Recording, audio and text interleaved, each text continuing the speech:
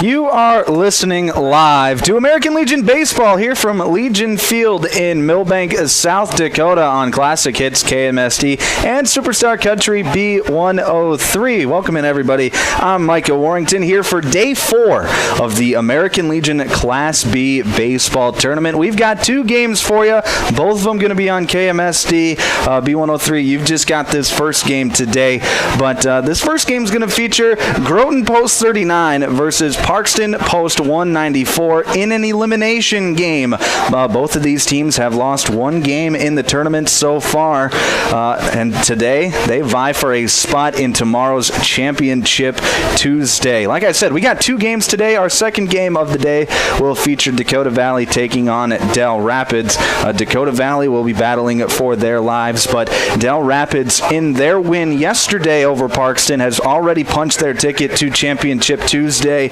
Depending on that game, just depends on whether they'll be playing in that first game of the day or if they'll just bump right into the second game of the day. But we'll talk more about that later. Right now, let's keep it with Groton and Parkston.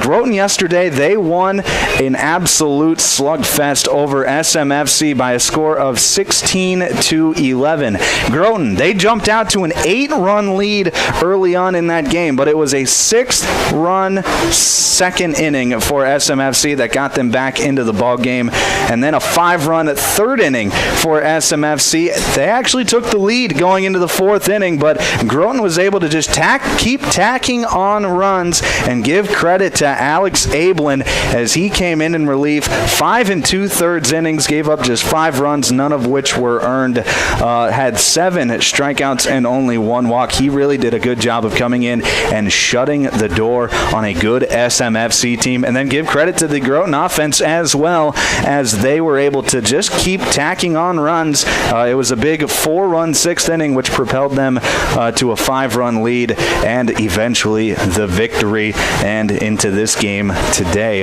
Groton, they lost their first game of the tournament 5-0 to Winter Colombe, but have gotten wins the past 2 days to get here.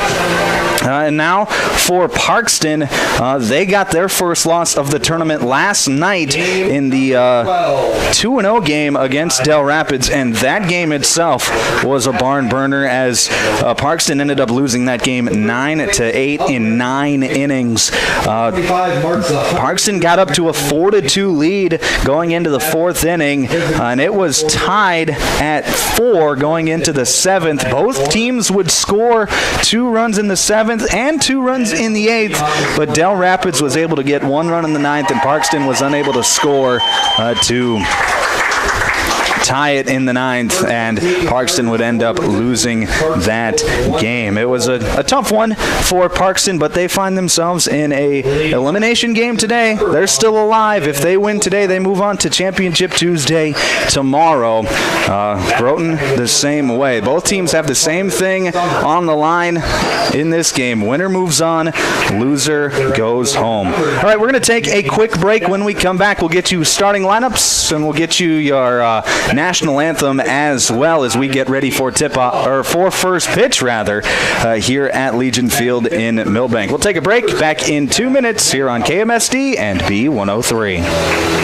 Batting 6th and center fielder number 7. Milbank Legion Post 9 welcomes all teams and fans to the state tournament. Milbank is the birthplace of Legion Baseball, and they're honored to be able to host the event at the new ballpark. What started 100 years ago has grown to over 50 states and Canada, with over 3,500 teams participating. American Legion Baseball, giving players an opportunity to develop their skills, personal fitness, leadership qualities, and have more fun. Play ball. Lewis Family Drug is your one-stop location. In addition to quality prescription and non-prescription drugs with free delivery, Lewis has a huge selection of everyday basics and name brands and specialty items, always at affordable prices. They carry seasonal items, fabrics, crafts, and groceries. Shopping at your local Lewis Drug is more simple and more rewarding than ever. Download the Lewis mobile app to add on-the-go convenience to your errands. Lewis Family Drug. Everyday savings listings close to home. Looking to sell your home or lake place? First Choice Real Estate is here to help. Whether you're upsizing, downsizing, or simply looking for a fresh start, they want your listing. Their experienced team of agents are ready to go to work for you with proven marketing strategies and a local touch and the local knowledge you can trust. Contact First Choice Real Estate in Milbank today to list your property. Make First Choice Real Estate your first choice. Online at milbanksbest.com. Roy's Sports Shop in Watertown welcomes all teams and fans to town for the Legion Tournament. Roy's has been the sporting goods leader in this area for over 55 years. Uniforms, sports equipment for baseball, softball, hockey, and more. Plus, clothing and footwear, too. Get in the game. Get into Roy's Sports Shop on Highway 212 in Watertown, across from Watertown Ford. Shop weekdays 9 to 6, 10 to 3 on Saturday. Back here on Classic Hits, KMSD and Superstar Country B103. We are about ready for first pitch here at Legion Field. Mike Sarda and Matt Clark behind the plate. Doug Rusek. About ready for first pitch here at Legion Field in Milbank. Let's send it on over to our PA announcer for the National Anthem and the American Legion Creed of Sportsmanship. Adjutant Tim Jurgens.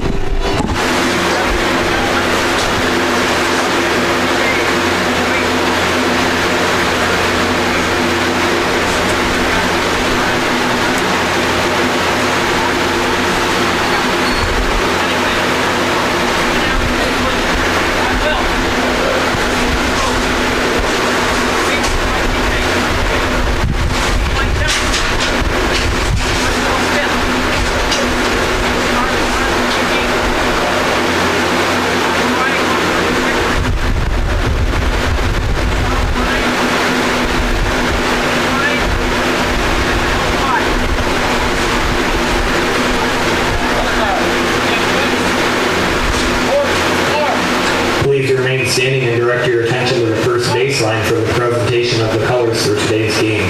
Presenting the colors are members of Birch Miller Post 9 Color Guard out of Milbank, South Dakota. Please remain standing at attention until the colors have been retired.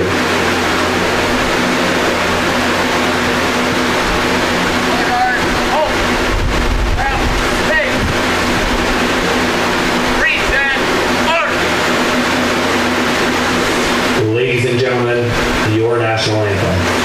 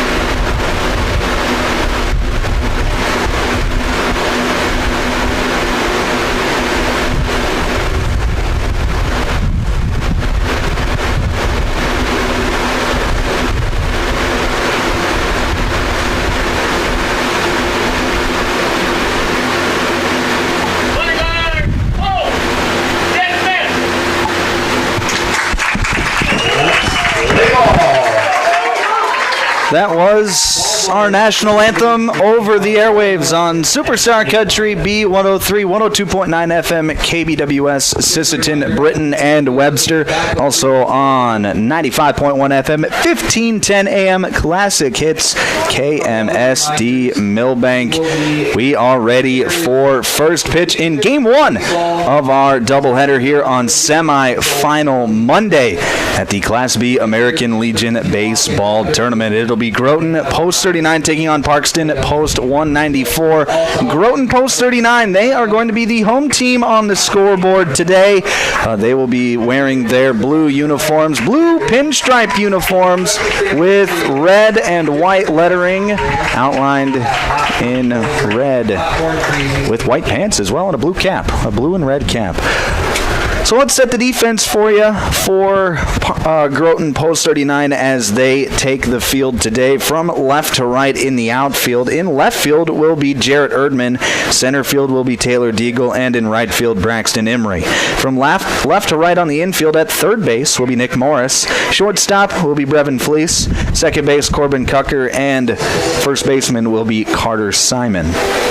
Behind the dish doing the catching like he has been all weekend long will be number 10, Karsten Fleece. And taking the mound in this elimination game for Groton Post 39 will be the 14-year-old, number 3, T.C. Schuster. T.C. getting his first look at the Legion tournament today. And it couldn't come in a much bigger spot. An elimination game, a chance to get to tomorrow's title games. It's a big day for the young man, so we'll see if he's up for the moment. But let's go through the lineup for Parkston at Post 194. Leading things off, it'll be number 1, Caden Holzbauer, followed by Carter Summer and James Deckert. In the cleanup spot will be number 5, Tate Klum. Cash Negebauer will hit 5th. Coulter Kramer will hit 6th. Batting 7th will be Drew Braley. Batting 8th, Mason Jervik. And rounding things out in the 9-hole will be Jax Kurtenbach. Parkston, they are in their white uniforms today, all white uniforms, white pants. They've got orange lettering across the chest outlined in blue. It's going to be a heck of a fun day today. It's been a great tournament all tournament long. I expect more great baseball here today. We are ready for first pitch. Caden Holzbauer steps into the box. Here's the first pitch of the game. It's going to be swung and foul tipped off the glove of Fleece. It'll be a strike. First pitch comes a couple minutes late at 4:02 today. 4:02. Here's the 0-1 pitch from Schuster. Curveball is going to stay above the zone. 1 ball and 1 strike. 1-1. Fastball catches the outside corner. Called a strike. It'll be 1 ball and 2 strikes. That's a nice pitch there from T.C. Schuster. If he can wear out that outside corner all day long, he's going to have no trouble. Here's a curveball. Check swing. They're going to appeal it down to first. He did not go. It'll be 2 balls and 2 strikes. Oh, he's gone fastball, curveball. Comes back with a fastball. That's going to be lined out into left field for a base hit. Holzbauer was ready for that pitch above the zone, and he knocks it into left field for the first hit of the day, and it's a leadoff base runner for Post 194. That'll be Carter Summer to the plate. This is a dangerous part of the lineup. The 3, 4, and 5 hitters for Parkston all tournament long have been the RBI guys, the hitmen, the power of this lineup. Be tough to navigate for Schuster. First pitch in there for a called strike. Holzbauer was running, and he will be up at second base with a stolen base, so putting himself in scoring position right away. But Carter Summer is down in the count. No balls and 1 strike. Here's the 0-1 pitch. Fastball. That's going to be lined out into left field. And that's going to get over the head of Erdman. 1 run is going to come around to score. And Summer will be into second base with an RBI double. Carter Summer turning on the fastball, hits it out into deep left field. Erdman didn't have a great beat on it. The wind is blowing out to left field today, so that could be potentially why. And that'll be the first run of the game as Parkston leads this one 1-0, just 2 batters in. Now it'll be the dangerous James Deckert into the left-hander's batter's box for Parkston.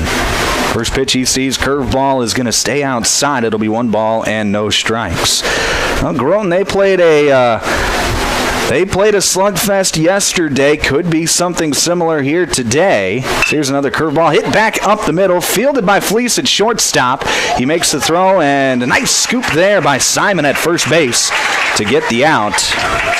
Summer moves over to third on the play, but sometimes that first out of an inning can be the toughest one to get, and they get it here on the 6-3 putout. Now batting third baseman number 5, Tate Klum. It'll be Tate Klum to the plate now for Parkston. First pitch he sees is a ball in the dirt. Nice block there from Fleece. It'll be 1 ball and no strikes. Summer leading off of third base, just 90 feet from home. 1 run already in the inning. 1-0 pitch. It's going to be low. It'll be 2 balls and no strikes. I think both of these teams have proven that they can put up some runs. The challenging part for today might be getting outs. Both these pitching staffs are pretty depleted this late in the tournament as there's a pitch across the outside corner. This Legion tournament is designed to test your depth on the mound. 2-1 pitch stays up. Good curveball there, but a good eye by Klum. And it'll be 3 balls and 1 strike. This is each of these teams' 4th game in as many days. Down to the bottom of the barrel as there's a swing and a miss. It'll be a full count now. Now you're seeing guys get thrown into positions that maybe they haven't been thrown into all season long. T.C. Schuster, though, so far, he's done a nice job. So here's the fastball. That's going to dip just below the zone. It'll be a walk, and now it'll be runners on the corners for Parkston. That'll bring up Cash Negebauer.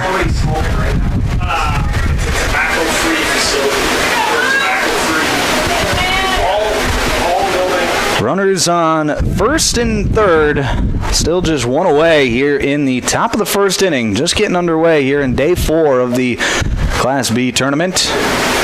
First pitch in there for a called strike. Klum stealing on the play. He'll jog into second base without a throw. There'll be no balls and 1 strike and 2 runners in scoring position now. Here's the 0-1 pitch. Curveball stays high, and that's been a central theme for Schuster here in this first inning. That curveball just isn't getting on top of it as well as he would like. That time he got on top of it. That was a nice breaking ball. It's popped up in foul ground. Giving chase was Fleece, but that's going to get out of play. That'll be 1 ball and 2 strikes. Now a strikeout opportunity and a strikeout situation for T.C. Schuster. That was the best curveball that he has thrown all day long so far. Comes back with a fastball. That one's going to stay above the zone. It'll be 2 balls and 2 strikes. And that fastball's got some life on it. It's got a good tail movement, arm side run on it, and he's throwing it relatively hard. There's a chopper to third, and that's going to get through the gap underneath the glove of Nick Morris into left field. Coming in to score is Carter Summer. It'll be an RBI single for Cash Negebauer, and Parkston's on top 2-0 as Tate Klum moves over to third base as well. So it'll be runners on the corners again. Still just 1 away here in the top of the first. Well, TC, he's got to figure out a way to get an out. As Coulter Kramer, 6th man in the lineup, heads to the plate. Here's pickoff attempted first. Back safely is Negebauer.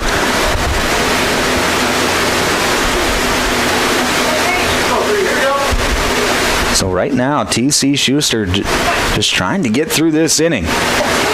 There's a fastball in there for a called strike. Throw down to second. That's going to get into center field.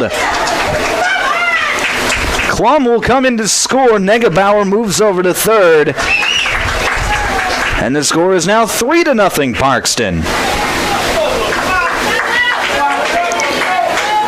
The pitch was a strike at the knee, so it'll be no balls and 1 strike to Coulter Kramer.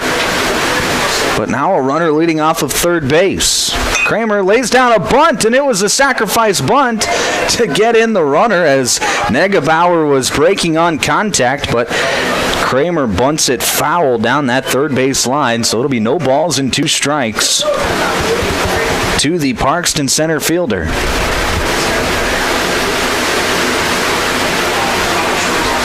Here's the 0-2 pitch from Schuster. Fastball swung on and missed. A big strikeout there for T.C. Schuster. And there's 2 down here in the top of the first. That'll bring up the second baseman, number 2, Drew Braley.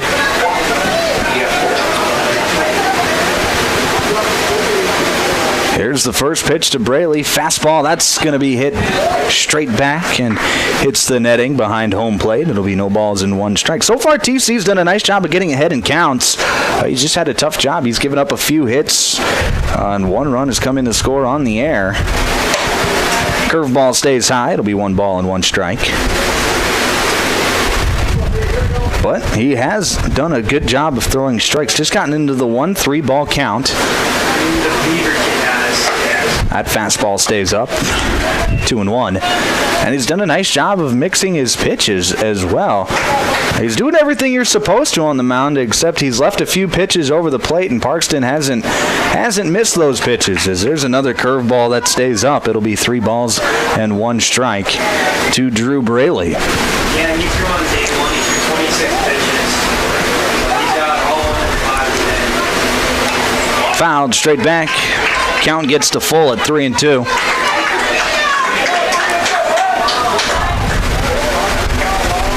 Cash Negebauer still just 90 feet from home. Here's the 3-2 pitch. Curveball, that's going to stay inside. And it'll be a walk to Drew Braley. First walk issued by T.C. Schuster today. And now it'll be the designated hitter, Mason Jervik. Jervik, who has played a pretty decent shortstop this tournament, is getting the designated hitting duties today.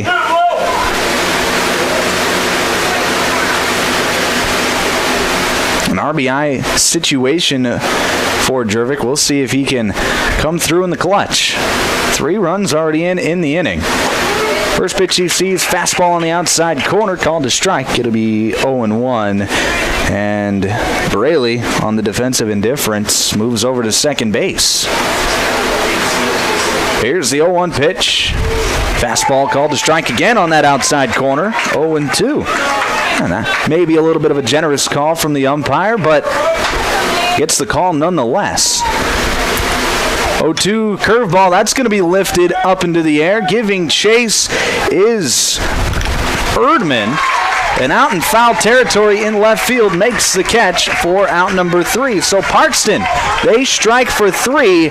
It's 3-0 as we head into the bottom of the first. We'll take a break. Back in a minute here on B103 and KMSD. 2 men, the left on base. Pitch count. Calling all anglers and adventurers. Discover the ultimate convenience store at Juergen C-Store in Wilmont. New to our lineup, live bait. That's right, we've got fresh minnows and wriggling worms to help you hook the big one. But wait, there's more. Our deli serves up savory burgers, mouth-watering Piccadilly pizza, snacks, cold beverages, and a whole lot of yum. And don't forget to top off your tank while you're here. Fill up your car, pickup, and boat with top-notch gas so you can hit the road or the water without missing a beat. For all your fishing and fueling needs, there's only one name to remember, Juergen C-Store in Wilmont. Another great Stills and Oil Company C-Store. Let the adventure begin. Hi, Darren Mertens here from Milbank Ford. We have a great new inventory on hand here, so come in, check them out, take a test drive, and have Chuck work out a great deal for you for some new transportation. We also have a lot of very nice pre-owned units. If you are in the need of service, call in and talk to Gene, Ryan, and they will take care of all your maintenance and repair needs. 605-432-4525 or milbankford.net. Milbank Ford, West Highway 12 in Milbank.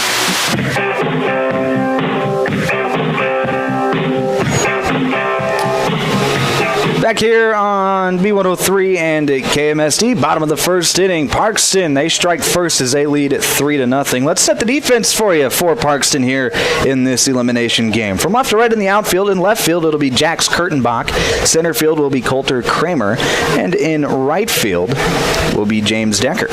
From left to right on the infield at third base will be Tate Klum. Shortstop will be Carter Summer, second baseman Drew Braley, and at first base Cash Negebauer. On the dish doing the catching will be Caden Holzbauer. And taking the mound today for Parkston Post 194 will be number 25, Carson Bieber. It'll be Taylor Deagle lead things off for Groton Post 39 today. First pitch he sees is a pitch inside. It'll be 1 ball and no strikes to the Post 39 center fielder. 0-1 pitch. Runs inside again. Deagle just able to get out of the way. 2-0. Deagle's going to be followed by Corbin Cucker and Brevin Fleece. Carter Simon will hit 4th. Gavin England 5th. Nick Morris 6th. And Braxton Emery will hit 7th. Jared Erdman will hit 8th. And Karsten Fleece will round things out in the 9 hole. 3 balls and no strikes to Taylor Deagle. So maybe some nerves through the veins of Carson Bieber to start this ball game. Here's the 3-0 pitch. Fastball right across the plate. There you go. Sometimes you just need to see that first one get across the plate. Here's the 3-1 pitch. Fastball. Hey, on the inside corner, called a strike. It'll be a full count now. So good job there from Carson Bieber getting down 3-0 to get it back to full. Here's the 3-2 pitch. Fastball just a bit outside. Call the ball. And it'll be a leadoff walk to Taylor Deagle. And that'll bring up second baseman number 9, Corbin Cucker.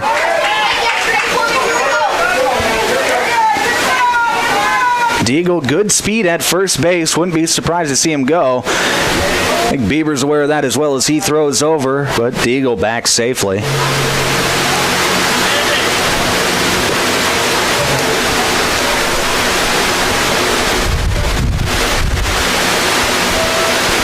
Here's the first pitch to Cucker. That's going to be lifted out of play back behind home plate.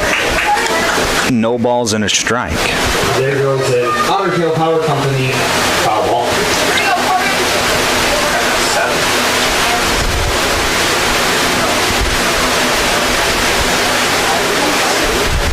The 0-1, that's going to be lifted out of play as well. So Cucker quickly down, no balls and 2 strikes. Yesterday, Corbin Cucker had a beautiful day at the plate, going 3 for 4 with 3 RBIs and a walk, and 3 runs scored. Talk about production. Here's the 0-2 pitch, fastball. That's in the dirt. Nice pick there from Holzbauer. And it'll be 1-2. Good crowd here today on a Monday for both fan bases. Here's a pitch called strike 3 over the inside corner. And Cucker down on strikes for the first out of the inning. Now batting shortstop number 6, Brevin. So bring up Brevin Fleece, who Brevin maybe the most dangerous hitter in this Groton lineup. First pitch he sees is a fastball low and away. 1 ball and no strikes. Brevin yesterday, he had a very productive day. 3 for 5 with 3 RBIs and 3 runs scored. 1-0, that's going to be low and away as well. 2 balls and no strikes.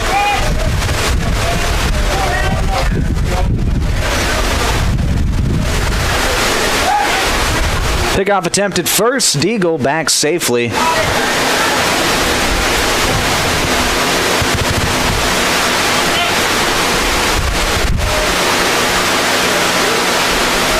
Here's the 2-0 pitch. That's going to be a soft tapper foul down the first base line. Going to be 2-1.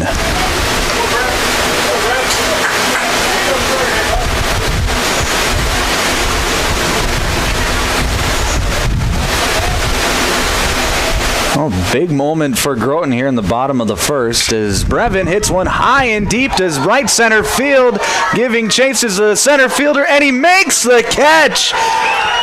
Here's the throw back into first. It is not going to be in time. Deagle, who had rounded second base at the time the ball was caught, he was for sure that was going to get in the gap, but the center fielder, Coulter Kramer, hopped on his horse and was able to get to that deep fly ball in the gap. And he got the ball back in time, but the throw was just a bit offline, allowing Deagle to get back in safely. So it's just going to be a long fly out, but a beautiful play there from the Parkston center fielder for out number 2. It'll be Carter Simon to the plate, and he's first pitch swinging, pops it up on the infield. Summer back behind third base in shallow left field will make the catch for out number 3. So Groton is turned away here in the bottom of the first after the leadoff walk. We head to the second. Score remains 3-0. We'll be back in just a minute here on B103 and KMSD. Step up to the plate with farm equipment you can count on. From Harry Implement in Fernie, your hometown Case IH and Massey Ferguson dealer, delivering a lineup of tractors, combines, and hay equipment that hits it out of the park. Need parts? Service? We're in your corner. Family owned since 1935. Harry Implement is built on hard work and rooted in the land, just like America's pastime. Harry Implement in Fernie. Sales, service, and parts that cover all the bases. Harry Implement, proud to support the Groton Legion Post 39 baseball team at the state tournaments. Here's where the good ideas come from. Street Graphics, Main Street, Milbank. Working with local schools to provide ideas and solutions for fundraising. They can customize a design just for you. T-shirts, trophies, banners, buttons, contract printing, they do it all. They work in quantities from 1 to 5,000. Printing and promotions, they print on anything but paper. See them at streetgraphics.com. That's graphics with an EX. Main Street, Milbank, South Dakota. Streetgraphics.com.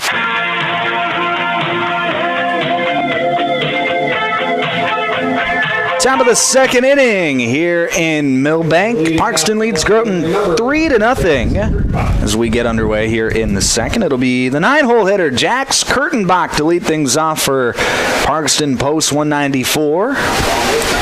First pitch he sees is going to be up above the zone, 1 ball and no strikes. Here's the 1-0 pitch. Curveball gets it over the plate, buckles the knees of Kurtenbach, and it'll be 1-1. Nice pitch there from Old TC. 1-1 pitch. Curveball lifted up into the air on the infield. Carter Simon on the infield grass right in front of first base makes the catch for out number 1. The catcher number 1, Caden Holzbauer. Now it'll be the top of the order with Caden Holzbauer, and he hit a line shot out into left field for a base hit to lead off the game.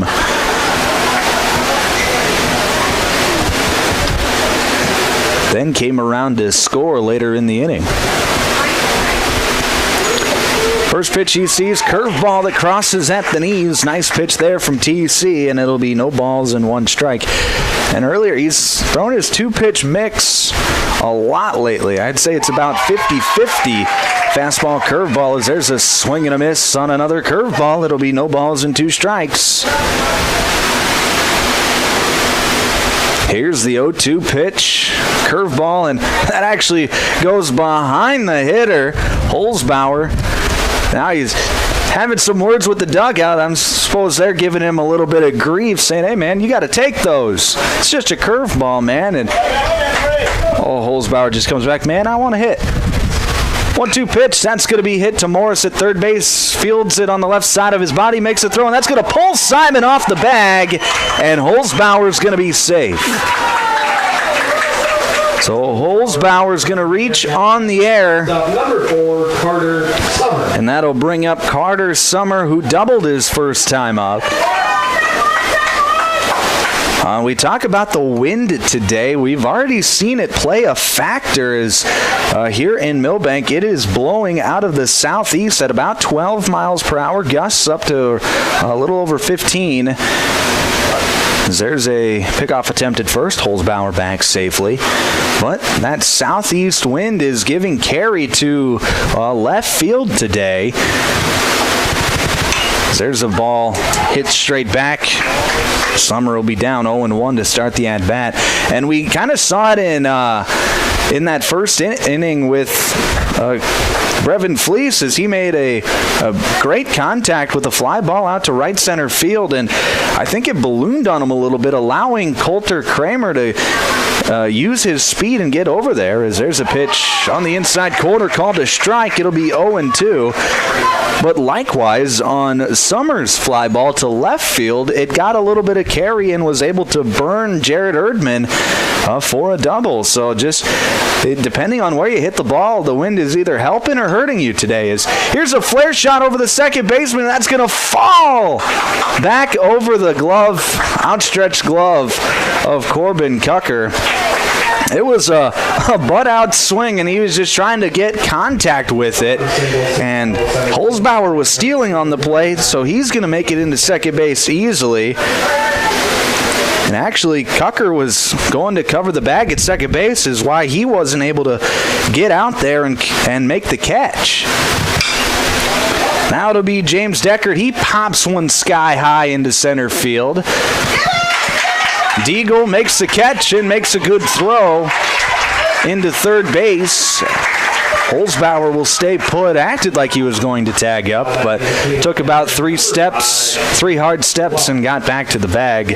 But there are two down now for Groton here in the top of the second. It'll be Tate Klum for Parkston. First pitch, that's going to be hit back up the middle. Hits off the mound, deflects to Fleece at shortstop. Flips it over to Cucker, covering the bag at second for out number 3. So Parkston's turned away here in the second. They leave 2 runners aboard. We head to the bottom of the second. Score remains 3-0 Parkston. We'll be back in just 1 minute here on B103 and KMSD. Dreaming of a getaway? Escape to Schmidt's Landing on beautiful Big Stone Lake. Whether you're casting for walleyes, perch your bass, or just enjoying the stunning view, Schmidt's Landing has something for everyone. Relax in comfortable lakeside suites, or set up your camper or tent for a long weekend. How about spending this summer at your seasonal RV spot? There are also boat and pontoon rentals, plus a fully stocked C-store with bait and license. Discover a family adventure or a peaceful retreat at Schmidt's Landing. Visit schmidtslanding.com and like them on Facebook. This summer in Milbank, the crack of the bat and cheers from the stands bring us all together. Whether you're watching your grandkid hustle to first base or catching a game under the lights, Milbank Eye Care is here to help you see it all. No squinting required. From clear glasses to summer shades, they'll help you catch every moment in sharp focus.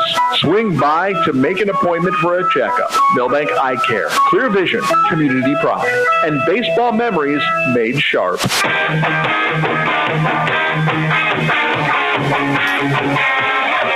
Back here on B103 and KMSD, bottom of the second inning. Due up for Groton, it'll be the 5, 6, and 7 hitters, Gavin England, Nick Morris, and Braxton Emery. England, he's getting the designated hitter duties today. Yesterday, he got the start on the mound. Didn't make it very far, just went 1 1/3 innings, gave up 6 runs in that 1 1/3 through 46 pitches. So I believe he will be available for use tomorrow if Groton does advance. But of course, they got to advance first. They find themselves down in the 3-0 hole. But as we've seen in this tournament so far, we've seen a couple pretty big comebacks. A 3-0 lead is nothing for some of these teams. And yesterday, with Groton scoring 16 runs as England sees a fastball on the outside corner for a strike to start the at-bat. They can put up some runs of their own. They had 15 hits in those 16 runs. As England gets the inning started off right as he smacks one back up the middle into center field on a line drive. And for the second inning in a row, Groton has got the leadoff runner aboard. Number 17, Nick Morris. Now it'll be Nick Morris for Groton. Morris was 1 for 4 yesterday with a walk and 2 RBIs and a run scored. First pitch he sees is a fastball on the outside corner called a strike. It'll be 0-1.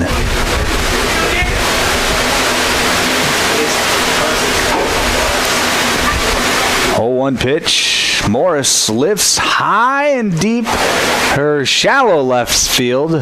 Ranging in and making the catch is Jax Kurtenbach. And there's one away. Following the fly out the right fielder, number 1. That'll bring up Braxton Emery. And Emery is one of those hitters that when I was a pitcher, I did not like to face. As Emery sees a fastball in the outside corner called a strike.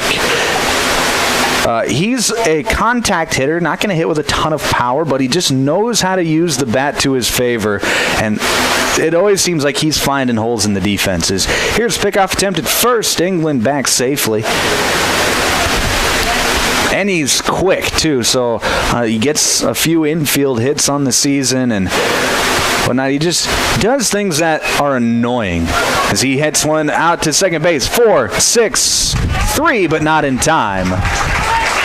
Parkson able to get the out at second base on the 4-6 put out. And now batting the left fielder, number 0. So Emery will be up at first base after the fielder's choice, but there are 2 away for Jarrett Erdman. Erdman, a left-handed hitter for Groton, the second left-handed hitter in the lineup, as he sees a pitch low to start the at-bat. Pickoff attempt at first. Emery back safely.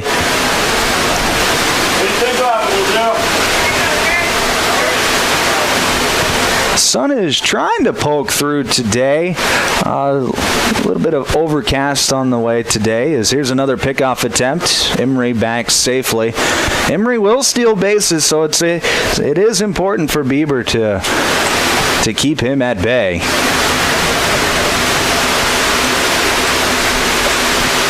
Another pickoff attempt.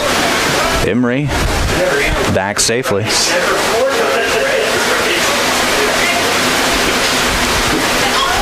It's the old joke. Guy never does it 4 times in a row, right? Here's the pitch. That's going to be over the outside corner called a strike. It's 1-1. And hey, that time we were right. Never 4 times.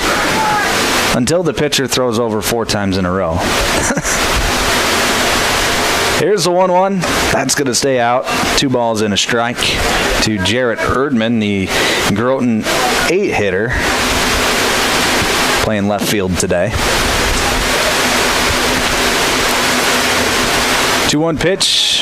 That's going to be up and away as well, and it'll be 3 balls and a strike. But sometimes pitchers can worry themselves too much with runners on base, especially when you've already got 2 outs. If you just get the hitter out, then you're out of the inning. But sometimes those runners, base stealers, get in their head, and they start to get a little wild. Here's the 3-1 pitch, slide step off the outside edge, called a ball. And it'll be a 2-out walk to Jarrett Erdman, and that'll put 2 runners aboard for Groton here in the bottom of the second. It'll be up to Karsten Fleece to try and knock one of them in.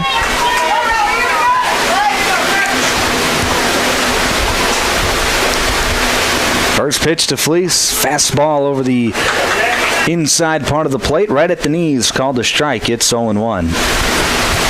And more times than not, if pitchers can locate at the knees, they're going to have success. 0-1 pitch, fastball low. It'll be 1 ball and 1 strike.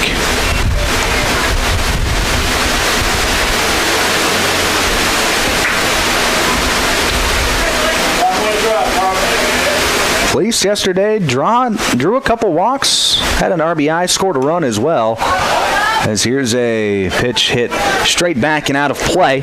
It'll be 1 ball and 2 strikes to the Groton catcher. That's a tough task. Fleece has been tasked of catching every game of the tournament. And now they're asking him to produce at the plate as here's a swing and a miss and a strikeout for Carson Bieber to end the inning. He strands 2 runners. We head to the third. Parkston still on top 3-0. We'll take a break back in a minute here on B103 and KMSD. Pitch count for Bieber. When Mother Nature turns up the temperature, we all feel the heat. It can add stress to almost everything, including the energy resources we rely on. Otter Tail Power Company reminds you there are easy ways to help. Use only necessary lights and turn them off when you leave a room. Turn your AC thermostat up a few degrees. And use window coverings to block the heat of the sun during the day. Visit otpco.com/tips for more ideas on how to stay cool. Together, we can all make a difference to help beat the heat. Looking for your next ride? Our Motors in Aberdeen is now offering 0% financing for qualified buyers on select Nissan Rogues, Pathfinders, and Muranos. Plus, don't miss great deals on Toyota Tacomas and Tundras. They're the home of the lifetime warranty, so you can drive with confidence for miles to come. Stop in and see Barry Keith at our Motors just across from the airport in Aberdeen, or call 605-725-8624. Proud to support the Groton Legion Post number 39 baseball team. Good luck in the region tournament.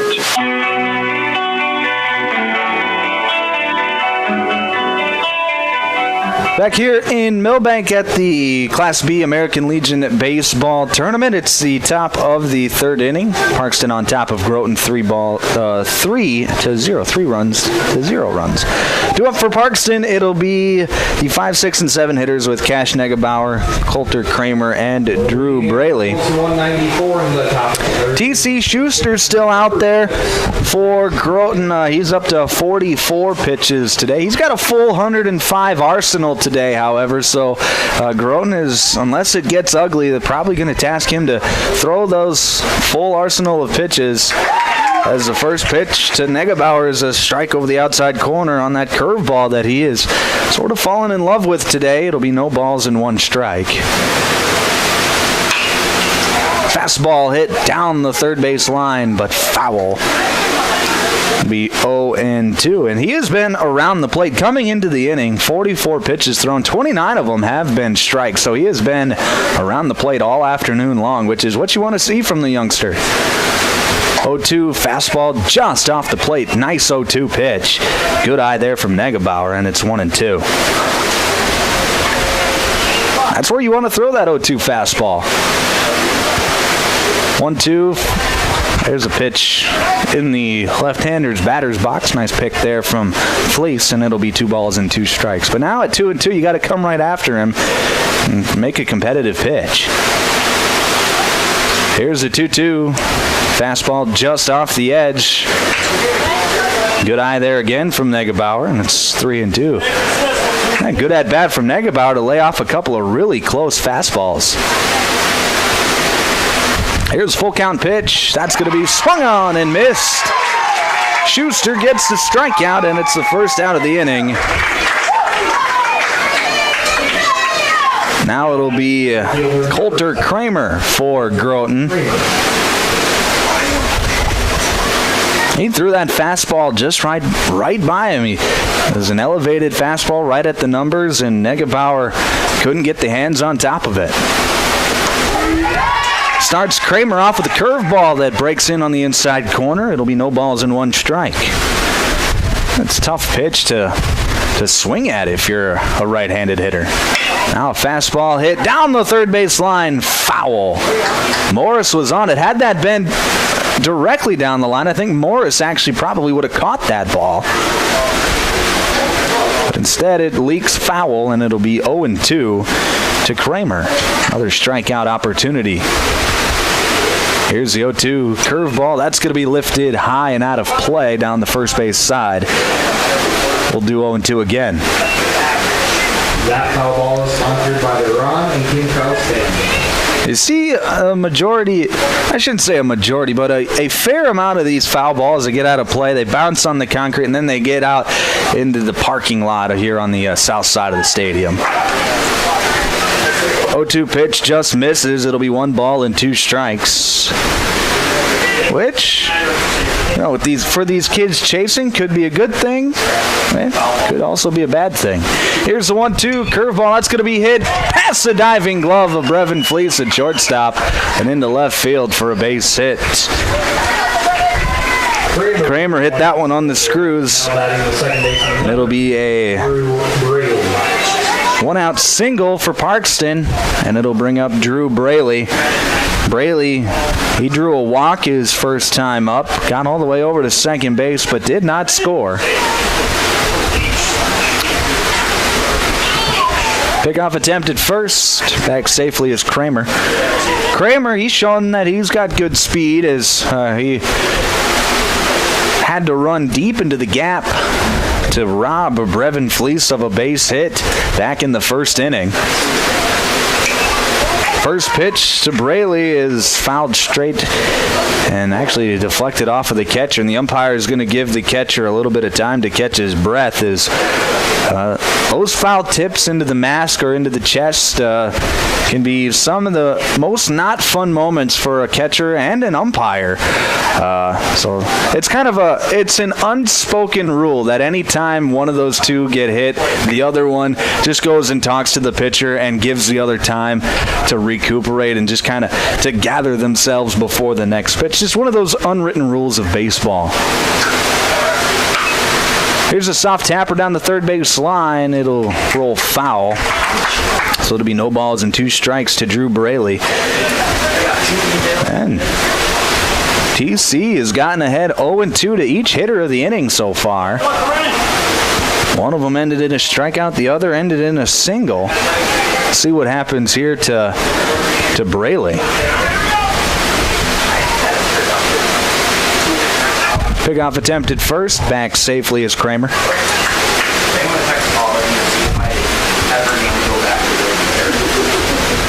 really don't. Tomorrow we're done at 11:30 and the next day we're done at 0-2 9. swung on and missed. Runner was going. Here's the throw down to second. Not in time. So Kramer steals second, but Braley is out on strikes. It's the second strikeout of the inning for T.C. Schuster.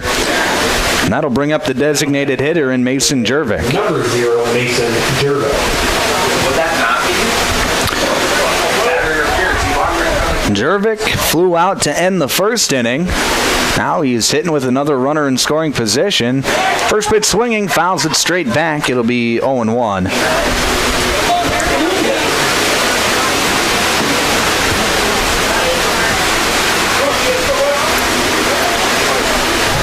Good speed at second base with Kramer, and Schuster's going to spin towards second base. Doesn't throw, however.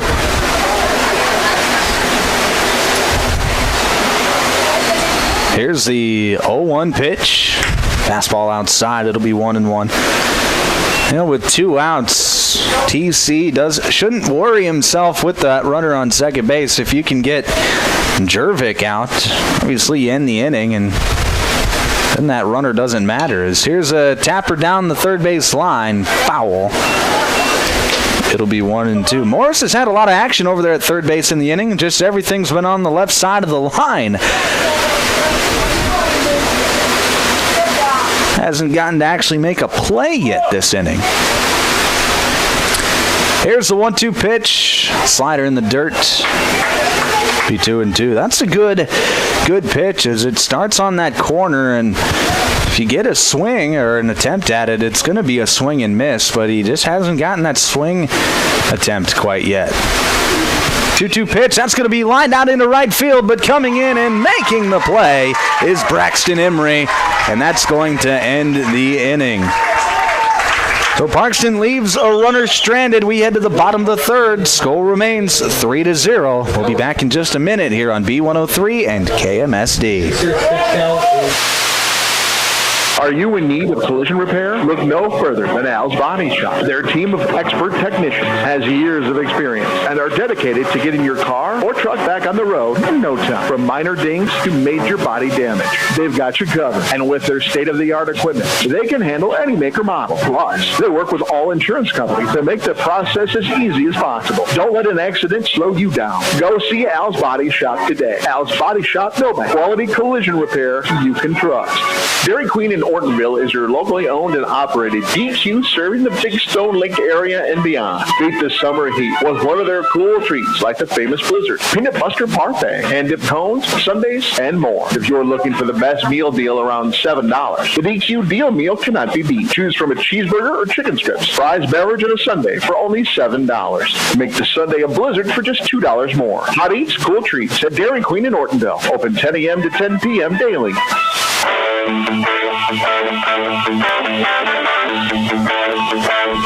Back here on Superstar Country B103 and Classic Hits KMSD. It is the bottom of the third inning. Parkston, they've scored 3 runs in the top of the first. That's been all the scoring we've seen so far.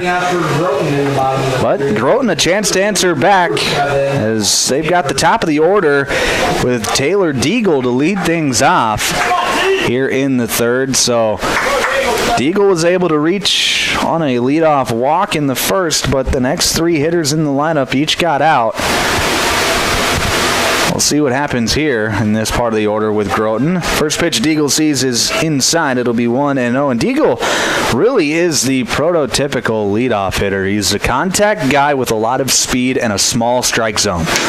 There's a pitch on the outside corner called to strike. It'll be 1-1. He's not the tallest guy you'll ever see, but he knows how to command the strike zone, and he does a really good job of laying off pitches that aren't in the strike zone.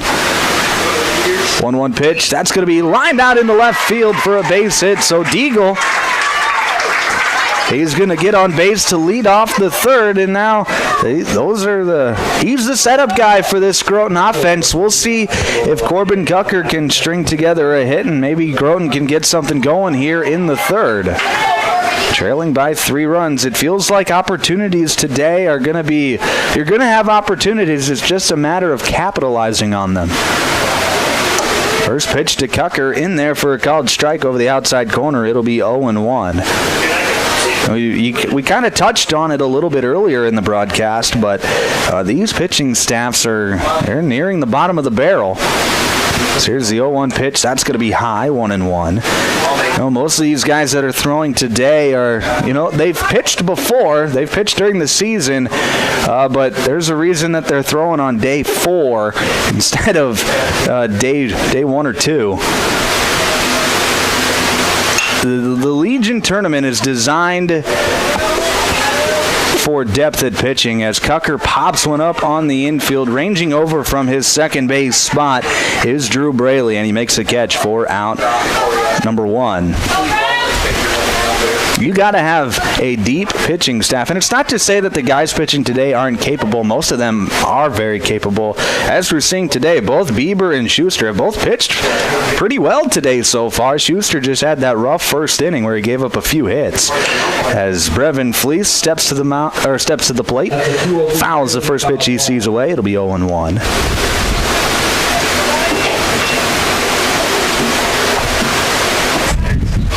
But you have to have a deep pitching staff, and as a manager coming into the tournament, you have to go through your staff and kind of go through the rules of the pitching rules and be like, all right, if we make it this far, I kind of want this guy available. So on day 1, I can only throw this guy so many pitches. It makes the managers think a lot about the strategy that they want to have coming into the tournament. There's a pitch high. It's 2-1 to Brevin Fleece.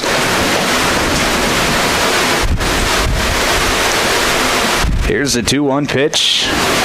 Fastball up and in. It'll be 3 balls and a strike. And if you're going to be picky, this is the guy that you're going to be picky with as a pitcher. Fleece, the most dangerous hitter in this Groton lineup.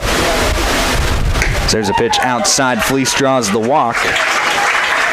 So it'll be 2 runners aboard for Carter Simon. Batting the first baseman number 4, Carter Simon. Simon in his own right, though, also a dangerous hitter. On Saturday, he hit a ball out to left field that bounced over the outfield fence for a ground rule double.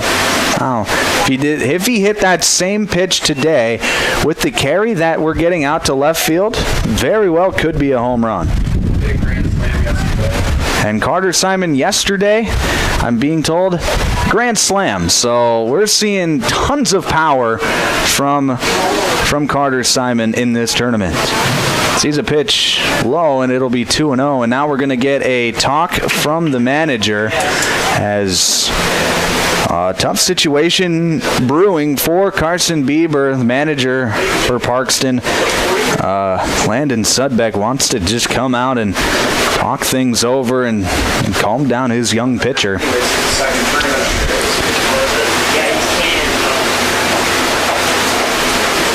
Quick meeting on the mound, but 2 runners already on base and a 2-0 count to a dangerous hitter. Not a bad idea to just go out and try and calm the nerves of the young man. All right, we are ready for action. 2-0 pitch to Simon. That's going to be lifted high and deep out to left field. Ranging back and making the turn. It is gone! Carter Simon lifts a 3-run blast out to left field. And Groton ties the game at 3 here in the third.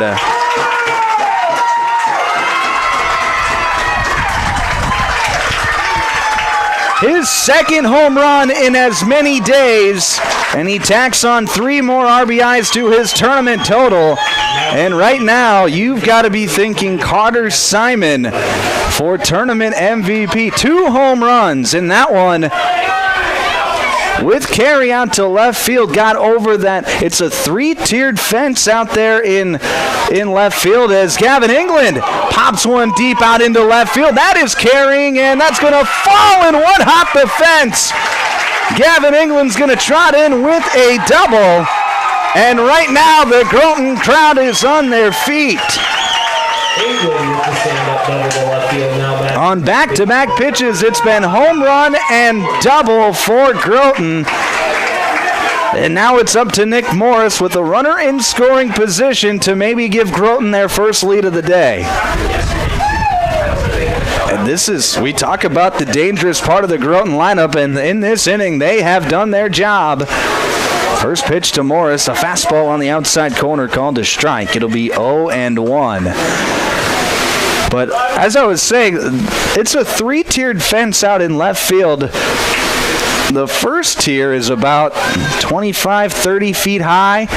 The second tier is probably 15 feet high. That's the tier that Carter Simon hit his home run over. So to get it over there, now it's only 307 out there. To where he hit it, probably closer to 325 in that area, as there's another strike at the knees. It'll be 1 ball and 2 strikes to Nick Morris.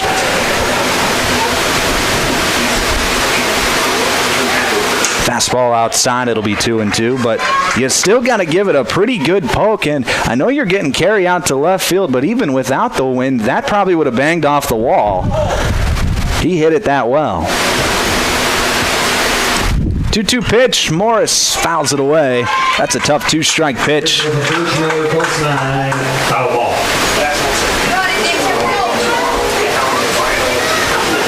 Gavin England still leading off of second base in scoring position. Still just 1 away here in the bottom of the third.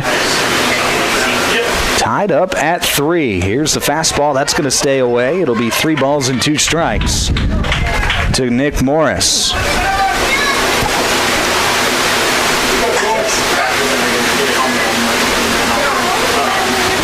The 3-2, that's going to be lifted out of play. And that's going to just bounce over the fence into the parking lot. There are a couple of kids over there, and they just, I wish I was that athletic to just hop over the fence to go get a foul ball. As Morris on the 3-2 taps it softly to the shortstop, fields it on the run, and makes a wild throw. That'll get out into right field. Morris will be safe at first base. England over to third. That was a tough play for the shortstop Carter Summer. Had to field it running in and make a throw on the run. And he just threw a short hop, and the first baseman, Cash Negebauer, just unable to get the scoop. So Morris will be up on the air. And that'll bring up Braxton Emery with runners on first and third and still just one away. We saw this yesterday from Groton where they get on these hot streaks as an offense and they string them together. And yesterday, 15 hits as a team, 16 runs. So here's a pickoff attempt at first. Morris back safely. And this Groton team has shown incredible resiliency throughout the tournament. As there's a pitch inside, it'll be 1-0. It would have been easy for them to just kind of lay down after losing their first game of the tournament to Winter Cologne, a game that they got shut out in, as Emery hits one out into right center field. That'll get down for a base hit. England comes around to score, and Groton has taken their first lead of the day. It's 4-3. Braxton Emery with an RBI single. And that'll bring out the manager one more time. And I believe we are going to get a pitching change. We'll wait and find out before we go to break. And it does look like it. We are going to have a pitching change. So we will take a break. We'll tell you who the new pitcher is on the other side. We'll be back in just 1 minute here on B103 and KMSD. Dakota Country Ag Service in Milbank is your local Pioneer seed dealer. Dakota Country is now offering soil testing, and they have winter wheat and rye available. Dakota Country also has inoculants for hay silage, both soluble and dry, and inoculants for baling hay as well. For more information or to schedule an on-the-farm visit, call Paul 605-467-0715 or Riley 605-949-417. Dakota Country Ag Service, your local Pioneer seed dealer in Milbank. Whetstone Sanitation is your locally owned and locally operated garbage service provider in Milbank, rural Grant County, and along Big Stone Lake. Whetstone Sanitation offers once or twice a week residential pickup and up to 5 days per week commercial pickup. Whetstone Sanitation offers 14, 20, and 30-yard roll-off dumpster rentals for those big cleanup projects. Whetstone Sanitation also has quality portable toilet rentals and septic pumping service. And of course, they still provide 24/7 self-service recycling drop-off. Call Whetstone Sanitation today, 432-5854.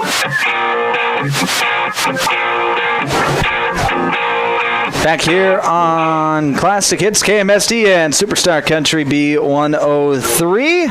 Groton takes the lead 4-3 on a Braxton Emery base hit to drive in Gavin England. And that triggers a pitching change for Parkston. That new pitcher is former third baseman number 5, Tate Klum. And then into play third base is the former designated hitter Mason Jervik. So you can close the book on Carson Bieber today. He will be out of the ball game after just 2 1/3 innings. First pitch from Klum to Jarrett Erdman is going to be a fastball away. Second pitch is going to be a fastball in there. So it'll be an even count at 1-1 to the Groton left fielder. That fastball, he's trying to wear out that outside edge. It's 2-1. Nick Morris leading off of second base. Braxton Emery off of first. There's a fastball that catches a corner. It'll be 2-2. He's at 105, yeah. He's good, but this is Here's the 1-1. Fastball outside. It'll be 3 balls and 2 strikes to Jarrett Erdman. And fastball outside corner called strike 3. Erdman is going to be sat down on strikes on a pitch that, it was 6 pitches, all of which were on the outside part of the plate, 3 of which just caught the edge of the plate. As Karsten Fleece waves at a fastball, it'll be 0-1. 0-2 after another swing and a miss. Right now, give Klum credit. He's come in and he's just been pumping fastballs. We haven't seen anything but a fastball. And now time is called as Fleece wants to gather himself. Now we're ready for action. The 0-2 fastball up and in. And Klum is throwing quite a bit harder than what Bieber was. Klum, this is his second appearance of the tournament. As there's a slider in the dirt, and that's going to get away from Holzbauer. Runners will advance, so now it's runners on second and third with 2 outs, so a base hit could mean a couple of runs. Braxton Emery with good speed off of second. He could score on something in the outfield, especially with a 2-out jump. It'll be 1 ball and 2 strikes to Fleece. Fastball swung on and missed. So Klum comes in, strikes out the 2 batters he faces, and leaves 2 runners stranded. But Groton, they strike for 4, 3 off the home run from Carter Simon, and they take the lead 4-3 as we head to the 4th. We'll take a break. Back in just 1 minute here on B103 and KMSD. As the temperatures rise this summer, the Millstone Family Restaurant in Milbank has decided if you're melting, we're melting. With their all-new summer menu featuring all things melty. Start with the chicken parmesan melt with crispy chicken, deep-fried mozzarella cheese on toasted Texas toast. Yum! The cheesy taco wrap and elevated super burrito with Monterey Jack cheese sauce. So cheesy. The super quesadilla, a classic cranked up a notch. And the cheeseburger salad just may be your new favorite. If you're melting, we're melting. At the Millstone Family Restaurant, East Highway 12, Milbank. Pro Image Partners. Pro Image Partners. So many reasons why you can turn to us. We'll help you show your pride. You want the best for work or play. We're your one-stop image shop. We'll help you show your pride. ProImagePartners.com.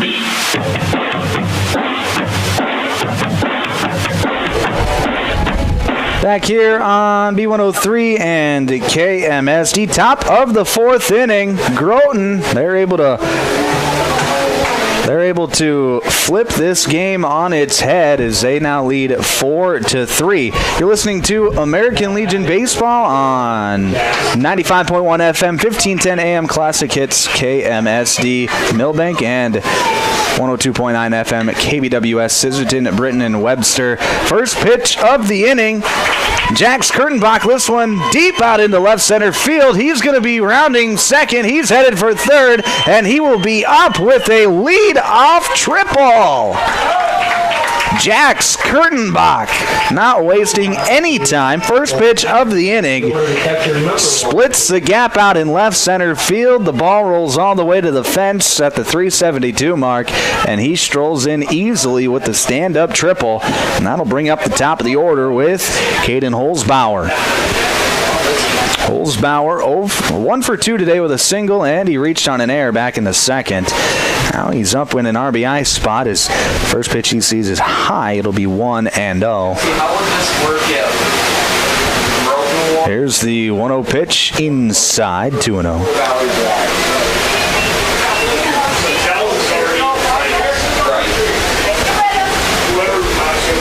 2-0 pitch to Holzbauer.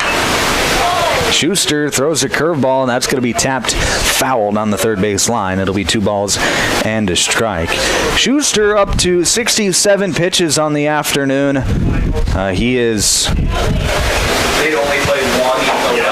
He's been effective inside of the strike zone, but he has given up a few hits. Hasn't given up a run since the first inning, however, as there's a pitch up and in. It'll be 3 balls and a strike.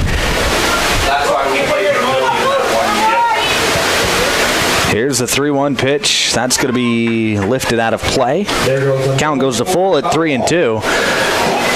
But Parkston is threatening here in the fourth after the leadoff triple from Jax Kurtenbach. There's the 3-2 pitch, fastball outside. Holzbauer draws the walk. And now that'll bring up the manager for Groton to try and settle his man down. It's at these moments where, TC Schuster, just a 14-year-old kid, being called up in. I can see why they've called him up. He's got a pretty good fastball, and he throws that curveball well as well. And so it makes sense that he's pitching at this level, and why he's on the Groton roster. But it's probably the biggest pitching situation that he has been in his life. Comes at the Legion State Tournament in an elimination game. He's got a lead. He's trying to just hold on to that lead. Doesn't want to let his offense down. So the manager just coming out and talking things over, just trying to calm him down. Especially with this part of the lineup for Parkston up, a lineup that's given him some fits here today. It'll be Carter Summer to step to the box with runners on first and third. First pitch to Summer, fastball on the outside corner, called a strike. It's 0-1.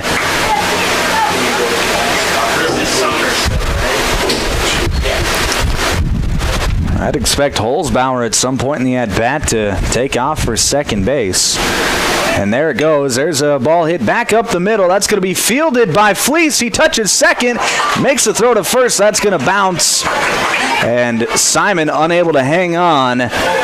Kurtenbach comes in from third to score, so this game is tied at 4 after the fielder's choice, but Holzbauer out at second base on the 6 unassisted.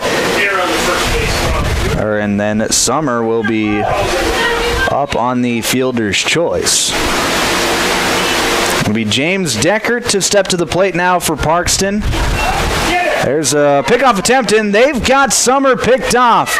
Here's the throw to Fleece. Fleece back to Schuster. Schuster running him to second, and throw goes to Cucker. Cucker tags out Summer for the out. So score that a 1-3 to 6-1 to 4 for out number 2.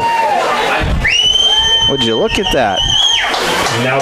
Lots of numbers that some of you probably don't even know what it means. I barely even know what it means. But there's 2 outs. That's all that matters. That first pitch to Deckard is going to be high, be 1-0.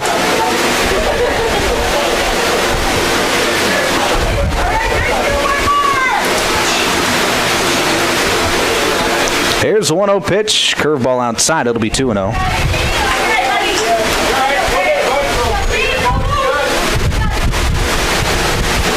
Oh, 2 away, nobody aboard for Parkston. As here's a high fly ball out to left field. Ranging back and making the catch is Jared Erdman for out number 3. So Parkston gets one back. They tied up at 4 as we head to the bottom of the 4th. We'll take another break. Back in a minute here on B103 and KMSD. Milbank Legion Post 9 welcomes all teams and fans to the state tournament. Milbank is the birthplace of Legion baseball, and they're honored to be able to host the event at the new ballpark. What started 100 years ago has grown to over 50 states and Canada, with over 3,500 teams participating. American Legion Baseball, giving players an opportunity to develop their skills, personal fitness, leadership qualities, and have more fun. Play ball. Lewis Family Drug is your one-stop location. In addition to quality prescription and non-prescription drugs with free delivery, Lewis has a huge selection of everyday basics and name brands and specialty items, always at affordable prices. They carry seasonal items, fabrics, crafts, and groceries. Shopping at your local Lewis Drug is more simple and more rewarding than ever. Download the Lewis mobile app to add on-the-go convenience to your errands. Lewis Family Drug. Everyday savings games close to home. Bottom of the fourth inning here at Legion Field in Milbank, South Dakota. We've got a fun one here to start off the evening as Parkston and Groton all tied up at 4. It'll be the top of the order again for Groton to lead things off. This time, though, they'll have to face Tate Klum, who's back out there for his second inning of work. Came in relief to get the final 2 outs of that third inning. It'll be Taylor Deagle, who's been on base both times he's been up to the plate today. Once on the walk, he singled to lead things off in the third. First pitch, he's going to line one right back, and that's going to split the gap out in right center field. But getting over there in time is Coulter Kramer to cut it off. But Deagle with another base hit. And he's the leadoff base runner for the third time today. That'll bring up Corbin Cucker. Cucker, fastball inside, and Cucker, just able to get out of the way. Not sure how he did. It'll be 1 ball and no strikes. 1-0 pitch, fastball. That's going to get to the backstop. Deagle, he'll get over 90 feet to second base. It'll be 2 balls and no strikes to Corbin Cucker, and now Groton is threatening here in the fourth. Well, like we said in the early innings of this game, there's a strike on the inside corner. I didn't think that there would be many shortages of opportunities for these teams, and so far there have been a ton of opportunities to score. As Cucker swings and misses at the fastball, it'll be 2-2. And both teams, to their point so far, have been able to capitalize on a few of those opportunities.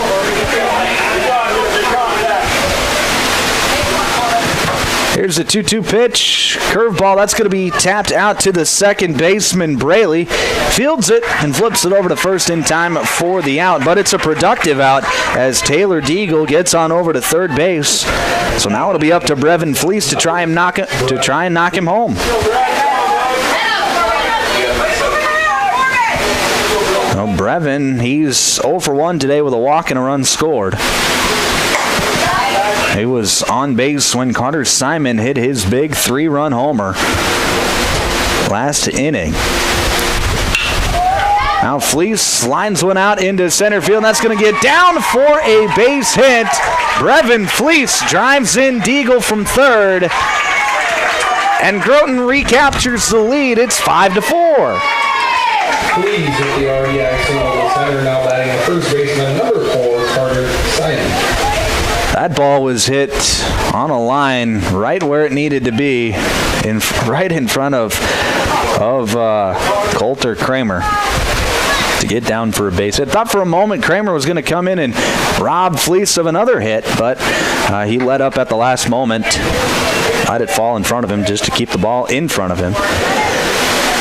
2-0 count to Carter Simon. Here's the pitch. That's going to be low. It's 3-0. And if you're going to walk a guy right now, he's probably the hottest hitter in the tournament. Had a grand slam yesterday, a 3-run homer today. And that's going to be a pitch inside. It's 3-0 to Carter Simon. Sorry, 3-1. There's the pitch. That's going to be popped into the air. Coming in is Kramer, and he can't get to it. He fields it, and Fleece with his good speed. He kind of held up between first and second base for a moment. Didn't know if the ball was going to be caught or not. But then once he saw Kramer pull up, he turned on the jets, and with his speed was able to get into second base safely. So it's back-to-back singles for Groton. And they've got runners on first and second for Gavin England. England sees a curveball outside. It'll be 1 ball and no strikes. 1-0 pitch. That's going to be a fastball up. It's 2-0. England doubled last inning. Came around to score. He's got 2 hits on the day so far. And that runs inside. That got him. And that doesn't feel good. That does not feel good. I think that got England on the, I couldn't tell if it got him on the elbow or if it had gotten him on the hip or the thigh or whatnot, but it did get him. So he'll take the trot down to, or I say trot, the walk down to first base. But that is going to bring out the manager for Parkston, and now at 27 pitches is Klum. You got to play for the win tomorrow. You know, if you're Parkston, you're going to end up having to play, if you want to be champions, 2 games again tomorrow. That's why I say it is a brutal tournament. You have to have so much pitching, and you have to use it wisely, but they're going to leave Klum out there for now. Remember, if he throws over 30 pitches, he cannot pitch tomorrow. First pitch to Morris is going to be a fastball high. It's 1-0, but the bases are loaded. Still just 1 out. And Morris checks swing, and they say he went around. It'll be 1-1.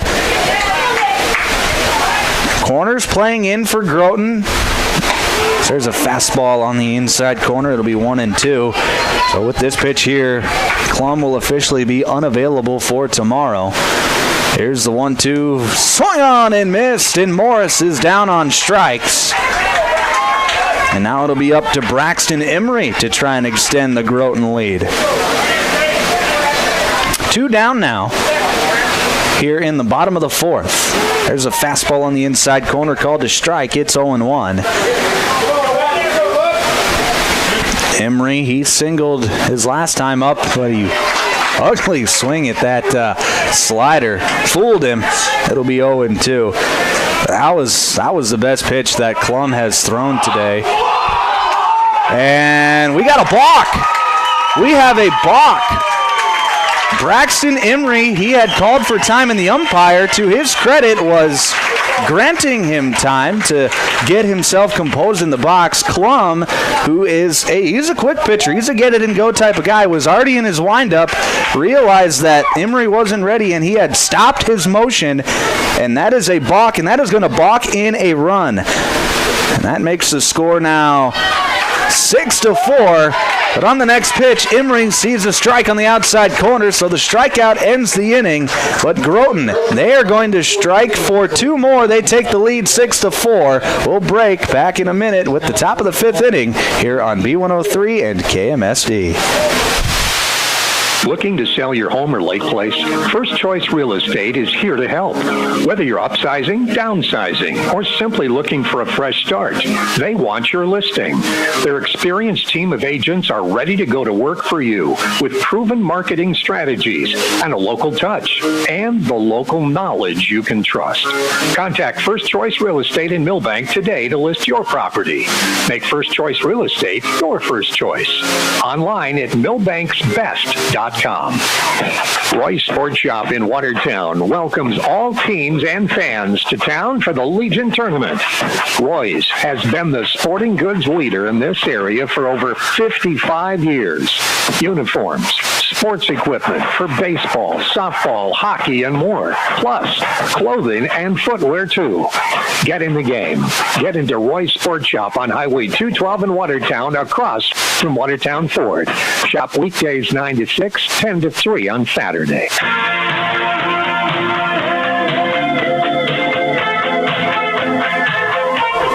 Back here on KMSD and B103, it's the top of the 5th inning. Leading things off for Parkston will be the pitcher, Tate Klum.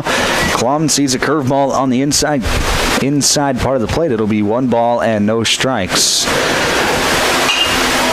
There's a fastball fouled straight back. It'll be 1-1. Here goes a Curtin Creek Ridge foul ball. This just the first game of our doubleheader tonight. Reminder, we've got Dakota Valley and Del Rapids after this game, as here's a high drive to left center field. Ranging to his right and making the catch on the run is Taylor Deagle for out number 1. And right now, Groton, they've kind of got a Cinderella story brewing. They lost their first game of the tournament, but then were able to beat Clark Willow Lake in an elimination game on Saturday by a score of 4-3 in a really tight contest. Yesterday they won over SMFC 16-11 as there's a pitch inside. It's 1-0. And then today they find themselves up 6-4 as here's a fastball swung and fouled straight back. It'll be 1-1. Cash Negebauer at the plate for Parkston. And Negebauer is 1 for 2 today. There's a strike in the outside corner. It'll be 1 ball and 2 strikes now. And T.C. Schuster up to 82 pitches on the afternoon. He'll go the full 105, I would imagine. So there's a fastball up. It'll be 2-2. And he's just been the man so far for Groton today. Gave up 3 runs in the first, has really responded nicely. As there's a fastball that stays just above the zone. It'll be 3 balls and 2 strikes now to Cash Negebauer. TC has given up just 1 run in his last 3 innings, 3 1/3 innings. So here's the 3-2 pitch. That's going to be up. And a walk drawn by Cash Negebauer. He'll be leading off of first base with just 1 out here in the top of the 5th. Now it'll be Coulter Kramer. Kramer today, he's also 1 for 2 with a strikeout and a single.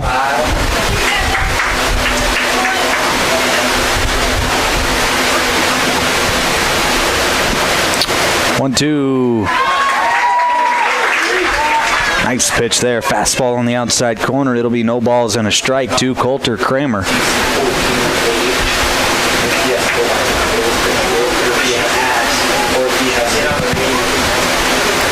Schuster comes set, looks once, and now he throws, and Negebauer going to be back safely.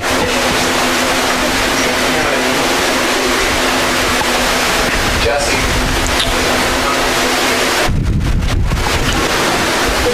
0-1 pitch. Fastball outside. It'll be 1 ball and 1 strike.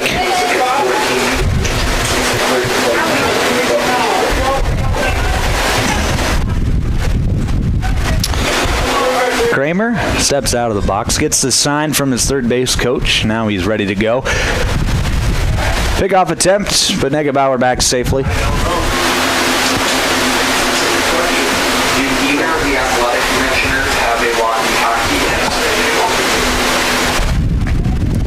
1-1 pitch. That's going to run inside. It'll be 2 balls and a strike to Coulter Kramer. And right now, Groton really in need to get a 0, get your offense back on the field. As there's a pitch outside, it's 3 balls and a strike. And TC's pitched out of some tough situations today as he's now up to 89 pitches on the afternoon. He's got just a runner on first and 1 away. Here's the 3-1 pitch. That's going to be a fastball high.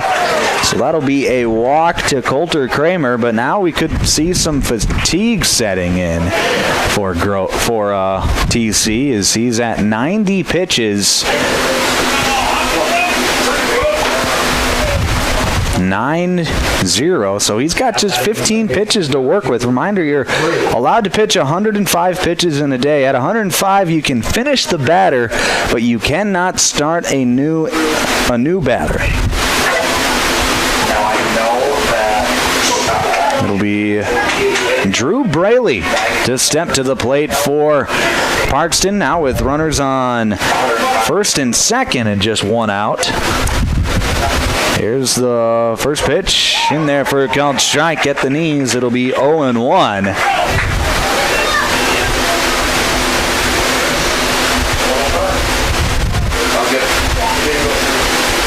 Schuster comes set. Here's the pitch. It's going to be hit foul down the third base line. So Schuster now up in the count. No balls and 2 strikes. A big strikeout situation and a strikeout opportunity for TC. The 0-2 curveball. That's going to be lined in the left field, base hit. They are going to hold the runner at third base, however. So everybody just going station to station after the Drew Braley single into left field. Baseman number 0, Mason Jervik. Now it'll be Mason Jervik for Parkston, and Jervik today has flown out and lined out, has made good contact each time he's been up, but not much to show for it. His first pitch he sees is a strike on the outside corner. It'll be 0-1. And Kramer leading off of second. He's got good speed. 0-2, that's going to be a soft tapper right in front of the plate. Schuster picks it up. Long throw to first. In time for the out. Here comes the throw home. It is not in time. He missed the tag. Now a play at third, and into third base safely is Drew Braley. So on the play, Parkston is going to score 2 runs on a ball that was hit maybe 10 feet in front of home plate. Negebauer comes in to score. Kramer comes in to score. Drew Braley gets over to third. Jervik, it was thrown out at first base. So there'll be 2 down now, and it'll be Jax Kurtenbach to the plate. Kurtenbach sees a strike on the outside corner. It'll be no balls and 1 strike. We're knotted up at 6 here in the top of the 5th. Parkston still with 1 man out there. There's a pitch low. It's 1-1. Kurtenbach, he tripled last inning. A guy who has seen Schuster well today. Here's the 1-1 pitch. That's going to be lifted down the left field line, but foul. So now a 2-strike count to Jax Kurtenbach.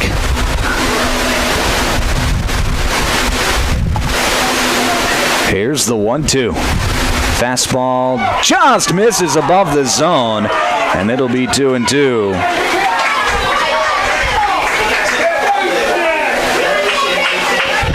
Well, the deuces are wild out there on the scoreboard. 2 balls, 2 strikes, 2 outs. Here's the pitch. Fastball, check swing, and he went around. It's a strikeout for T.C. Schuster, and he leaves the man stranded at third. But Parkston, with some intelligent base running, ties it up at 6 as we head into the bottom of the 5th. We'll break back in just 1 minute here on B103 and KMSD.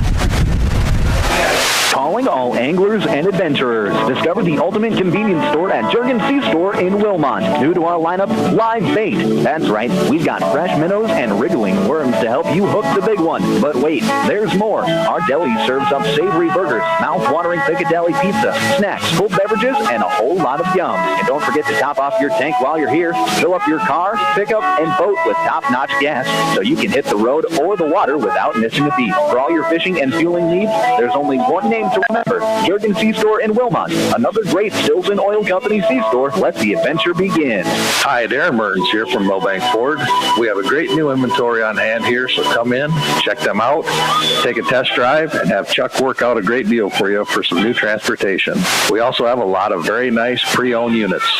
If you are in the need of service, call in and talk to Gene, Ryan, and they will take care of all your maintenance and repair needs. 605-432-4525 or milbankford.net. Milbank Ford, West Highway 12 in Milbank.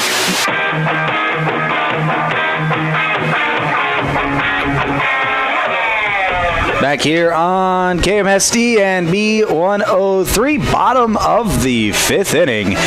Here in our first game of the day between Groton and Parkston. Our second game will feature Del Rapids and Dakota Valley. Okay, winning number 5. It'll be Groton's turn to respond as both of these teams throwing haymakers at each other as it has been a back and forth battle, which has, I mean, if you've been tuning into this tournament all tournament long, you have seen some fantastic baseball, and this game is no different as we are tied at 6 here in the bottom of the 5th inning. It'll be Jarrett Erdman to lead things off for Groton here in the bottom of the 5th.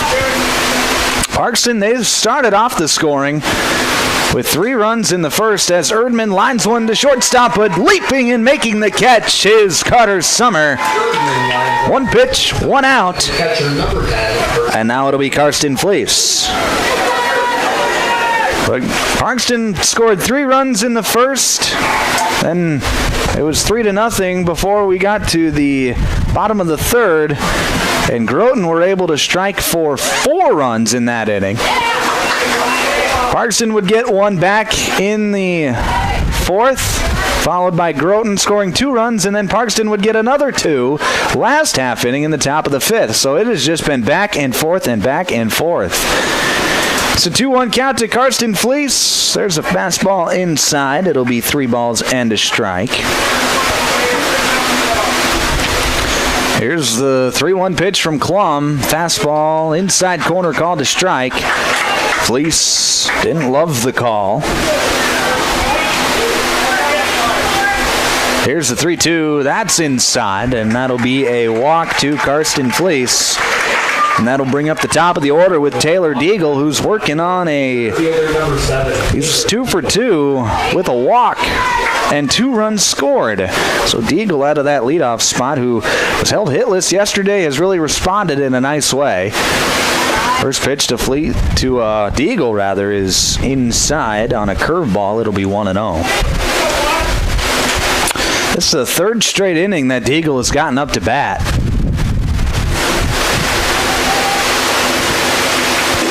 Check swing. Umpire says he went around. It'll be 1-1.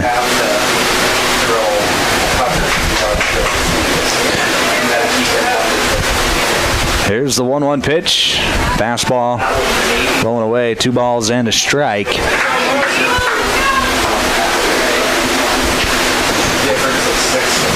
Here's the 2-1 pitch.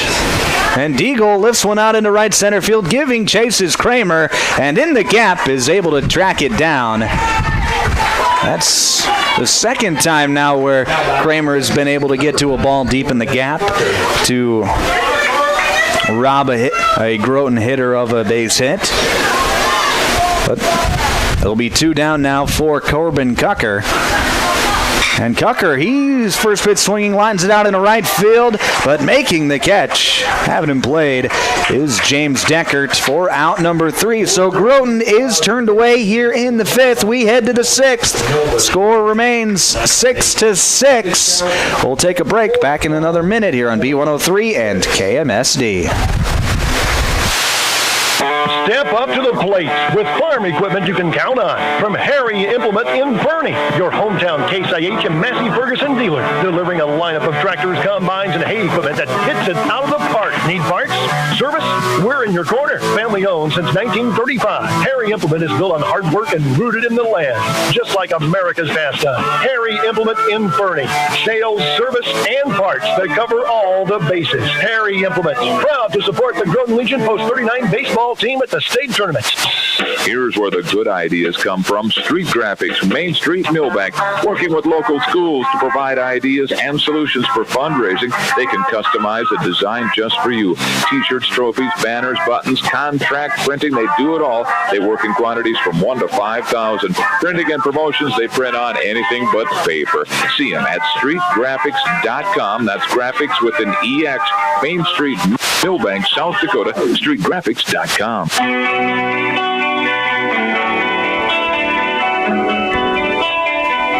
Top of the 6th inning here on KMSD and B103. We've got 2 innings of regulation left, and we're tied at 6. We're at the point in the game where you could tell me something was going to happen and I'd be like, yeah, that probably is going to happen. Just the way that this game has gone, the way that this tournament has gone, it has been a wild American Legion baseball tournament. It usually is a great tournament just because you get the best teams together, but I don't remember a tournament where the games have been this good just day in and day out, where every game you throw out here has just been an absolute banger. It'll be Caden Holzbauer to lead things off for Parkston, and he'll wave at a fastball. It'll be no balls and a strike. TC Schuster still out there. He's at 101 pitches, make it 102 after Holzbauer lifts one out of play. It'll be no balls and 2 strikes. Remember, you're allowed 105, so if he reaches 105 during this at-bat, that'll be the final batter that he will get to face. But if he keeps it to a 4-pitch at-bat, he'll get to face one more. There's a pitch in the dirt. It'll be 1 ball and 2 strikes.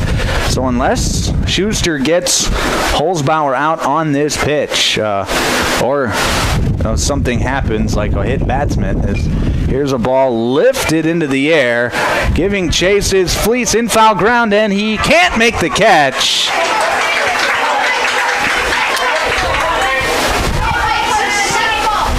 So Holzbauer catches a break. That went off the glove. Those are the tough plays, especially with the wind swirling the way that it is today. So hard to fault Fleece for not making that play. But this will be the final batter for TC Schuster. There's a curveball swung on and missed. And TC gets the strikeout. And that's how his day will end. The 14-year-old is going to walk off the mound to a thunderous round of applause from the Groton faithful as TC Schuster gives Groton 5 1/3 innings pitched, and he leaves the game. He will get a no decision, but everybody is proud of that young man from Groton. All right, we do have a pitching change. We'll take a break. When we come back, we'll tell you who the new pitcher is back in a minute here on B103 and KMSD. Dreaming of a getaway? Escape to Schmidt's Landing on beautiful Big Stone Lake. Whether you're casting for walleyes, perch your bass, or just enjoying the stunning view, Schmidt's Landing has something for everyone. Relax in comfortable lakeside suites, or set up your camper or tent for a long weekend. How about spending this summer at your seasonal RV spot? There are also boat and pontoon rentals, plus a fully stocked C-store with bait and license. Discover a family adventure or a peaceful retreat at Schmidt's Landing. Visit schmidtslanding.com and like them on Facebook. This summer in Milbank, the crack of the bat and cheers from the stands bring us all together. Whether you're watching your grandkid hustle to first base or catching a game under the lights, Milbank Eye Care is here to help you see it all. No squinting required. From clear glasses to summer shades, they'll help you catch every moment in sharp focus. Swing by to make an appointment for a checkup. Milbank Eye Care. Clear vision, community pride, and baseball memories made sharp.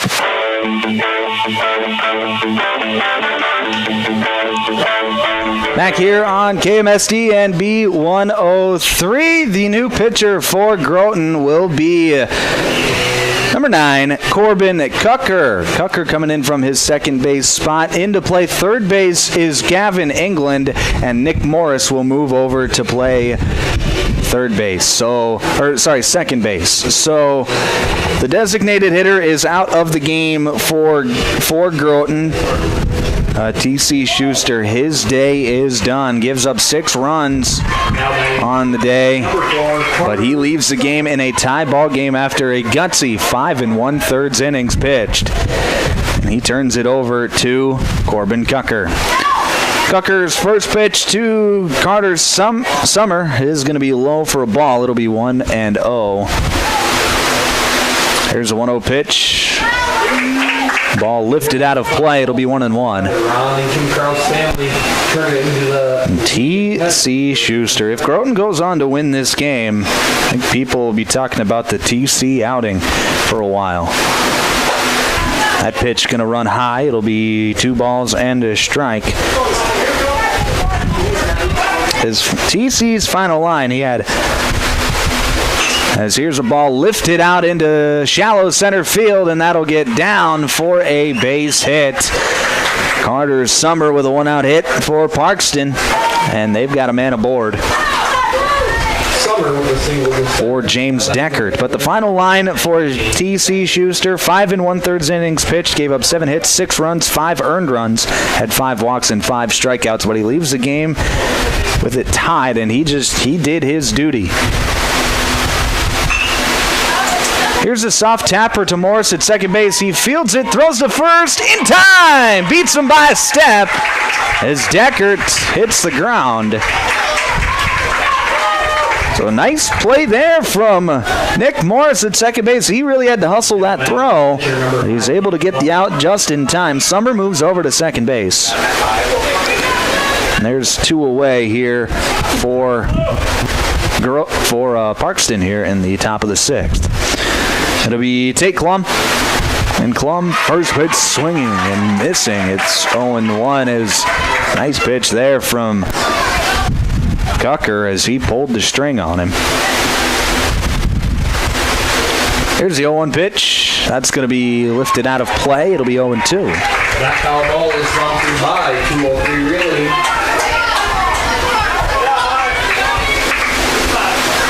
Cucker comes set. Takes a deep breath. Now the pitch. Fastball just off the outside edge. Maybe a bit low as well. It'll be 1-2. That's a beautiful 0-2 pitch there from Corbin Cucker. Great eye there from Tate Klum. 1-2 pitch, curveball, and that comes in, and that got him. It's a curveball that didn't curve. Kind of slipped out of the hand of Cucker and gets Klum on that inside shoulder. So he'll take the trot down to first. And it'll be up to Cash Negebauer to maybe get a clutch base hit with 2 outs. Cash is 1 for 2 with a walk and a run scored today. First pitch he sees is going to be low and away for a ball. It'll be 1-0, and now Karsten Fleece wants to go out and talk to his guy and just see what the heck's going on. Hey, trying to maybe calm him down a little bit after the hit batsman and now first pitch ball.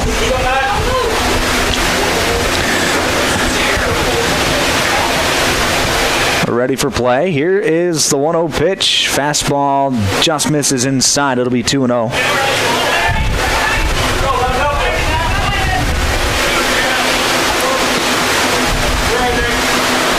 Oh, big moment here for Parkston to maybe get a run or 2. If they can get a clutch base hit. Here's the 2-0 pitch. That's going to be in the dirt for a ball. It'll be 3 balls and no strikes. And now we are going to have a mound visit as the manager comes out. Just 12 pitches into the outing for Corbin Cucker.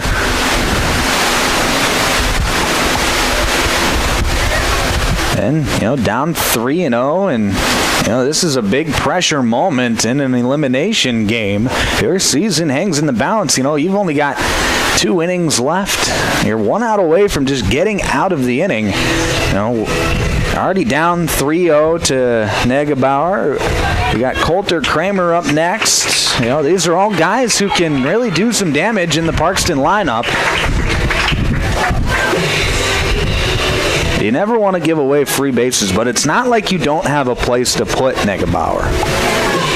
And so being ultra aggressive inside of the strike zone isn't necessarily a must-have for this at-bat. 3-0 pitch.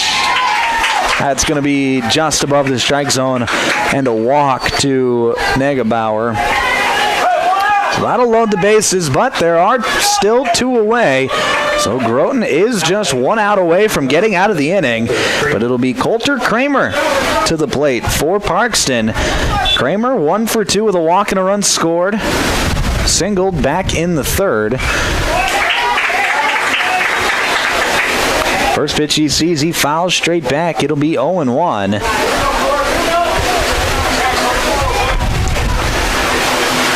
There's the 0-1 pitch. Fastball. That's going to be lifted on the infield. Cucker coming in, and actually that's in foul ground. Getting behind it and making the catch is Karsten Fleece for out number 3. So Cucker is able to work out of the jam and surrender no runs. We head to the bottom of the 6th. Still tied at 6. We'll take a break. Back in a minute here on B103 and KMSD. When Mother Nature turns up the temperature, we all feel the heat. It can add stress to almost everything, including the energy resources we rely on. Otter Tail Power Company reminds you there are easy ways to help. Use only necessary lights and turn them off when you leave a room. Turn your AC thermostat up a few degrees. And use window coverings to block the heat of the sun during the day. Visit otpco.com/tips for more ideas on how to stay cool. Together, we can all make a difference to help keep the heat. Looking for your next ride? Our Motors in Aberdeen is now offering 0% financing for qualified buyers on select Nissan Rogues, Pathfinders, and Muranos. Plus, don't miss great deals on Toyota Tacomas and Tundras. They're the home of the lifetime warranty, so you can drive with confidence for miles to come. Stop in and see Barry Keith at Our Motors, just across from the airport in Aberdeen, or call 605-725-8624. Proud to support the Groton Legion Post number 39 baseball team. Good luck in the region tournament.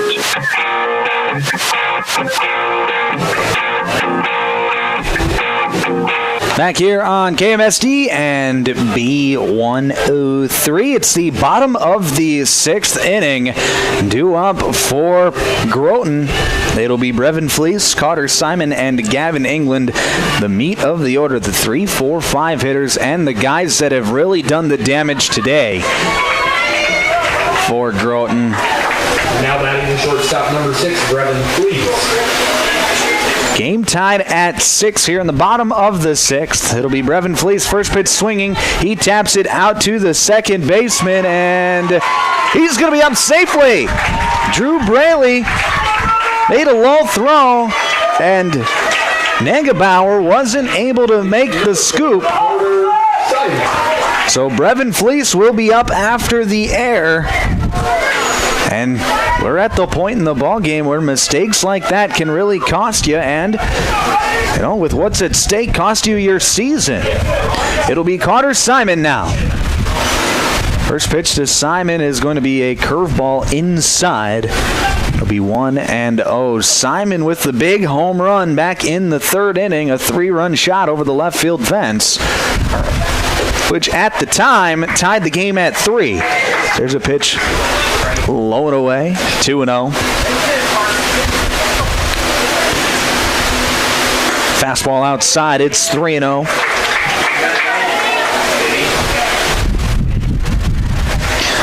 So a walk is what Groton could be looking for, as there's a strike on the inside corner. It'll be 3-1. But Parkston, they don't want to give away as base runners if they can help it. There's a fastball inside, so that'll be a walk. And the first two men of the inning have reached base. It'll be Fleece off of second, Simon off of first, and Gavin England at the plate.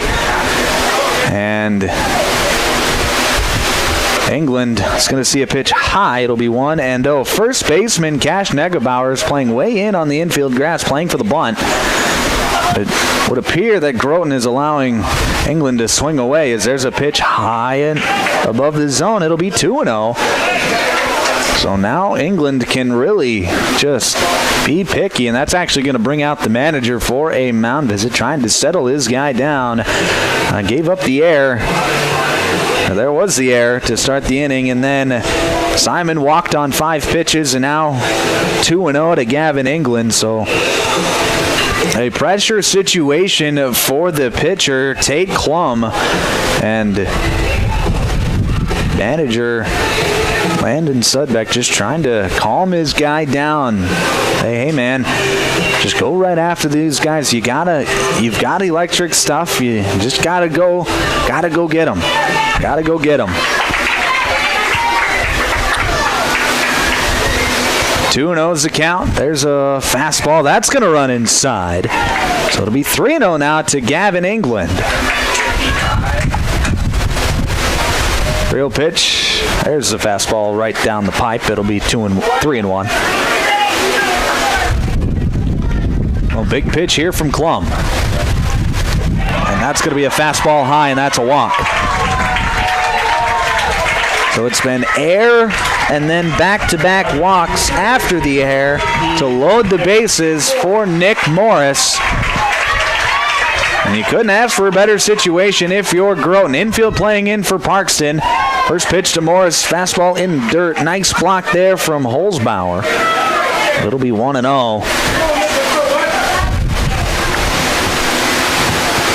Here's the 1-0 pitch. Strike on the inside corner. 1-1. Morris today 0 for 3. Chance to really put that behind him with a base hit here, but he finds himself down in a 1-2 hole after a fastball down the outside corner. Here's the 1-2. Fastball, that's going to stay up. It'll be 2-2. Infield is playing all the way in for Parkston, trying to cut the run off at home. Morris fouls one away. That's a tough 2-strike swing. We'll do 2-2 again. Right now, Parkston's got to go all out to cut the run off. 2-2 slider, outside corner, called strike 3. Big pitch there from Tate Klum, and there's one down. So now a double play ends the inning. It'll be Braxton Emery. And Emery, first pitch swinging, fouls it into the first base dugout. It'll be 0-1. Well, that's what you want to see if you're Klum. You just want to get ahead. Get ahead to the batter. 0-1 pitch, slider swung on and missed. It's 0-2. And Klum has got swing and miss stuff, and right now, that's the second time we've seen Emery wave at that slider. 0-2, slider again. That's going to stay up, though. It's 1-2. And if I'm Klum, I see those two swings that Emery had on my slider. I'd probably throw it again. 1-2 pitch, slider in the dirt, check swing. They're going to ask if he went, and he did not. So Emery holds up, and it'll be 2 balls and 2 strikes. Here's the 2-2 fastball, outside corner, called strike 3. Emery was looking for the slider, and he gets fooled with the fastball, and it's back-to-back strikeouts for Tate Klum, and now he's just 1 out away from getting out of the damage. We'll have a pinch hitter. It'll be number 5, Alex Ablin, to pinch hit for Jarrett Erdman. Here's the first pitch to Ablin.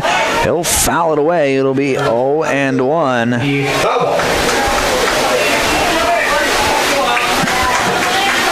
Ablin was the hero on the mound yesterday as he swings and misses at that pitch. It'll be 0-2. Trying to be the hero at the plate today. But he finds himself down, no balls and 2 strikes. Here's the 0-2 slider. That's going to be hit back up the middle. Fielded by the second baseman. He bobbles it, flips it to second in time! Drew Braley bobbled the initial attempt to field the baseball, but glove flipped it over to the shortstop, Carter Summer at second base, to get Gavin England out to end the inning and to strand the bases loaded. Groton turned away here in the 6th. We head to the 7th, still tied. We'll take a break. Back in another minute here on B103 and KMSD. Are you in need of collision repair? Look no further than Al's Body Shop. Their team of expert technicians has years of experience and are dedicated to getting your car or truck back on the road in no time. From minor dings to major body damage, they've got you covered. And with their state-of-the-art equipment, they can handle any make or model. Plus, they work with all insurance companies to make the process as easy as possible. Don't let an accident slow you down. Go see Al's Body Shop today. Al's Body Shop, Milbank. Quality collision repair you can trust. Dairy Queen in Ortonville is your locally owned and operated DQ, serving the Big Stone Lake area and beyond. Beat the summer heat with one of their cool treats like the famous Blizzard, Peanut Buster Parfait, hand-dipped cones, sundaes, and more. If you're looking for the best meal deal around $7, the DQ deal meal cannot be beat. Choose from a cheeseburger or chicken strips, fries, beverage, and a sundae for only $7. Make the sundae a Blizzard for just $2 more. Hot eats, cool treats at Dairy Queen in Ortonville. Open 10 a.m. to 10 p.m. daily. Top of the 7th inning here in Milbank. Final inning of regulation. We're still tied, however, though, at 6. You saw a surgence of offense in the middle innings. Nothing, however, in the last 2. It'll be Drew Braley to lead things off for Parkston. He sees a fastball on the outside corner called a strike. It's 0-1. Corbin Cucker still out there for Groton. There's a pitch outside. It'll be 1 ball and 1 strike, and they're really hoping that Cucker can get through this inning under 30 pitches. There's a fastball on the inside corner called a strike. It'll be 1-2. Let's say that because they're open to walk it off in the bottom of the inning, and so they have another pitcher for tomorrow. There's a fastball inside. It'll be 2 balls and 2 strikes. He's up to 19 pitches on the evening. So here's the 2-2. That's going to be lifted into the air, but foul down the left field line. So we'll do 2-2 again. That was pitch number 20 for Cucker. Be facing the bottom third of the order here in the 7th. Here's the 2-2 pitch. Swing and a miss. Strike 3.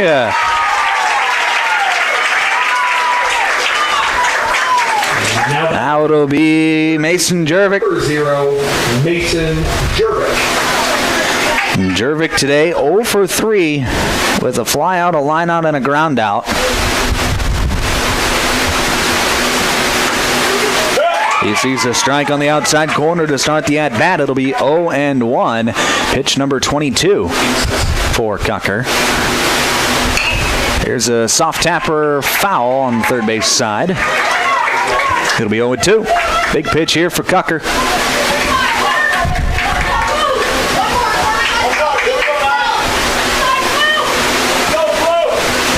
Here's the 0-2. And that got him. That runs inside, and that gets Jervik right between the numbers. So he will take the walk down to first base after the hit by pitch, and now it'll be Jax Kurtenbach. Kurtenbach today is 1 for 3 with a triple and a run scored. Tripled to lead off the 4th inning.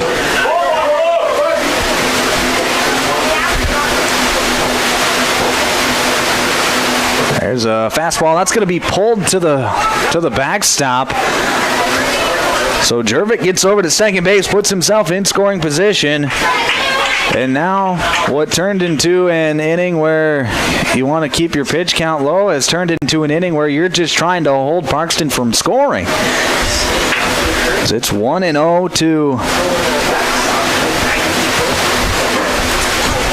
Kurtenbach, and there's another one tugged to the screen. That makes it 2-0. And that's back-to-back wild pitches from Corbin Cucker, and that brings out the manager. So pressure situation now with just 1 out and a runner 90 feet from scoring. And Cucker they're going to take him out of the ball game. They're hoping to still win this game and use him for tomorrow. So we are going to have a quick break as Groton turns the ball over to Brevin Fleece. We'll take a break, back in just 30 seconds here on B103 and KMSD.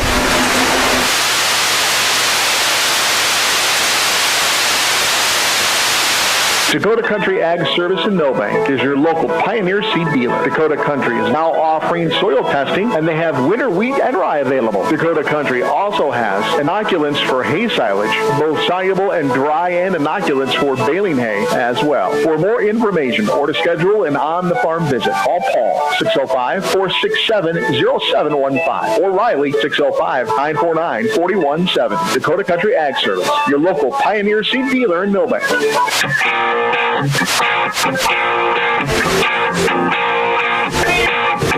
Back here on KMSD and B103, the new pitcher for Groton is Brevin Fleece. He makes his second relief appearance of the tournament. He does have a full 105, but if they keep him under 30, they will be able to use him again tomorrow for the title game. But it's hard to look ahead to tomorrow when you're just trying to keep a runner at third base from scoring. He comes in a pressure situation as it'll be Mason Jervik leads off of third base with just 1 out, and he enters in the middle of the count. It's 2-0 to Jax Kurtenbach. So Brevin Fleece is tasked to get out of the inning, and then Groton, of course, hoping to walk it off in the bottom half of the inning. 2-0 pitch That's going to be low for a ball. It'll be 3 balls and no strikes to Jax Kurtenbach.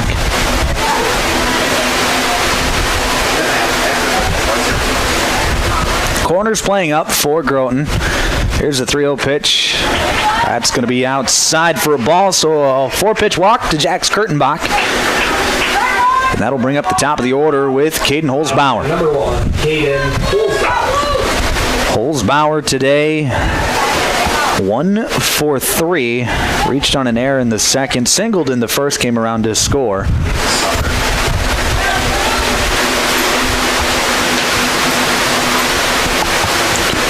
Here's the first pitch to Holzbauer. Runner takes off. That's going to be a strike over the outside corner.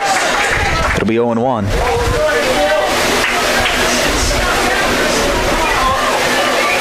So Kurtenbach moves over to second base on the defensive indifference. So it's 2 runners in scoring position now for Parkston. Corners are playing up for Groton.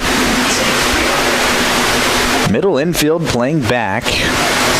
About middle depth. Here's the 0-1 pitch. Fastball inside. It's 1-1. And Brevin Fleece is just being tasked to hold the game where it's at.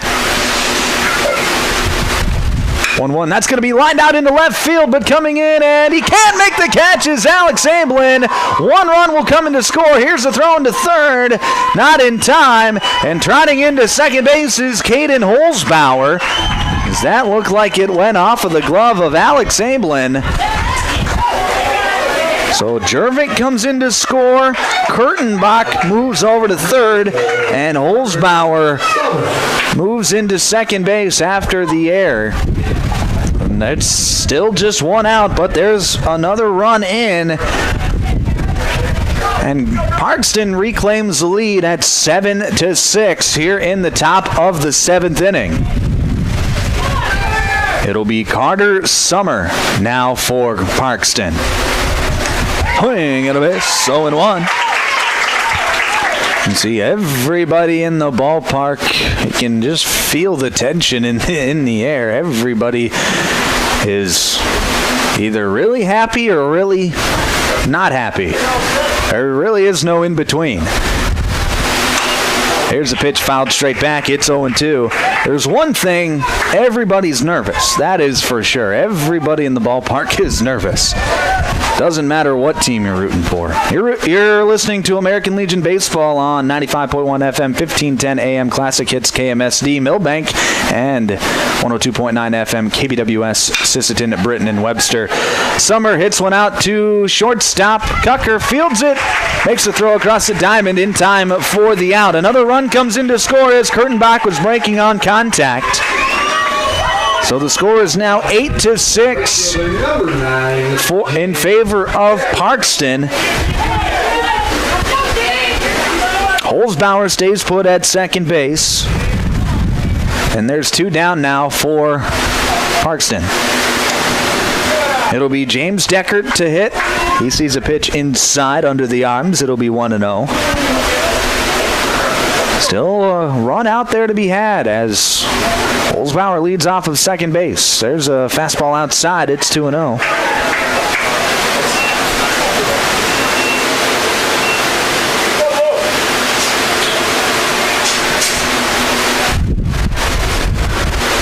Pitch to Deckert. It's going to be a pitch low. It's 3-0.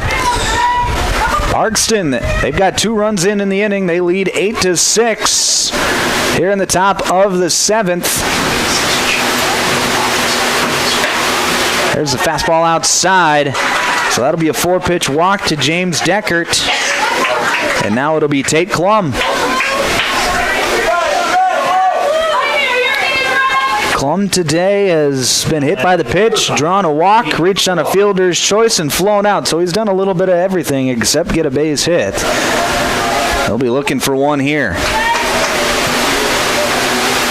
Swing and a miss.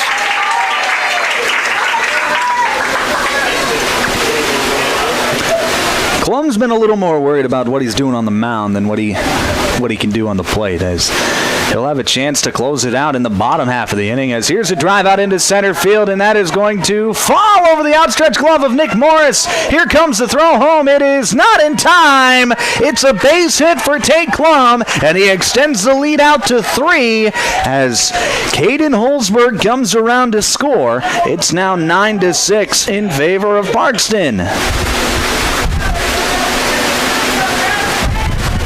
Nice piece of hitting by Tate Klum. He got jammed on that hit, but he was able to just muscle it out of the infield and over the outstretched glove of Nick Morris at second base.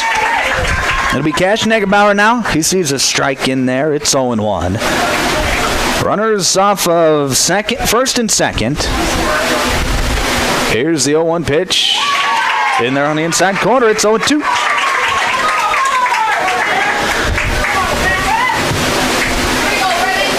So big pitch here from Fleece. Here's the 0-2. There's going to be a ball hit hard out into center field, coming in and diving, and he can't make the play. It's Taylor Deagle. 1 run will score. And now a ball back into the infield. That's going to be bobbled, and 2 runs will score.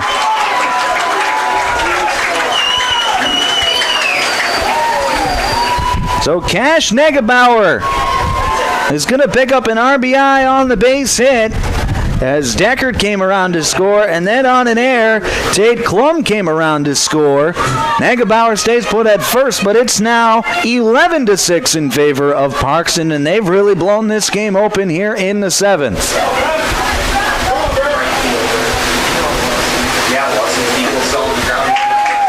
It'll be Coulter Kramer up there for Parkston. He sees a strike on the outside corner. It's 0-1.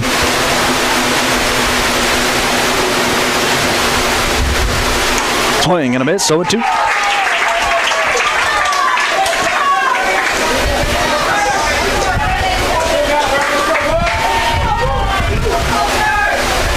Here's the 0-2 pitch from Brevin Fleece. Fastball outside. It's 1-2.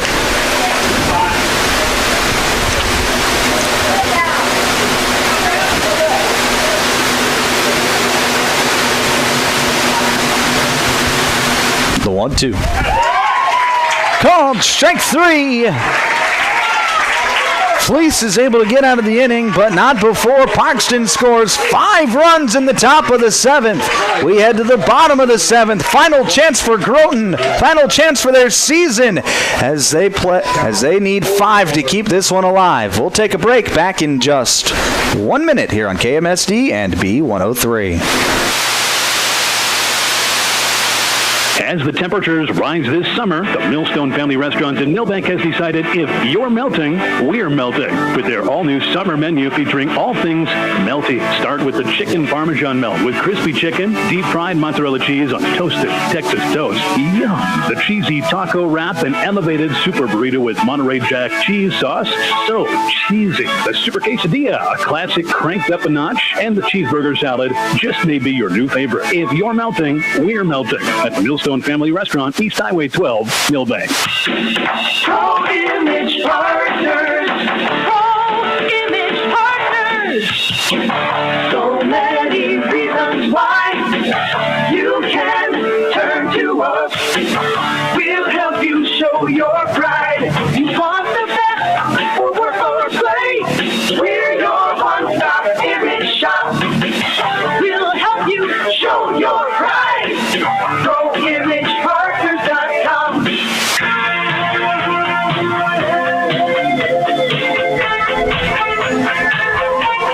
Bottom of the 7th inning here at Legion Field in Milbank. It has been a fun one. Parkston scored 5 runs in the top of the 7th to break the game open. It's 11-6. We were tied going into the 7th. But a 5-run top half of the inning has put Parkston in the driver's seat. And it'll be Lincoln Kraus, a pinch hitter, to lead things off for Groton. He'll be tasked to just get on base. You don't have to do anything crazy. Just get on base, pass the baton. to the next guy in the order. 5 runs is a lot. So you got to be able to just get on base. And Kraus lays down a bunt. It was a good one, but it got foul. And it'll be no balls and 1 strike to Lincoln Kraus.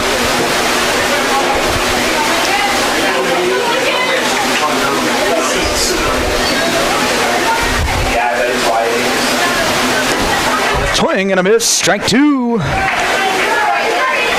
Be no balls and 2 strikes to Lincoln Kraus. Coming in off the bench here in the 7th inning. Here's the 0-2. Called, strike 3 over the outside corner. And Kraus is down on strikes for the first out of the inning.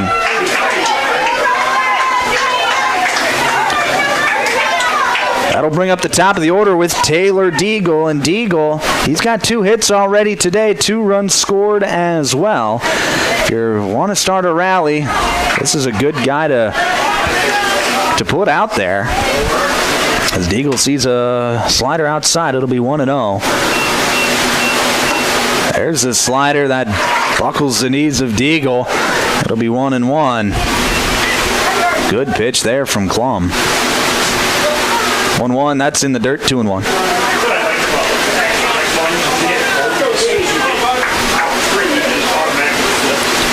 There's a 2-1 pitch. Swing and a miss, strike 2. In between games, we'll send it back to the studio before we get you ready for game number 2 of our doubleheader. Here's a 2-2. That's going to be fouled straight back. We'll do 2-2 again. Remember, game number 2 features Del Rapids and Dakota Valley. Dakota Valley fighting for their tournament lives. Del Rapids, they've already punched their ticket to tomorrow. Here's a hard hit ball through the left side of the infield for Taylor Deagle. He's got a 3-hit day. And Groton's got life with 1 down here in the 7th. It'll be Corbin Cucker. Cucker today, he's 0 for 3, has hit the ball hard today, but doesn't have anything to show for it. So here's a ball popped out of play. It'll be 0-1. There goes a Milbank forward foul ball. Brevin Fleece to follow, followed by Carter Simon. There's a strike on the inside corner. It's 0-2.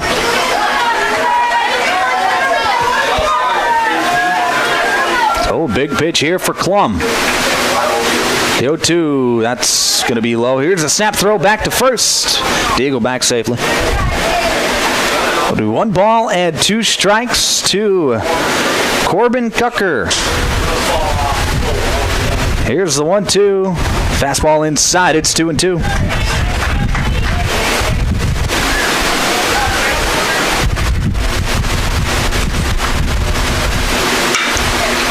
That pitch popped into the air, sky high out into right field. Coming in is Deckert, and he makes the catch for out number 2. And that'll bring up Brevin Fleece, representing the final opportunity for Groton. They trail 11-6 here in the bottom of the 7th. There's a fastball outside. It's 1-0. Deagle still leading off of first base. Fastball outside, it's 2-0. Well, Klum has got some pitches to play with. If he doesn't want to get too aggressive, as Deagle stealing, going to get up without a throw. That pitch was inside, it's 3-0, but Deagle puts himself in a scoring position. 3-0 pitch in the dirt, so Fleece draws the walk. Now it'll be runners on first and second with still 2 away, and Carter Simon stepping to the plate. Simon today has already homered back in the 3rd inning. Sees a slider in there for a strike. It's 0-1. home run wouldn't do Groton much good. They'd still be down by 2. He swings and misses at the slider. So it's no balls and 2 strikes, and now Groton's down to their final strike. Here's the 0-2. Fastball outside. Deagle, he's going to steal third base without a throw. It'll be 1 ball and 2 strikes.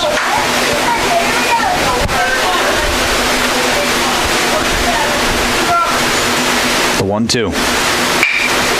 Tapper back up the middle, fielded by Summer. He touches the bag, and Parkston punches their ticket to tomorrow with an 11-6 victory over Groton. And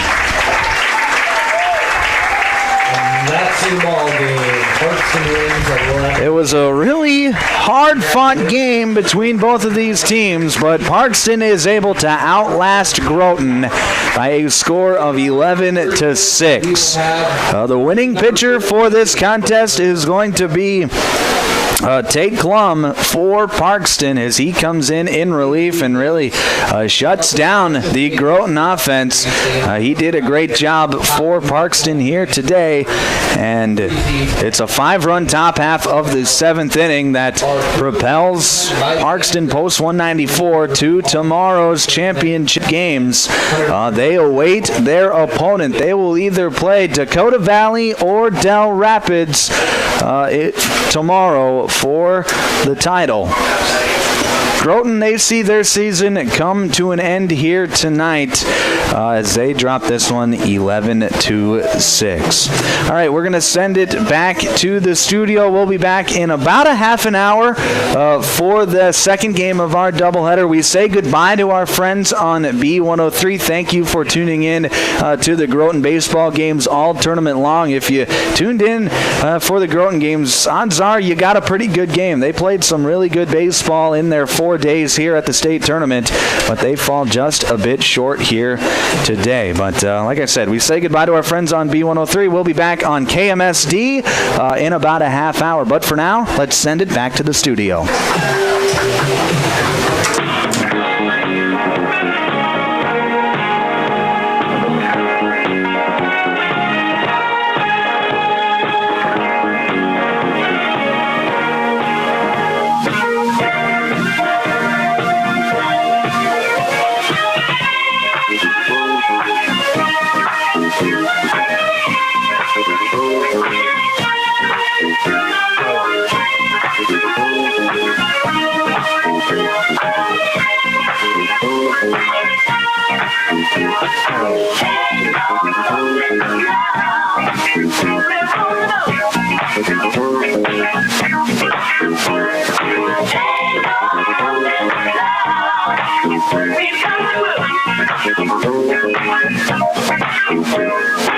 There've been so many things that held us down, but now it looks like things are finally coming around. I know we've got a long, long way to go, and where we'll end up, I don't know. But we won't let nothing hold us back. We're putting ourselves together, we're polishing up our act. If we've ever been held down before, I know you refuse to be held down anymore. Don't you let nothing, stand in your way. I won't talk to you someday. To every word I say, every word you say, ain't no stopping now. We're on the ain't no stopping now. We got to do. Ain't no stopping now. I know. Ain't no stopping now. We got to do. We got it.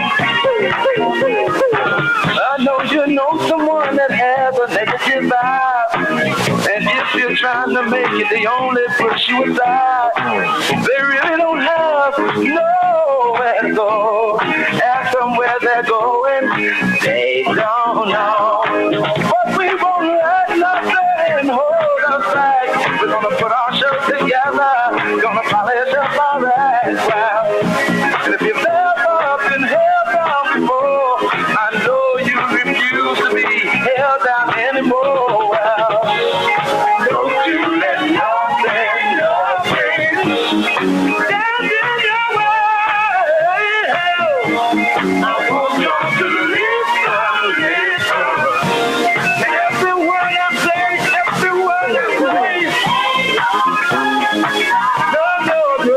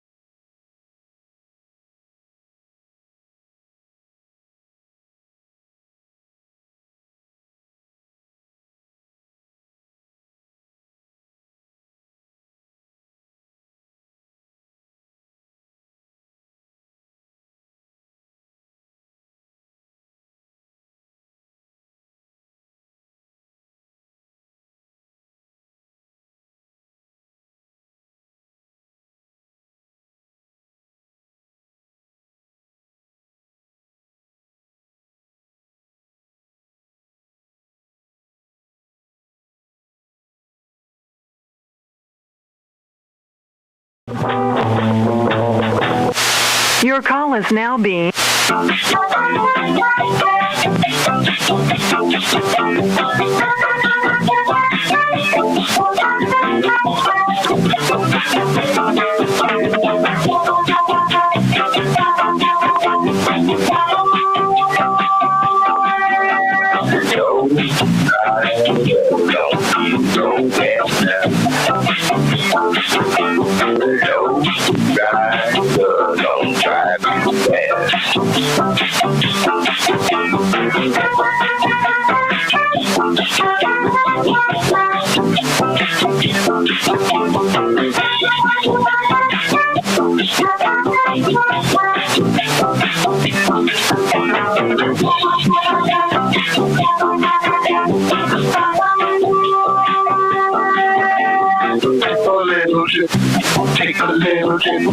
Take a little trip and leave.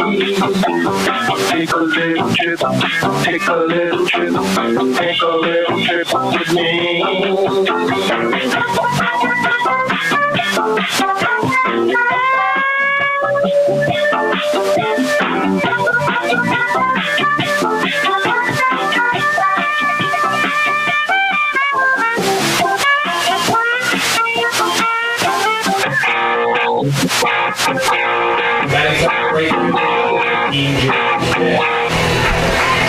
Classic Hits KMSD, welcome back to Legion Field here in Milbank, South Dakota for Game 2 of our doubleheader this evening. I'm Micah Warrington bringing you the play-by-play action for this game between Dakota Valley, post 319, and Del Rapids, post 65. It's our second semi-elimination game of the night. Our first game was a true elimination game. Winner moves on, loser goes home. But there are some weird stipulations for this game. Del Rapids, they come into this game 3-0 in the tournament after their thrilling extra innings victory over Parkston last night. They won that game by a score of 9-8. So they are 3-0 in the tournament, the only 3-0 team in the tournament. Everybody else has either been eliminated or has one loss. So it'll be...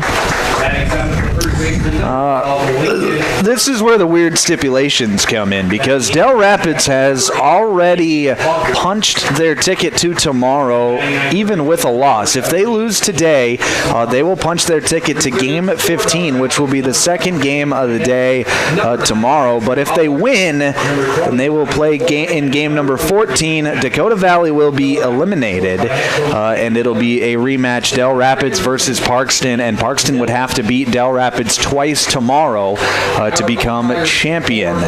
So that is what is at stake for Del Rapids today. For Dakota Valley, it's plain and simple. You win, you move on and play Parkston. You lose, you go home. But for now, we'll talk more about that later. For now, let's send it on over to our PA announcer for the Creative Sportsmanship.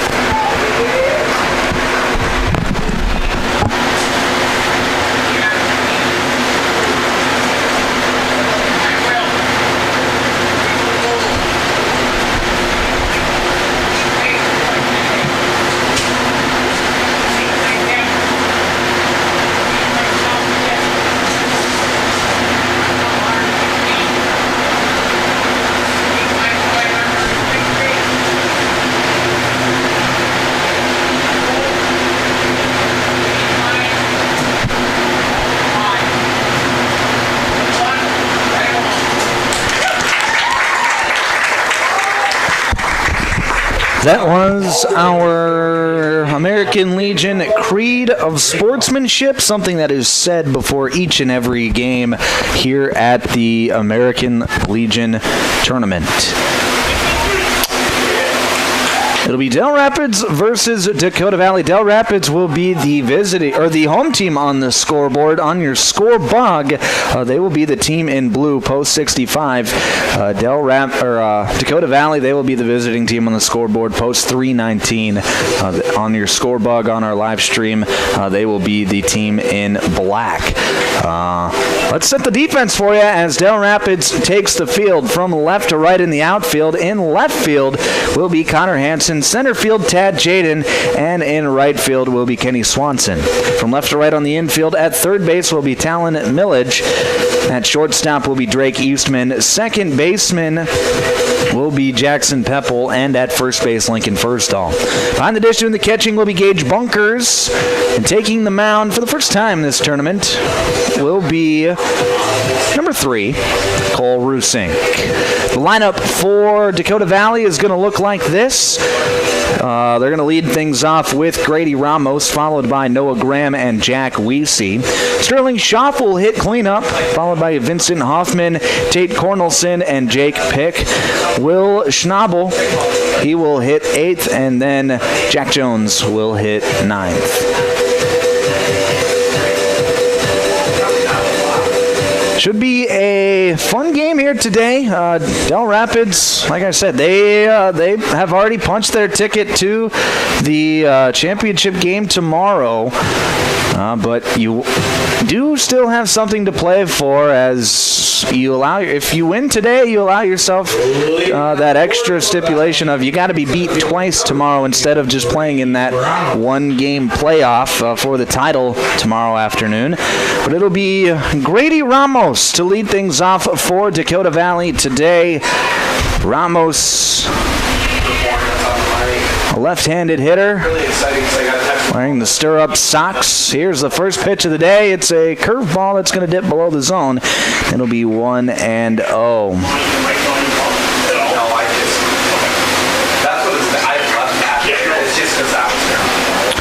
1-0 pitch to Ramos, swung on and tapped foul. It'll be 1 ball and 1 strike. But for Dakota Valley, they need to win today. If they lose, they are done. If they win, obviously they will play Parkston tomorrow. Parkston, in a thrilling game, in game 1 of today, beat Croton 11-6. They scored 5 runs in the top of the 7th inning. It was tied at 6 going into the top of the 7th.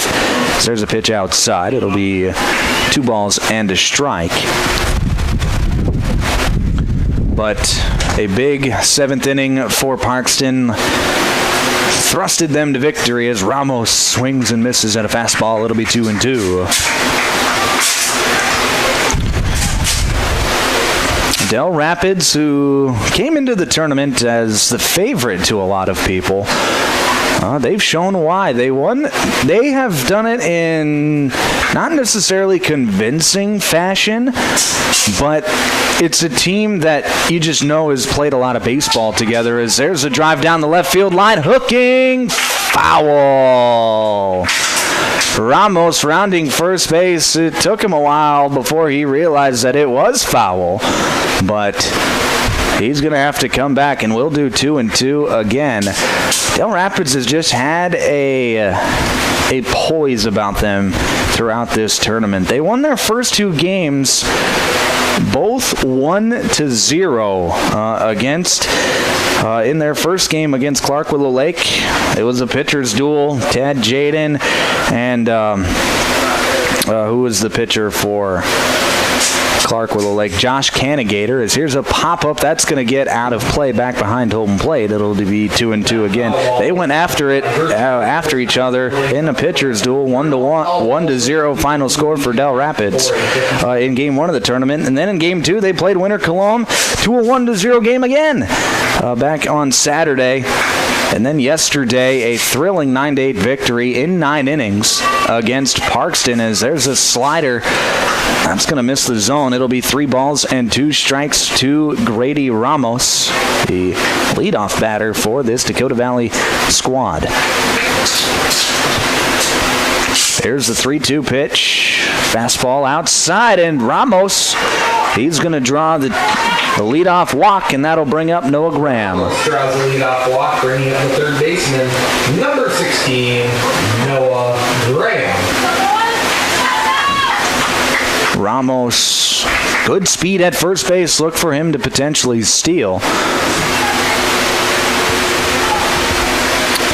It'll be Noah Graham. Had 2 hits yesterday in the 4-2 win over Winter Cologne. First pitch in there for a called strike. It'll be 0-1. But Del Rapids, like I said, they've got a plus-minus run differential of +3 in 3 games played. And they've won all 3. So they have just been playing tight game after tight game here at the state tournament, and they've come out on top each time. So, people can look at that one of 2 ways. Either this is a Del Rapids team that, is getting lucky. Their time will come. As runner takes off, pitch, swung on and missed, throw down to second is going to be well late. Ramos had a big jump. He steals the bag easily. It'll be 1-2 now to Noah Graham. Or people can look at this Del Rapids team as just really poised, really up for the moment in these tough situations that they've seen throughout the tournament. 1-2 pitch, slider just off the plate. It'll be 2 balls and 2 strikes. So that is, I choose to look at it as it's a team. They already won the state tournament back in spring ball. So it's a team that is constantly in the state tournament and winning championships in baseball. As there's a pitch outside, it'll be 3 balls and 2 strikes. They just know how to get it done, is how I look at it. They are a team that is managed well, and they're just a team that doesn't make many mistakes. 3-2 pitch. That's going to be hit down the third base line. Foul. We'll do 3-2 again. All right, now Cole Rusink is through 2 batters, has had 2 full counts, up to 14 pitches already in the inning. Dakota Valley, they've proven throughout this tournament that they are a team that they're willing to take strikes and willing to look at some pitches. Here's the 3-2. That's going to be fouled away again.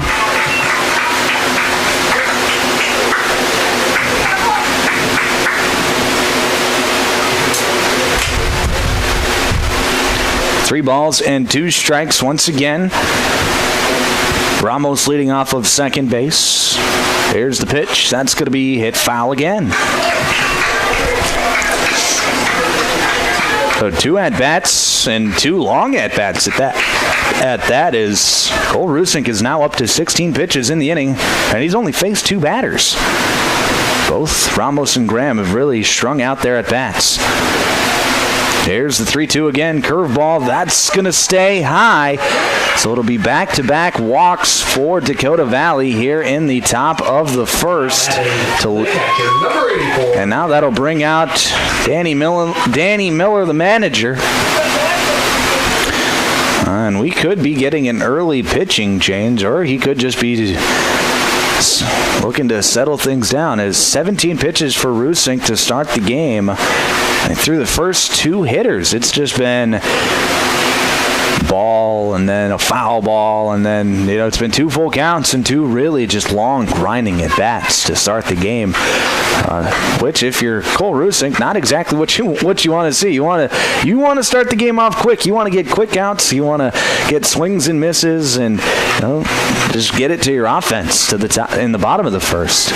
But so far, it's been tough going for Rusink. And it doesn't get any easier as Jack Weesey steps into the box. Yesterday was 1 for 3 with 2 RBIs.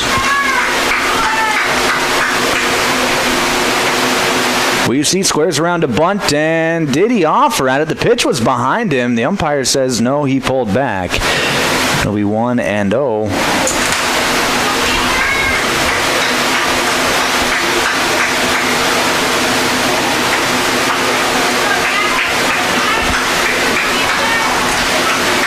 Weesey steps out of the box, gathers himself, and now he's ready to go.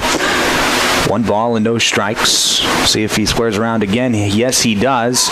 And this time he gets it down. Rusink fields it down the third base line, fires the throw, and that is not going to be in time. The throw gets away. Here's the throw home now, and that's not going to be in time. Throw down to second. Not in time. So Dakota Valley with some athletic base running is now we got time called as Jack Weesey kind of slid into the bag at second a little awkwardly. His manager's going to go check him out, but we'll see what it means. Dakota Valley, they are short on players today. They've only got one bench player. It was a bunt down the third base line, and I think Weesey actually beat it out at first. It was a really tough play for Rusink fielding the position down the third base line. Made a strong throw, but it was bobbled at first, and then that allowed Ramos to come in to score. Cram, he got all the way over to third on the play, and then Weesey on the throw home, he advances over to second base, and now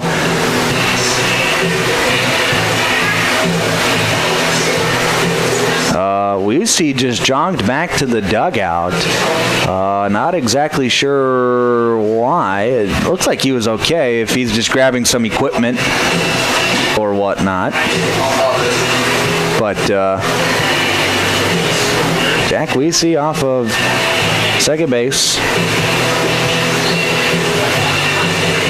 We have a pretty long stoppage here. I don't know exactly what is going on.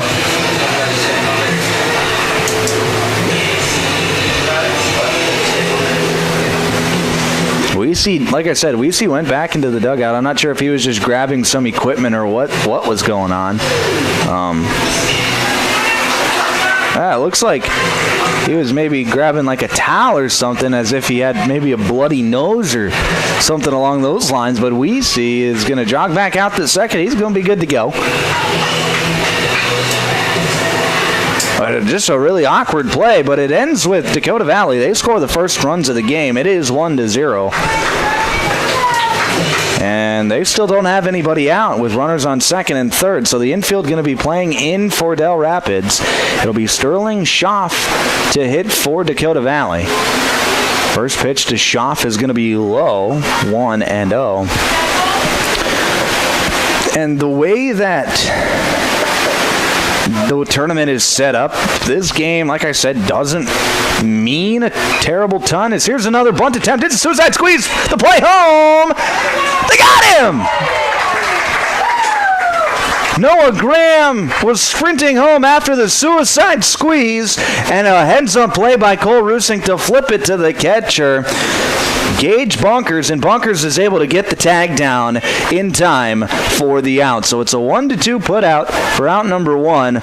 Weesey moves over to third. Sterling Schaff safe at first on the fielder's choice, and now it'll be Vincent Hoffman. Man, that's not a play you see every day. You don't see very many suicide squeezes at this level or at any level. Here's the first pitch to Hoffman. That'll be a fastball on the outside corner called a strike. It's 0-1. But as I was saying before, this game doesn't mean a terrible lot to Del Rapids. They've already punched their ticket to tomorrow with yesterday's win. But you still want to win it because you want to give yourself that extra buffer of they got to beat us twice tomorrow. Runner takes off. Here's a swing and a miss. The throw is going to go back to the pitcher, Rusink. So that'll be a defensive indifference. And Schaff is up to second base. But it is 0-2 now to Vincent Hoffman. Still here in the top of the first, Dakota Valley up 1-0. Here's the 0-2 from Rusink. That's going to be a slider outside. It'll be 1 ball and 2 strikes. But Del Rapids has an ace up their sleeve. How they set up their tournament, and this is what managers have to think about coming into the state tournament, is they have their ace, Tad Jaden, available for tomorrow, as here's a slider on the outside corner called strike 3. So Hoffman down on strikes for the second out of the inning, and it'll be Tate Cornelson now for Dakota Valley, with a runner on second and third, and 2 down now. But Tad Jaden is available to pitch tomorrow for Del Rapids. He only threw 75 pitches on Friday in the first day of the tournament as the first pitch to Cornelson is inside. It'll be 1-0. So he can come back, pitch tomorrow in the title game. Swing and a miss. Strike one. Like I said, ace up their sleeve, and Jaden, by many accounts, is considered to be the best pitcher in the state. So if you've got, he had 13 strikeouts in 5 2/3 innings on Friday. There's a strike on the outside corner. It's 1-2 against a really good Clark Willow Lake team. Anytime you have 13 strikeouts in the state tournament, that's a good day. It's a really good day, and it just shows what kind of stuff Jaden's working with. As there's a pitch outside, it'll be 2 balls and 2 strikes. So that's the ace up the sleeve for Del Rapids for tomorrow. In a one-game playoff, there's very few pitchers that you would take over Jaden here in the state of South Dakota. 2-2 pitch, that's going to run inside. It'll be 3 balls and 2 strikes. And everybody who's going to play tomorrow knows exactly what they're going to get. It's the real question is, what are they going to do about it? Here's the 3-2. That's going to go up and in, so the bases are going to be loaded now for Jake Pick. And this is an early big opportunity spot for Dakota Valley. Let's not underrate it. They've already got 1 run in the inning. The right fielder, number 15. And with a base hit, they could get a few more. It'll be Jake Pick for Dakota Valley. Swing and a miss.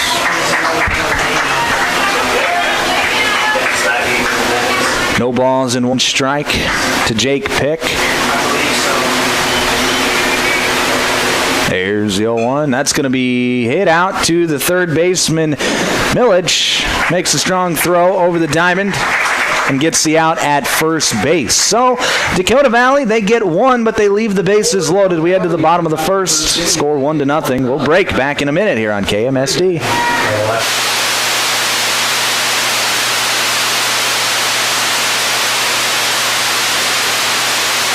Milbank Legion Post 9 welcomes all teams and fans to the state tournament.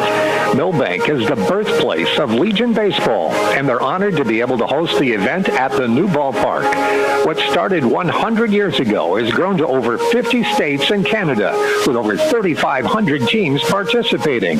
American Legion Baseball, giving players an opportunity to develop their skills, personal fitness, leadership qualities, and have more fun. Play ball. Lewis Family Drug is your one-stop location. In addition to quality prescription and non-prescription drugs with free delivery, Lewis has a huge selection of everyday basics and name brands and specialty items, always at affordable prices. They carry seasonal items, fabrics, crafts, and groceries. Shopping at your local Lewis Drug is more simple and more rewarding than ever. Download the Lewis mobile app to add on-the-go convenience to your errands. Lewis Family Drug, everyday savings close to home.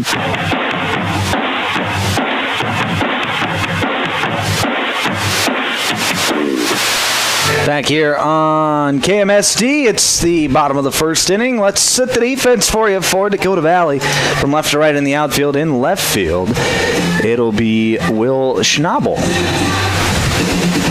In center field will be Grady Ramos, and in right field will be Jake Pick. From left to right on the infield at third base, Noah Graham.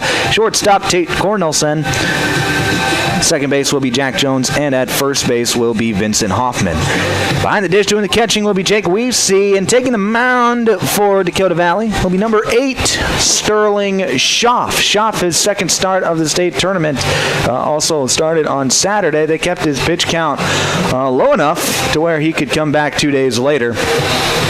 Kept him under that 45-pitch threshold, so he was able to be used later in the tournament. Well, his later start comes today.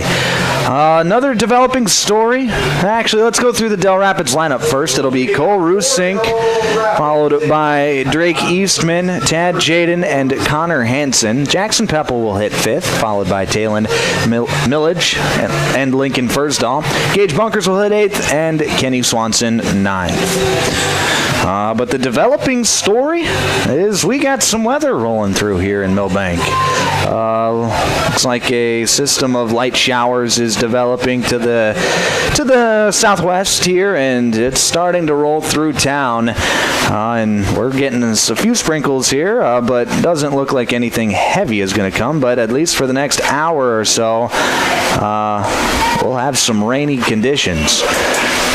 First pitch to Roos Sink, going to be in there for a called strike, and it's 0-1. Here's the 0-1 pitch from Schaff. That's going to be fouled straight back. It's 0-2. Roos Sink gave up the first run of the game in the top half of the inning. Well, he'll try and do something for his team so they can maybe get that run back if he can be a leadoff man and get aboard.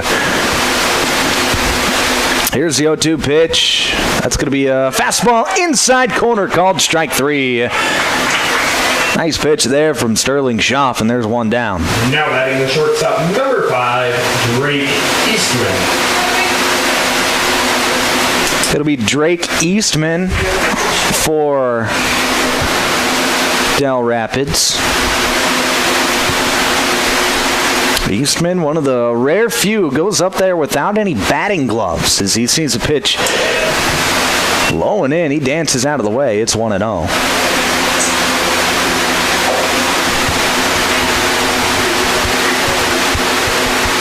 You're listening to American Legion Baseball on 95.1 FM, 1510 AM Classic Hits, KMSD Milbank.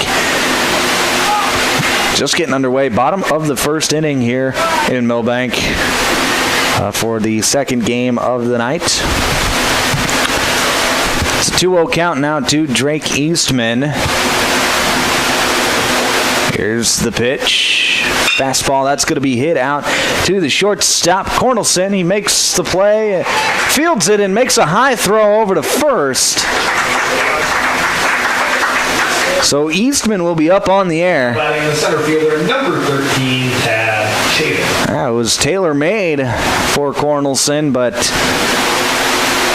he's unable to make the throw. Could be a case of a little bit of a slippery baseball with the few sprinkles that have come down on the infield grass, but either way, it's an error.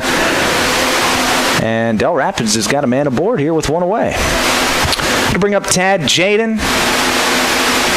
Little lefty on lefty as here's a snap throw to first. Back safely is Eastman.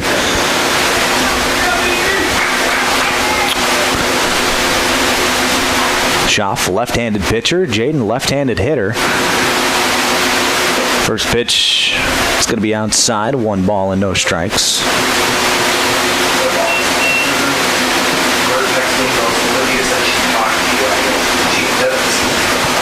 One away here in the bottom of the first.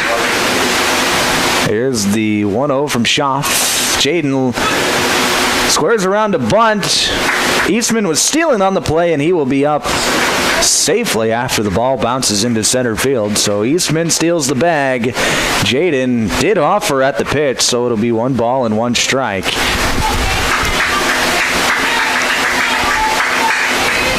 So runner in scoring position for Del Rapids. Chance to maybe tie this game up.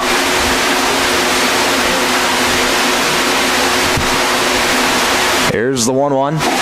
Fastball outside, 2 balls and a strike.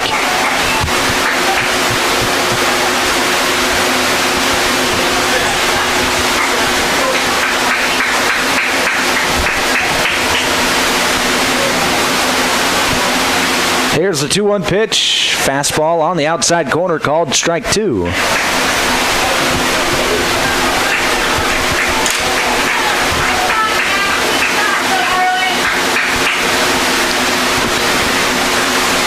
On 2 balls and 2 strikes now to Tad Jaden. Drake Eastman still leading off of second base for Del Rapids.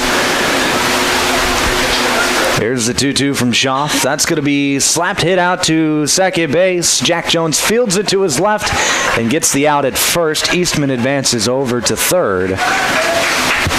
But there's 2 down now for Dakota Valley. Number 11, Connor Hansen. That'll be Connor Hansen for Del Rapids stepping to the plate.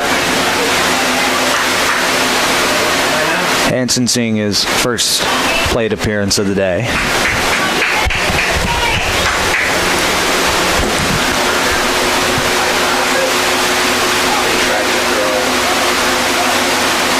Eastman really dancing out there at third base, and that's really bothering Schaff as he was going to go out of the windup. Now he steps off, and now he's going to go from the stretch.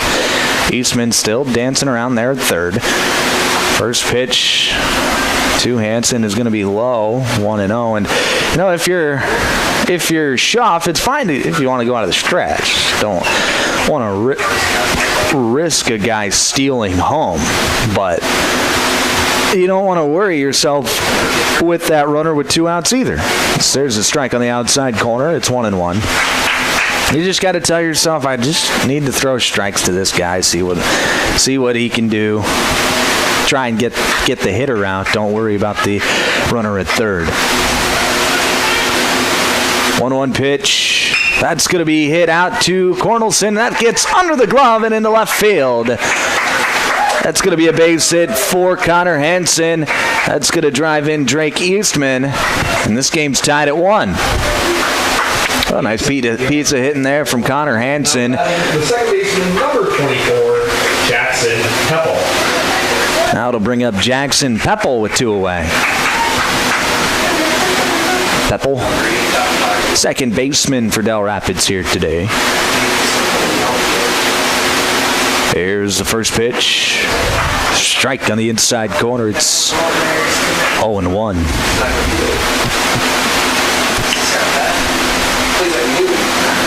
We saw it in the first game. Hitters are getting some carry out to left field today as there's a hit foul down the third base line. There'll be no balls and 2 strikes. But to the other parts of the outfield, the wind is kind of knocking things down and making things balloon a little bit. So if you're a power hitter, going to left field is your strong suit today, your best bet.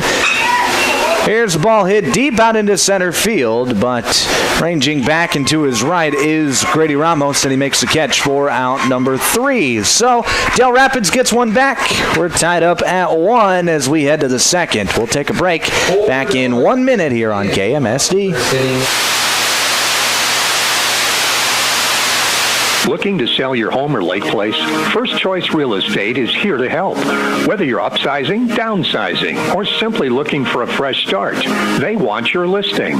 Their experienced team of agents are ready to go to work for you with proven marketing strategies and a local touch and the local knowledge you can trust. Contact First Choice Real Estate in Milbank today to list your property. Make First Choice Real Estate your first choice. Online at milbest.com. Roy's Sports Shop in Watertown welcomes all teams and fans to town for the Legion Tournament. Roy's has been the sporting goods leader in this area for over 55 years. Uniforms, sports equipment for baseball, softball, hockey, and more. Plus, clothing and footwear, too. Get in the game. Get into Roy's Sports Shop on Highway 212 in Watertown, across from Watertown Ford. Shop weekdays 9 to 6, 10 to 3 on Saturday.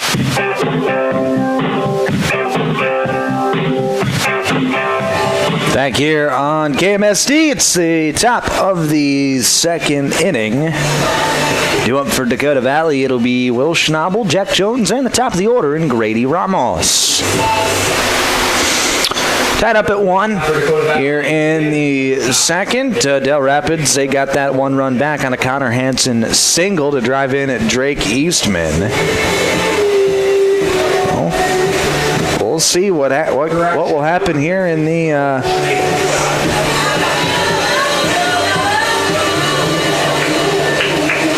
We'll see what happens here in the top half of the second.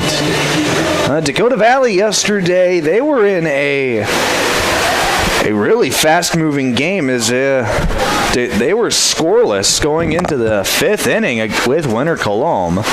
So first pitch to Schneebel is low. It's 1-0. But then Dakota Valley scored 2 runs in the top half of the 5th and then 2 more in the top half of the 7th. There's a pitch low and away. It's 2-0. winner would score 1 run in the 5th and 1 run in the 7th. But Dakota Valley would win that game 4-2 despite being out-hit 9-7. There's a pitch low. It's 3-0. And that just proves that hitting is, it's nice to get hits, but you also got to get hits at the right time. If you can't hit with runners in scoring position, you're not going to score many runs. 3-0 pitch, that's in there for a called strike. It's 3-1. That's just baseball. I mean, it's a very situational game, as are a lot of sports. 3-1 pitch. That's going to run up and in. So that'll be a walk to Schneebel. A leadoff walk, and that'll bring up Jack Jones. Now batting the second baseman, number 4, Jack Jones. Jones yesterday 0 for 3 with a couple of strikeouts. Not his best day at the plate. But Schneebel. Here's a pickoff attempt, back safely to Schneebel. But Schneebel's leading off at first, so sometimes when you hit with runners on base, it changes your approach a little bit, and sometimes it changes it for the better. Jones squares around a bunt, pulls back on a pitch inside. It's 1-0, and right now Rusink is struggling to find the zone. 5 balls out of 6 pitches to start the second inning. He's already up to 39 pitches on the day. There's another pitch inside. Jones has to pull back the bunt. It's 2-0. It's just a situation where Rusink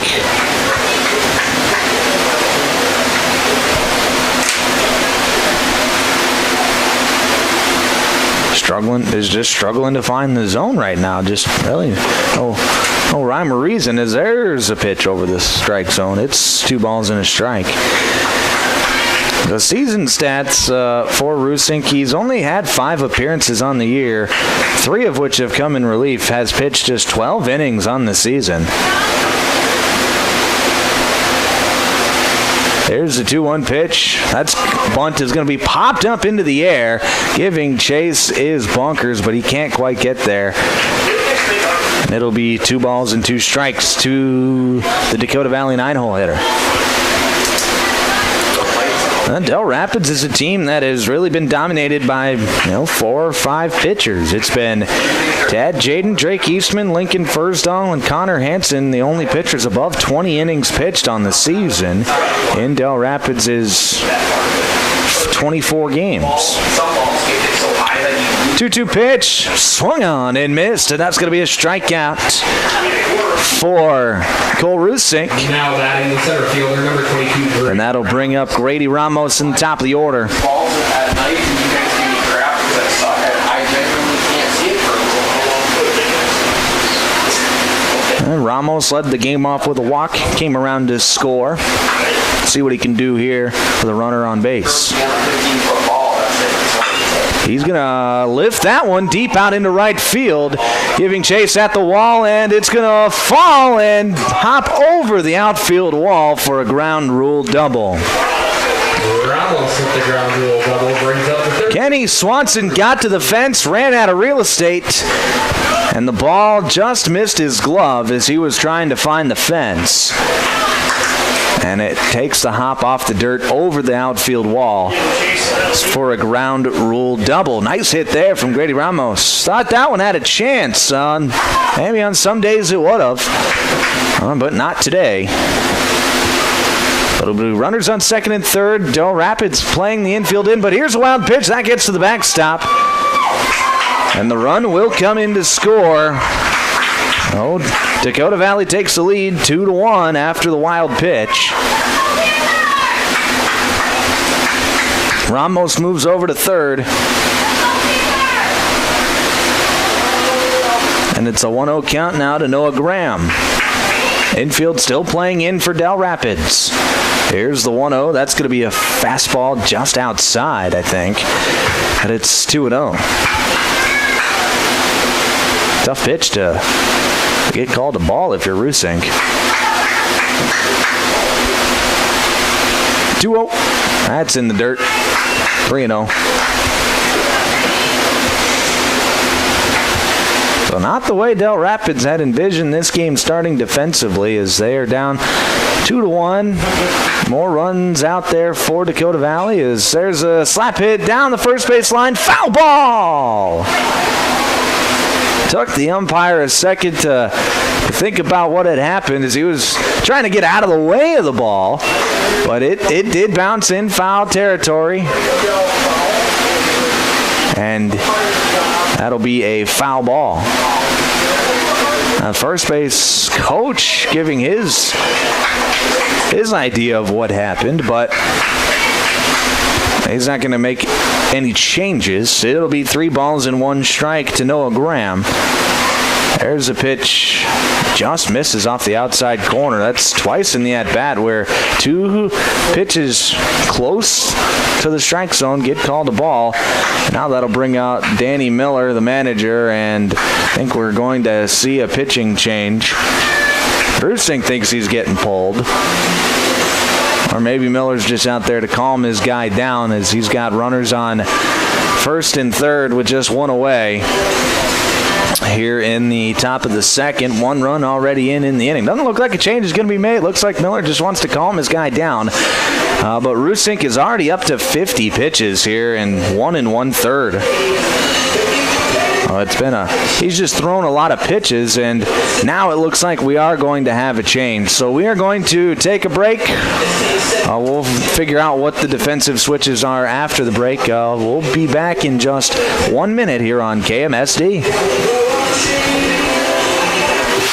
Calling all anglers and adventurers. Discover the ultimate convenience store at Jurgen C-Store in Wilmont. New to our lineup, live bait. That's right, we've got fresh minnows and wriggling worms to help you hook the big one. But wait, there's more. Our deli serves up savory burgers, mouth-watering Piccadilly pizza, snacks, cold beverages, and a whole lot of yum. And don't forget to top off your tank while you're here. Fill up your car, pickup, and boat with top-notch gas so you can hit the road or the water without missing a beat. For all your fishing and fueling needs, there's only one name to remember, Jurgen C-Store in Wilmont. Another great Stills and Oil Company C-Store. Let the adventure begin. Hi, Darren Mertens here from Milbank Ford. We have a great new inventory on hand here, so come in, check them out, take a test drive, and have Chuck work out a great deal for you for some new transportation. We also have a lot of very nice pre-owned units. If you are in the need of service, call in and talk to Gene, Ryan, and they will take care of all your maintenance and repair needs. 605-432-4525 or milbankford.net. Milbank Ford, West Highway 12 in Milbank.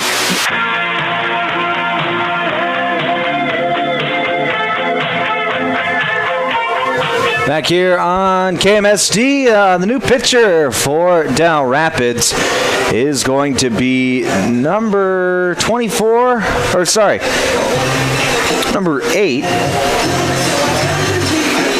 Gage Bunkers, the former catcher. Gage Bunkers, he's going to go in to pitch. The second baseman, Jackson Pepple, he's going to come in to catch, and then Cole Rusink, he's going to go out to second base. So those are the defensive switches. Gage Bunkers into pitch, and it'll be Pepple to catch, and Rusink over to second. Those are the defensive switches for Del Rapids. Let's take a look at the season numbers for Bunkers. Looks like this is his first pitching appearance of the season. Down 2-1 here in the second inning. Coach, manager Danny Miller may be opting to save a few arms for tomorrow, knowing that he's already punched his ticket to the game, the championship game tomorrow. Maybe just opting to, like I said, save a few of his extra bullpen arms, guys like Hansen and whatnot. So maybe some of his bench guys as well. Now pitching for Del Rapids. Just a unique situation that Del Rapids in. They have a lot of freedom. To kind of do what they want. But if you get into that one game situation, anything can happen. So obviously they're still going to be trying to win today. As Jack Weesey steps to the plate, here's the first pitch from Bunkers. That's going to be a pitch high. That's going to get to the backstop. So Ramos will come in to score, and then stealing on the play was Graham. He gets all the way over to third on the wild pitch. So it's now 3-1 in favor of Dakota Valley. 1-0 pitch to Weesey, or 1-0 count rather to Weesey. And Graham all the way over to third base.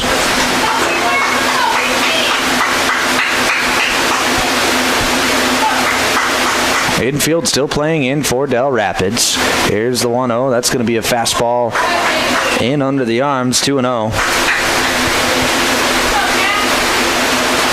Been a tighter zone tonight so far, but when these pitchers are struggling to stay consistent around the plate, that tends to happen.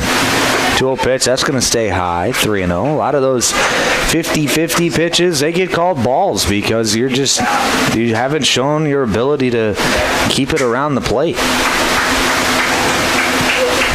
You see that at all levels of baseball, not just at the American Legion level. That pitch stays high, so it'll be a 4-pitch walk to Jack Weesey, and it'll be runners on first and third with still just one away. Number 8, Sterling Schaff. That'll be Sterling Schaff. Chance to help his case out on the mound.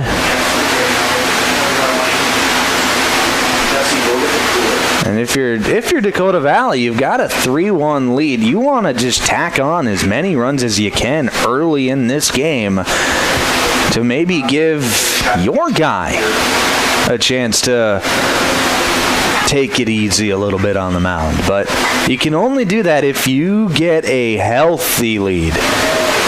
And I cannot understate, it's got to be a big, big lead. Schaff, first pitch swinging, fouls it straight back and out of play. It'll be no balls and 1 strike. So these are the situations that the Legion tournament is designed to create. It's a 5-day tournament. You got to win 5 games in 5 days to be a tournament champion. That's not an easy task for any team. Schaff fouls another one away. It's no balls and 2 strikes. They designed the tournament as a double elimination bracket style tournament. 5 games in 5 days, sometimes 6 games in 5 days, depending on if you get that game 15 or not. To where it forces teams to have to use guys that they haven't used all season, forces players to step up in big situations that haven't stepped up before or haven't been put in those situations. As Schaff hits this one out to center field, Jaden makes the catch. Here's the throw. That's going to be cut off. Jaden kind of double pumped out there in center field. Didn't realize that Graham was still on third base. And Graham is going to tag up and score, so it'll be a sacrifice fly for Sterling Schaff. And there's 2 outs for here in the top of the second inning. It'll be Vincent Hoffman now for Dakota Valley. Vincent, he struck out his first time up. Pickoff attempt at first. Back safely as Weesey.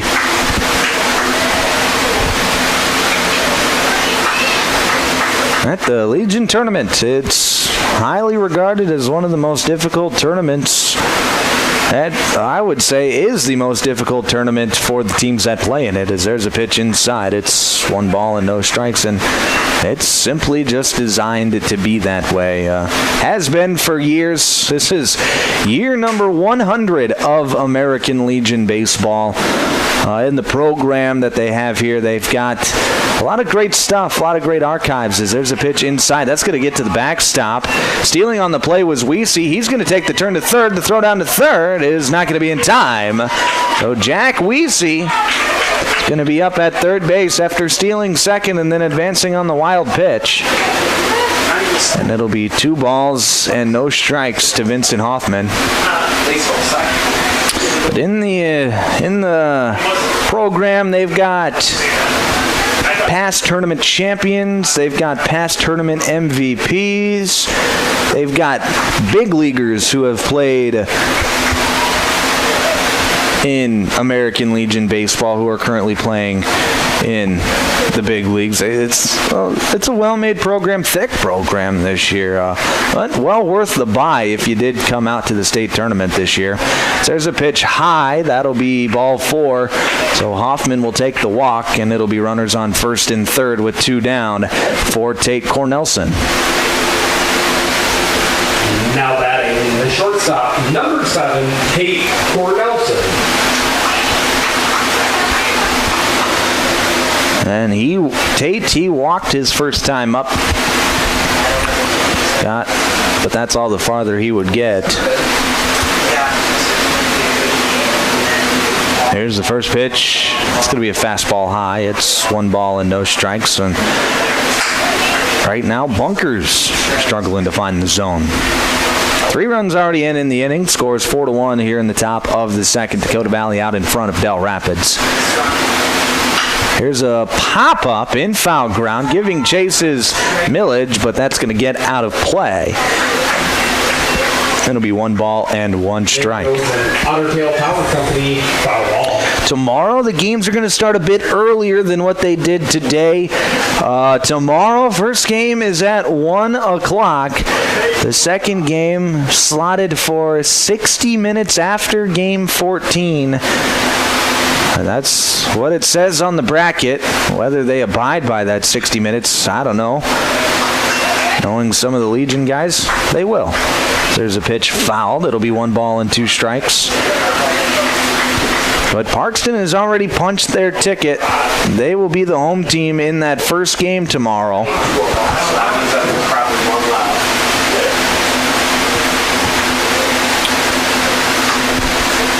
Here's the 1-2 pitch. That's going to be a slider in the dirt. 2 balls and 2 strikes now.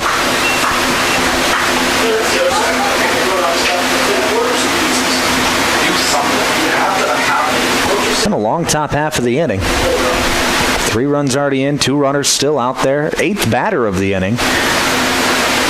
Here's the pitch. That's going to be hit down the third base line. Fair ball! 1 run will come in to score. Graham's going to hold up at second base, but it's going to be an RBI single for Tate Cornelson. And it's 5-1 Dakota Valley.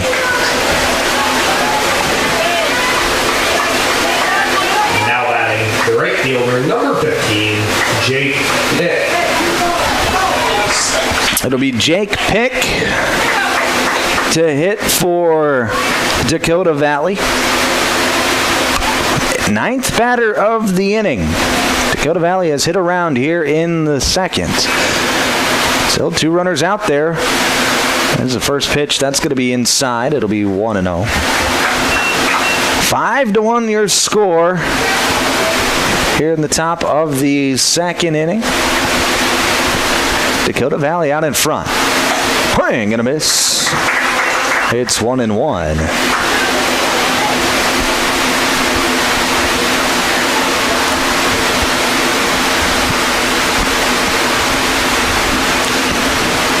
Here's 1-1. That's going to be tapped, and they're going to say it hit the batter while he was still in the batter's box, so it'll be a foul ball.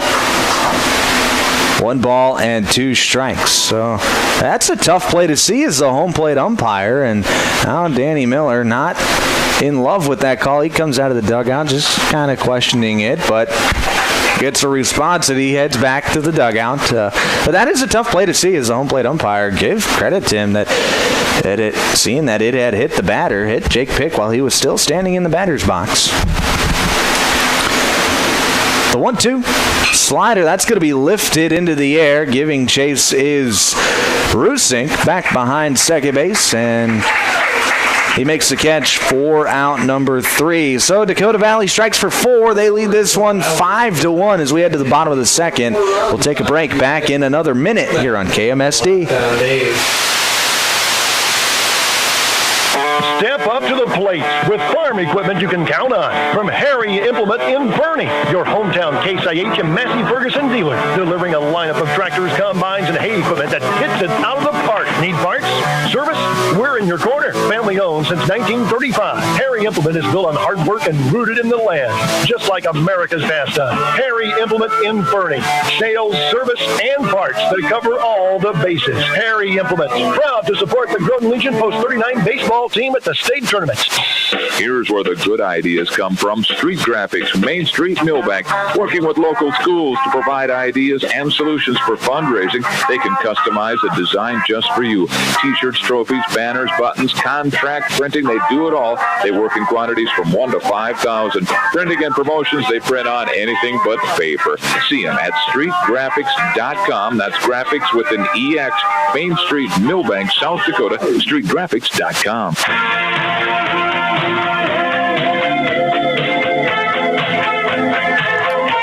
Back here on KMSD, bottom of the second inning. Dakota Valley out in front 5-1 here in the second. It's a 4-run top half of the inning. We'll see what they can do here in the bottom half of the inning if they can't throw up a 0.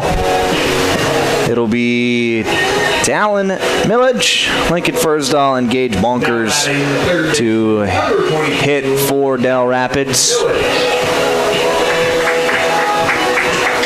Sterling Schaff still out there for Dakota Valley, and odds are this is his game today. If he throws over 30 pitches, they can't use him again tomorrow. So we'll see. He's at 17 pitches to start the inning. First pitch to Millage is going to be swung on and fouled over the right side. It'll be 0-1. There goes a long going forward foul ball. Millage waving a dark blue bat. Here's a hit down to the left side of the infield. A sliding stop from Cornelson, and he makes the long throw.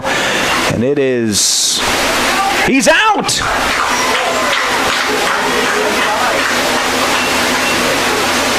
So Talon Millage had actually beat it out at first, but going over to make the tag was Vincent Hoffman. I'm not sure if Hoffman had seen that he had missed the bag or if he had made an attempt to go to second base, but he was tagged and the umpire saw it the whole way, and he's going to call Millage out. Now that's going to bring out Danny Miller, the manager, to question the call, as it does. And he's getting an explanation from the first base umpire. It's a pretty quick discussion. Now, Danny Miller, one of the nicest managers in baseball, so he's not ever going to put up a huge argument when it comes to questionable calls. But Millage is called out, and he kind of came off limping as well. Not sure if he had missed the bag or what the call was, but if he did miss the bag, if that's simply all it was, give credit to Vincent Hoffman for realizing that. Great heads-up play by Hoffman. And a great job by the umpire to see it. Well, just a good job all around.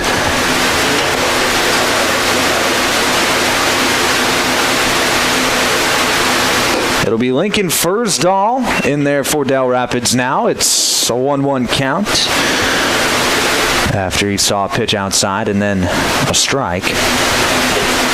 Here's a 1-1 pitch. That's going to be fouled back and out of play. 1-2. Goes a 33 to range foul ball.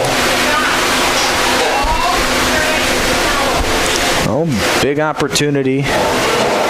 If Dakota Valley can put up a 0 and then add some insurance runs in the top of the third, and not saying Del Rapids is going to throw in the towel. I don't think that teams ever really throw in the towel at the Legion level. As there's a pitch low and away, it'll be 2-2.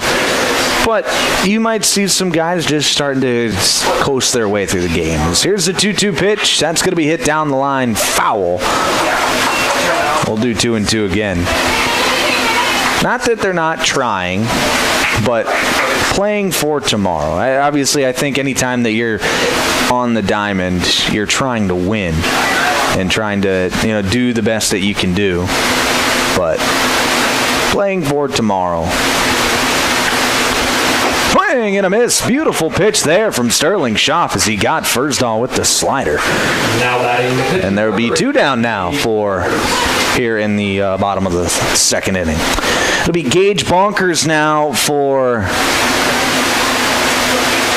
Del Rapids. He's a right-handed thrower, but he bats left-handed. A little bit funky in that way. Del Rapids, they've got a trio of left-handed hitters in this lineup. As there's a pitch outside, it'll be 1 ball and no strikes.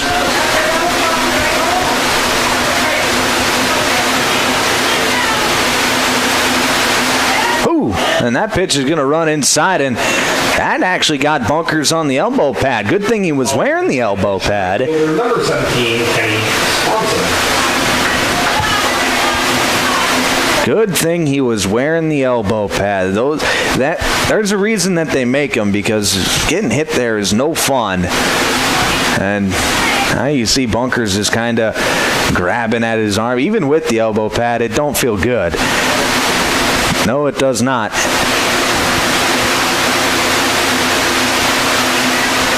Now he gives the thumbs up to the manager, but yeah, we all know what he's feeling. He's like, yeah, I'm fine. It's going to be okay. I'll be fine. You know, one of those half-hearted, it's okay type of things. It'll be Kenny Swanson now for Del Rapids, seeing his first action at the plate today. Here's a snap throw. Back safely is Bunkers.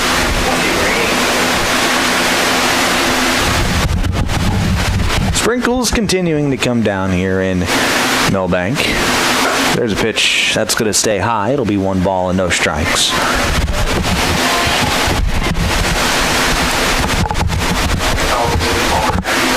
Two down here in the bottom of the second. Runner on first base. 1-0 pitch in there for a called strike. It's 1-1. Dakota Valley on top of Del Rapids, 5-1.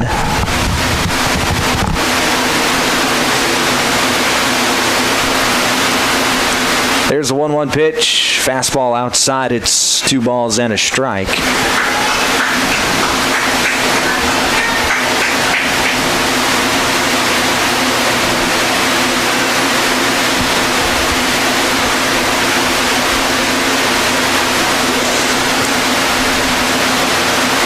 Here's the 2-1. Fastball outside. Be 3-1. Tough miss there from Schaff. Looked good, but called a ball.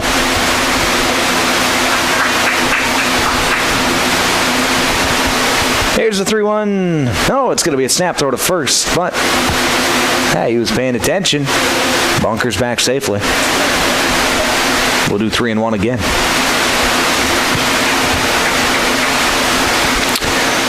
The pitch in the dirt for ball 4, so it'll be a walk to Kenny Swanson. And Del Rapids has got a couple runners on in the top of the order, up with Cole Rusink. Now batting the second baseman, number 3, Cole Rusink. We see the umbrellas are out across the ballpark right now. Like I said, there's a few sprinkles still coming down. Not enough to cover the concrete, but just enough to make people want to put their umbrellas up. There's the first pitch to Rusink. He's going to hit that one down the left field line, but foul. And it'll be 0-1.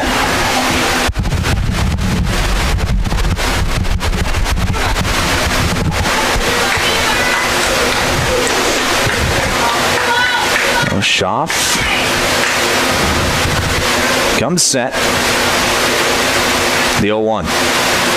Fastball inside. It'll be 1-1.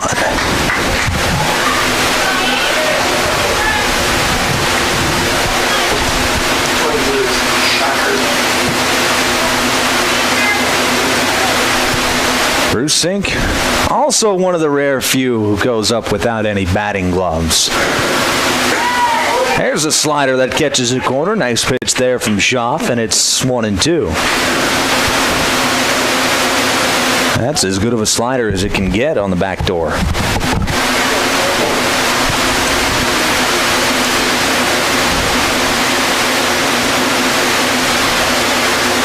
One-two fastball. That's going to be hit out into right center field, giving chases Ramos, and he can't get there.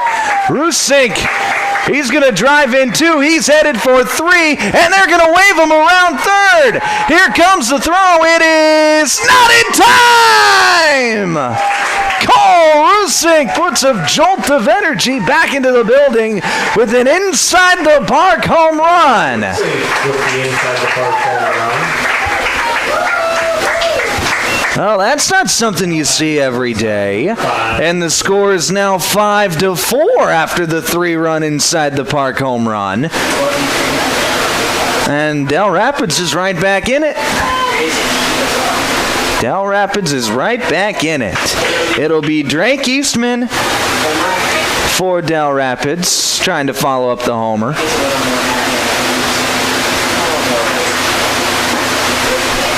There's a strike on the inside corner. Yeah, we saw a home run over the fence out of the ballpark in Game 1 off the bat of Carter Simon from Groton. And now we see Cole Rusink hit it inside the park home run. So we're seeing all of it today. Here's a pitch fouled away. It'll be 0-2.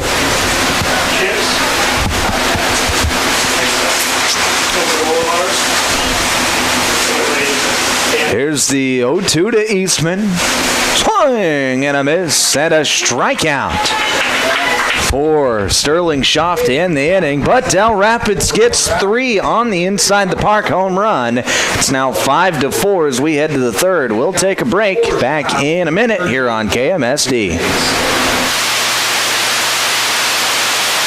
Dreaming of a getaway? Escape to Schmidt's Landing on beautiful Big Stone Lake. Whether you're casting for walleyes, perch your bass, or just enjoying the stunning view, Schmidt's Landing has something for everyone. Relax in comfortable lakeside suites, or set up your camper or tent for a long weekend. How about spending this summer at your seasonal RV spot? There are also boat and pontoon rentals, plus a fully stocked C-store with bait and licenses. Discover a family adventure or a peaceful retreat at Schmidt's Landing. Visit schmidtslanding.com and like them on Facebook. This summer in Milbank, the crack of the bat and cheers from the stands bring us all together. Whether you're watching your grandkid hustle to first base or catching a game under the lights, Milbank Eye Care is here to help you see it all. No squinting required. From clear glasses to summer shades, they'll help you catch every moment in sharp focus. Swing by to make an appointment for a checkup. Milbank Eye Care. Clear vision, community pride, and baseball memories made sharp.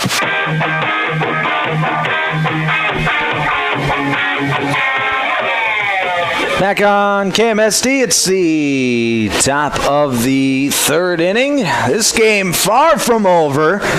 It's 5-4 now after the Cole Rusink inside the park home run to drive in 3 runs in the bottom of the second.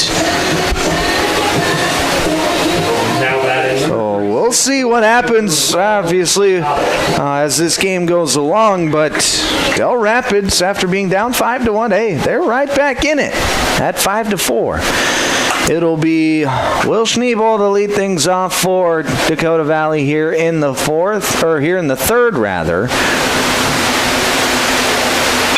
And he, first pitch swing, hits it out to the shortstop. Nice play there from Drake Eastman. He gets the out at first base. Oh, 1 pitch, 1 out. That'll bring up Jack Jones. Del Rapids is a team that, they had a couple of errors early on in this game. Those are really uncharacteristic for them. They're a very, very stout defensive team, very clean baseball team. It'll be Jack Jones now. He sees a pitch high. It'll be 1-0.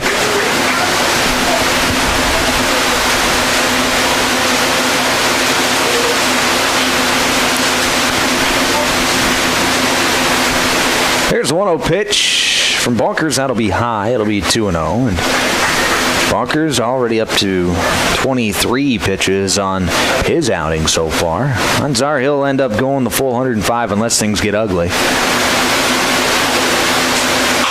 Jones swings, fouls one away. It'll be 2 balls and a strike. But then again, I say that almost every game. And, sometimes I'm right, but sometimes I'm wrong, too.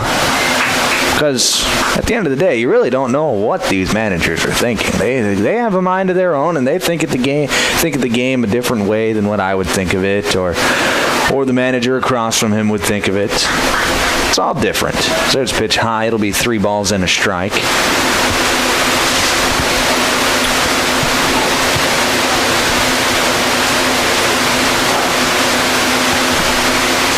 Here's a through on. Fastball out of the zone. That'll be ball 4 to Jack Jones, and that'll bring up the top of the order with Grady Ramos. Ramos today, this is his 3rd at-bat in as many innings. He doubled back in the 2nd. He's already scored 2 runs today as well. It's been a menace on the base paths today. Here's a pickoff attempt, but Jones back safely. That's a good move by Bunkers. Nice, quick snap throw.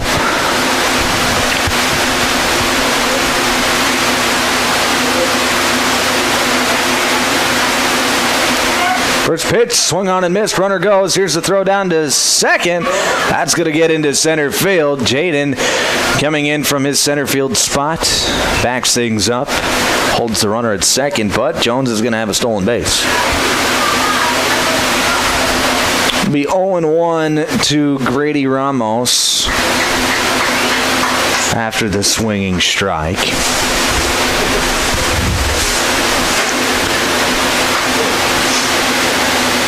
Here's the 0-1.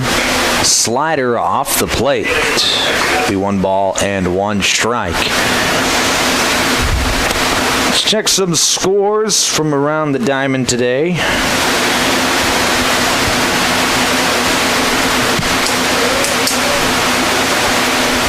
Swing and a miss. Strike 2.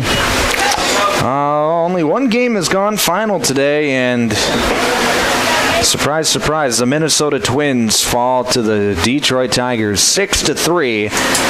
The Twins not having the season that many thought that they would, as there's a pitch high. It'll be 2 balls and 2 strikes, as they're now 52-60 on the season, are the Twins, after today's loss. They sit 13 games back of Detroit in the division, 7.5 back of the wild card spot. And now Danny Miller going to come out for Dale Rapids, talk things over with his defense.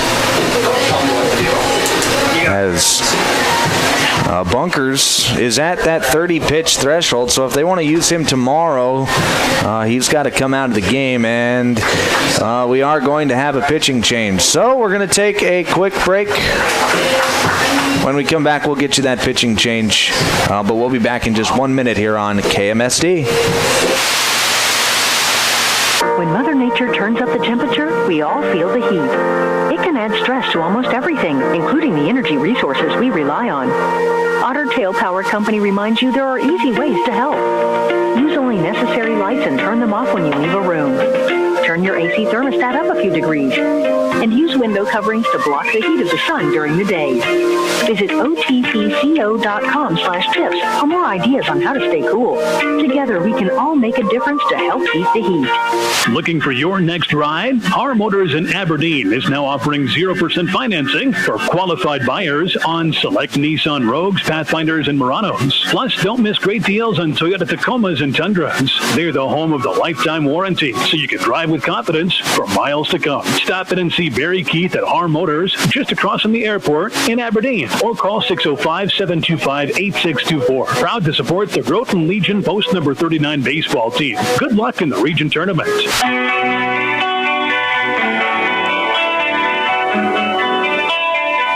Back here on KMSD, the new pitcher for Del Rapids, and it'll be a straight switch in the lineup. Coming in off the bench, it'll be number 9, Jackson Allers. He'll be inserted in the lineup for Gage Bunkers. So Bunkers unless he re-enters for Allers, his day is done. Allers, just looking at his numbers on the season, has not pitched at the Legion level, at least at the Legion level this year. That doesn't mean he hasn't pitched. A lot of these towns, you'll see they take from their junior Legion teams or their 16U VFW teams to come up and play Legion baseball for the 18U team. And that is not an uncommon thing. So just because Allers doesn't have any stats for the Phils this year, it is possible that he has pitched for the junior Legion team. 2-2 count to Ramos. First pitch in the dirt, and that's going to get away, and Jones will squirt on over to third. So it'll be a full count to Grady Ramos. And the reason for the switch is because Coach Danny Miller wants to use bunkers for tomorrow, I would imagine. If he needs some relief pitching. That pitch runs outside. It'll be a ball and a walk to Grady Ramos. So he'll trot down to first base. Now it'll be Noah Graham. Now batting the third baseman, number 16, Noah Graham. So just one out here in the top of the third. 5-4 your score. Dakota Valley on top. Ramos leading off of first. Jones off of third. Ramos takes off. There's the pitch in the dirt, and that's going to get away. Jones breaks for the plate, and here's the throw. Not in time. Jones, using his speed, is going to score on the wild pitch. Ramos gets over to second base, and the score is now 6-4 in favor of Dakota Valley. We've had runs in every frame of the night tide in this game. Each team scored 1 in the first. Dakota Valley scored 4 in the second. Dell scored 3, and now Dakota Valley has scored 1 here in the third. And there's another pitch in the dirt, and that's going to allow Ramos to get over to third. Well, Ramos, who's fast already, now that's going to bring out Coach Danny Miller, as Allers has thrown 3 pitches, and all of which have been in the dirt. And now we're going to have another pitching change. So we'll take a break, another break, back in a minute here on KMSD. Are you in need of collision repair? Look no further than Al's Body Shop. Their team of expert technicians has years of experience and are dedicated to getting your car or truck back on the road in no time. From minor dings to major body damage, they've got you covered. And with their state-of-the-art equipment, they can handle any make or model. Plus, they work with all insurance companies to make the process as easy as possible. Don't let an accident slow you down. Go see Al's Body Shop today. Al's Body Shop, Milbank. Quality collision repair you can trust. Dairy Queen in Ortonville is your locally owned and operated DQ, serving the Big Stone Lake area and beyond. Beat the summer heat with one of their cool treats like the famous Blizzard, Peanut Buster Parfait, hand-dipped cones, sundaes, and more. If you're looking for the best meal deal around $7, the DQ deal meal cannot be beat. Choose from a cheeseburger or chicken strips, fries, beverage, and a sundae for only $7. Make the sundae a Blizzard for just $2 more. Hot eats, cool treats at Dairy Queen in Ortonville. Open 10 a.m. to 10 p.m. daily.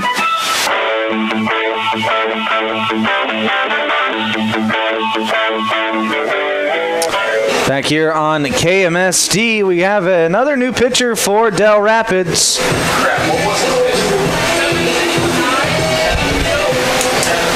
So we have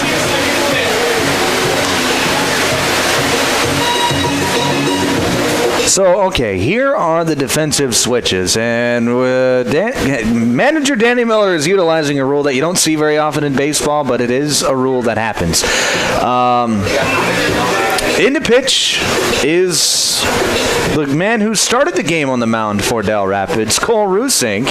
He comes in from second base. And then going out to left field is another bench player. That'll be number 7, Jake Hines.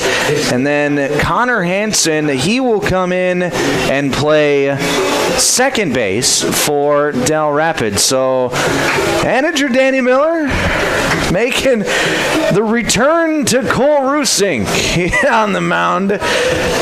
Not something you see very often for in baseball, but Rusink had 49 pitches to start his appearance, or his second appearance of the day. Hey, it counts as 2 appearances. One as a start, the other as, I guess, a relief appearance. And he will get to face Noah Graham, and he already trails in the count, 2 balls and no strikes. So runner on third with Grady Ramos. Here's the 2-0 pitch. That's going to be hit foul. It'll be 2 balls and 1 strike. So you don't see this very often, a player get taken out and then put back in, but it does happen. It's not against the rules by any means. The pitcher is just like any other position where you can substitute in and out. If a guy moved from second base over to shortstop, he can still move back to second base. The pitcher is no different. There's a pitch. That's going to be a slider away. It'll be 3 balls and a strike. And just a move to, get some outs. Here's a pitch. That's going to be lifted high and out of play. Gentleman trying to catch the ball with his umbrella in the stands, but it did not, and he's probably a little lucky that it didn't rust a hole through his umbrella. So a little fortunate is that gentleman in the bleachers. Here's the 3-2. That's going to be lifted high into the air. Jaden going back, and he makes the catch. Tagging is Ramos. He will score easily. And Dakota Valley adds to their lead. It's now 7-5 after the sacrifice fly. 2 down now here in the catcher number 84, Jack Weesey. Third. And it'll be Jack Weesey with nobody aboard. They started this game with a different. First pitch to Weesey. That's going to be a fastball just off the plate. 1 ball and no strikes.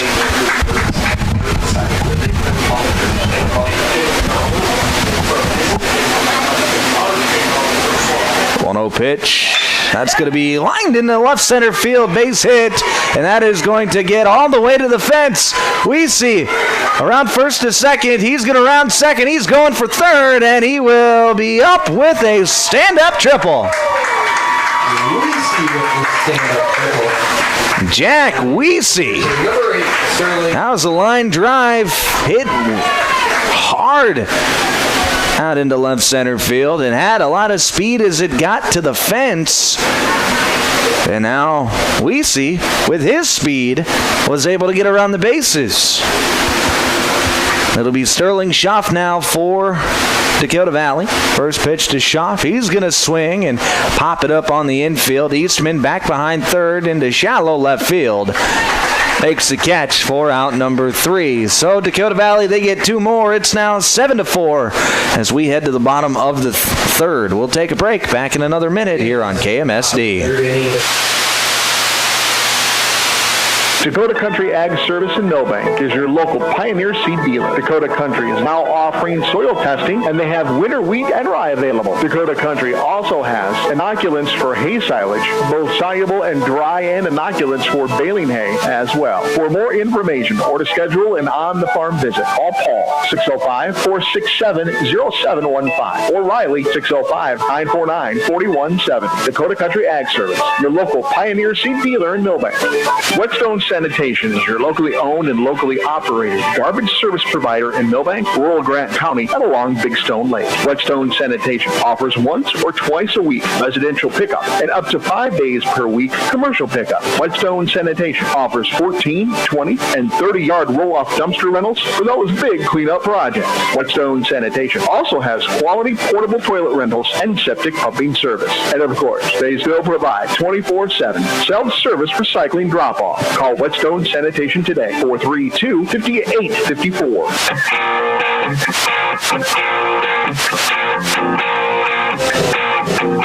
Back here on 95.1 FM, 1510 AM, Classic Hits, KMSD Milbank. It's the bottom of the third inning here in Milbank as Dakota Valley leads Del Rapids 7-4. Leading off for Del Rapids. We've yet to see a 0 put up on the scoreboard today. We've played 5 frames. There's been at least 1 run scored in every single one of them. We'll see if Sterling Schaff can put up a 0 in this inning.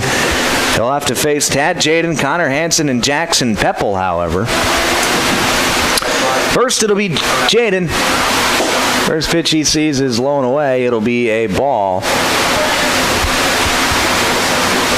Jaden also up there with no batting gloves, something that we've seen from a couple of his teammates as he hits one hard to Hoffman at first, but Hoffman, unfazed, makes the play, touches the bag for out number 1. Hitter number 11, Connor. A nice piece of contact there from Tad Jaden, just unable to get it by the swift glove of Vincent Hoffman. And now it'll be Connor Hansen. Hansen, he's singled and drove in a run his first time up. First pitch swinging, fouls it back and out of play. It'll be no balls and 1 strike.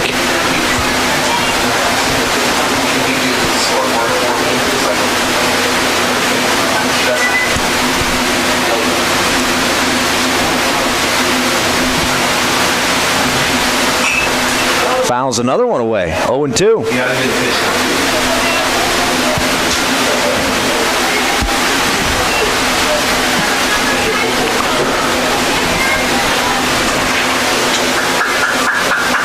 Here's the 0-2 pitch. Fastball hit past the mound. Charging is the shortstop, Cornelson, and Cornelson fields it and on the run makes a good throw and a great scoop from Hoffman at first to get the out at first.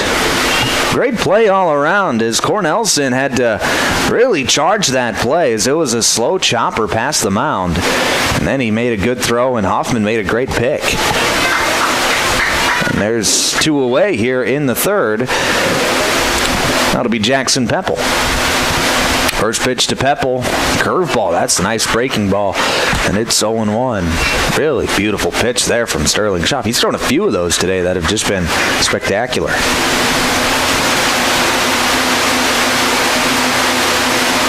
Here's the 0-1 pitch. Fastball swung on and missed. It's 0-2.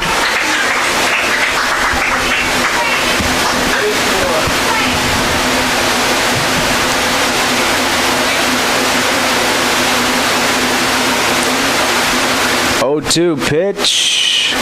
Fastball lifted into the air. Cornelson calling everybody off.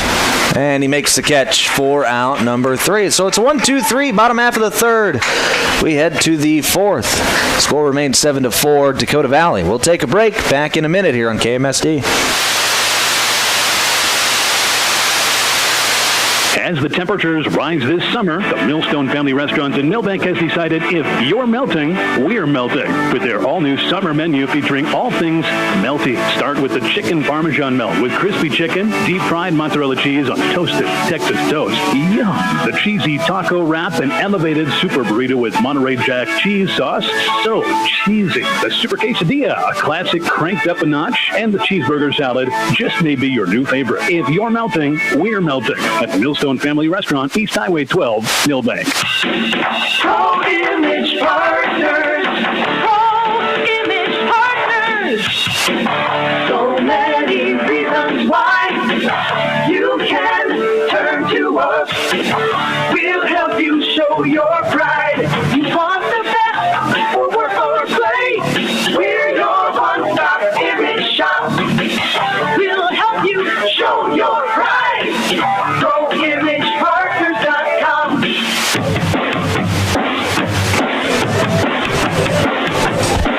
back here on KMSD. It's the top of the fourth inning. Dakota Valley on top, 7-4 over Del Rapids.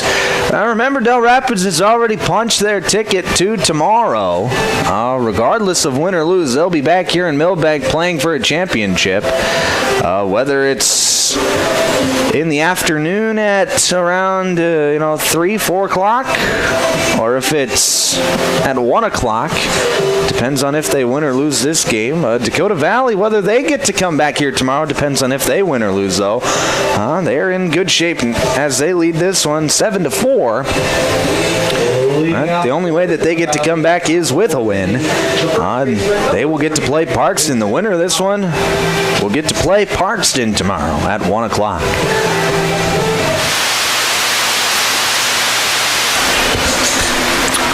It'll be Vincent Hoffman to lead things off for Dakota Valley here in the fourth. First pitch, slider, gets the strike call. Nice pitch there from Rusink. Back out there again. Rusink, who started the game, left the mound, but then came back to get the final 2 outs of the inning last inning. As there's a swing and a miss, strike 2. And now he's back out there for the fourth. So it has just been a bit of a roller coaster for Rusink tonight.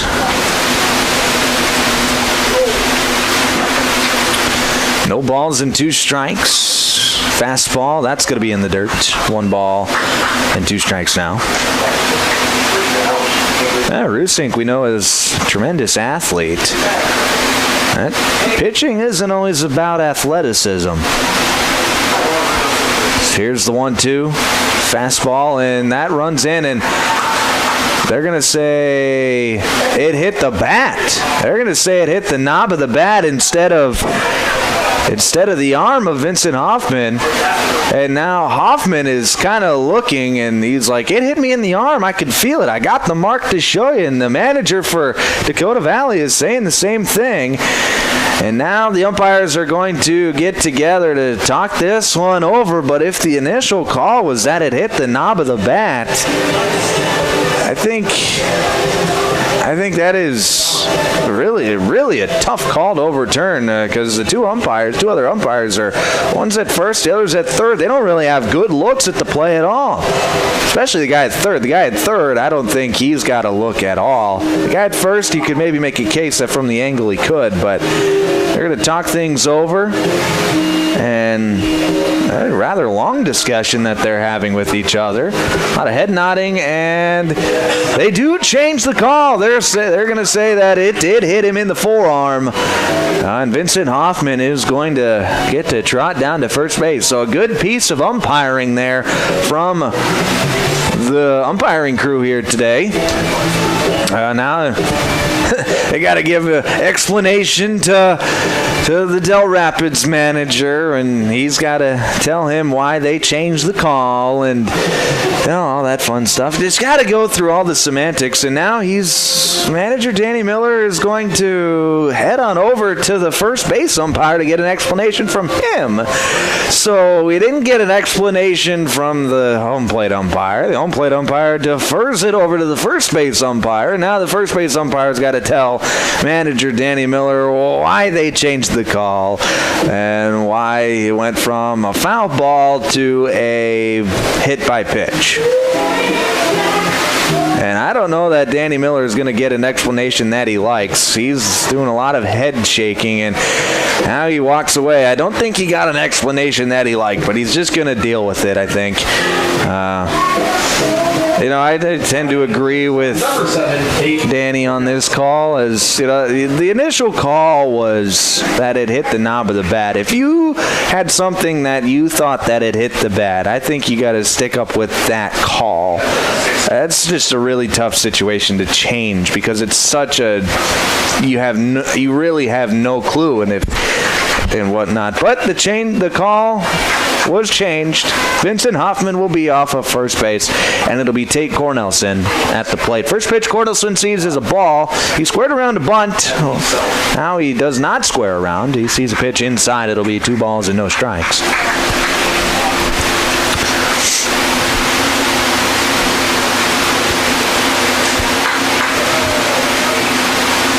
Here's the 2-0 pitch. That's going to be low and away. That's going to get to the backstop. So Hoffman will advance to second base, and it'll be a 3-0 count now to Tate Cornelson. And I do think that's as good of a piece of umpiring as it gets. Just talk things over. See what everybody else saw. There's 3 of you out there for a reason, as there's a strike on the inside corner. It'll be 3 balls and 1 strike. Like I said, there's 3 of you for a reason. You all see things from different angles. You're all looking at the same pitch, just from a different perspective. And to get with each other, that's why you have each other. If one guy isn't actually sure, there's a pitch outside. That'll be a walk to Tate Cornelson. That'll bring up Jake Pick with runners on first and second. That's why it's an umpiring team. It's not just individual umpires. They're an umpiring team. There are 3 teams on a field at all times, regardless of sport. It is Team A, Team B, and then Team C is the umpires. It'll be Jake Pick. He squares around to bunt, gets it down, and it's popped up, but Rusink actually dropped it, not on purpose, and Vincent Hoffman thought that it was caught. He had slipped down trying to get back to second base, and that allowed time for Rusink to get the out at third base. So Hoffman is out on the 1-5. There's one down. Runners on first and second after Pick reaches on the what is going to be scored as a fielder's choice. That'll bring up Will Schneebel. First pitch to Schneebel. Fastball in the dirt. 1 ball and no strikes.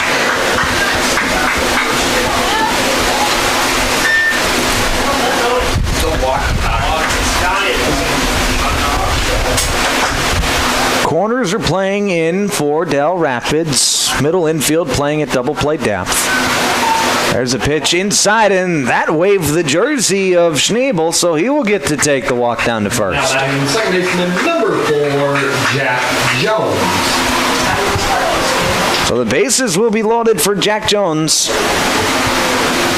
Jones is 0 for 1 today with a walk and a run scored.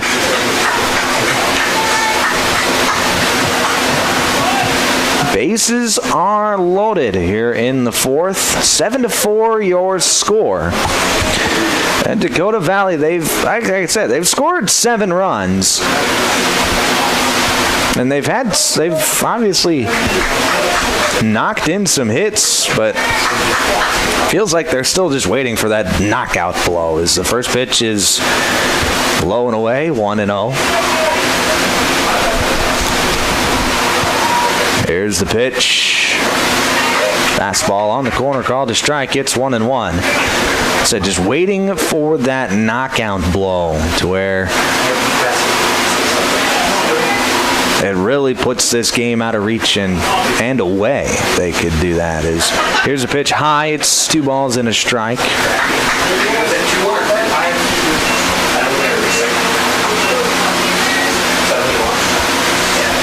2-1 to Jack Jones. Here's the pitch. That's going to be hit back up the middle. Rusink, he caught it. Throw back to first. He's safe. Rusink didn't look like he knew where to go with the ball, and finally Firstall gave him an option as he got back to first base, but Schneebel was able to get back in time, but just barely. But a great snag, as it was a shoestring catch from Cole Rusink to get the out. And there's 2 down here in the 4th. Well, no runs have scored, and it'll be Grady Ramos to hit, but Ramos has not gotten out today. 1 for 1 with a double and 2 walks and 3 runs scored. Now here's a tapper. That is going to be stabbed by Firstall, and he's got nowhere to go with it. Rusink didn't cover the bag at first. Ramos is going to be safe. I think you got to score that an infield hit. Now it's a mental mistake by Rusink, but it's got to be. I think that's got to be scored an infield hit. Everybody advances. And that brings out the manager, and right now Danny Miller, I think he's just not happy with how his team is playing baseball. It's feeling as if his team doesn't have their head in the game right now, and he's got some very gestured motions, very eccentric gestures out there on the mound. We hear of coaches chewing butt down in the locker room, but rarely do we see it on the mound. And I think right now the Del Rapids Phils are getting a bit of a chewing. We've all been to those practices. We've all had those coaches who were always tough on their players, and there's nothing wrong with that. I think it's just a style of coaching that is a little. Now batting the third baseman, number. It's kind of, I don't want to say gone by the wayside, but you're seeing it less and less. But that's part of baseball. That's part of just playing sports. Is sometimes the coach has got to get on the players, and I think that's what Danny Miller was doing there. It wasn't anything. They couldn't hear what he was saying, so that's always good that he's not screaming at his guys. It'll be Noah Graham in there for Dakota Valley. He sees a strike on the outside corner. It's no balls and one strike, but sometimes you just got to be a little assertive out there. Here's the 0-1, swing and fouled. It'll be 0-2. But you can't see that. I mean, like I said, Del Rapids, this game means something because if you win, you get to tomorrow, and you don't have to, or you got to be beat twice.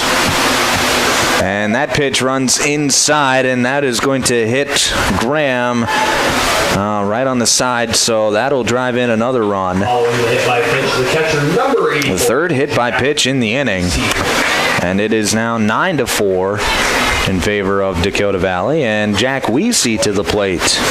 Weesey, he has not gotten out today. He's 2 for 2 with a walk and a triple and a run scored.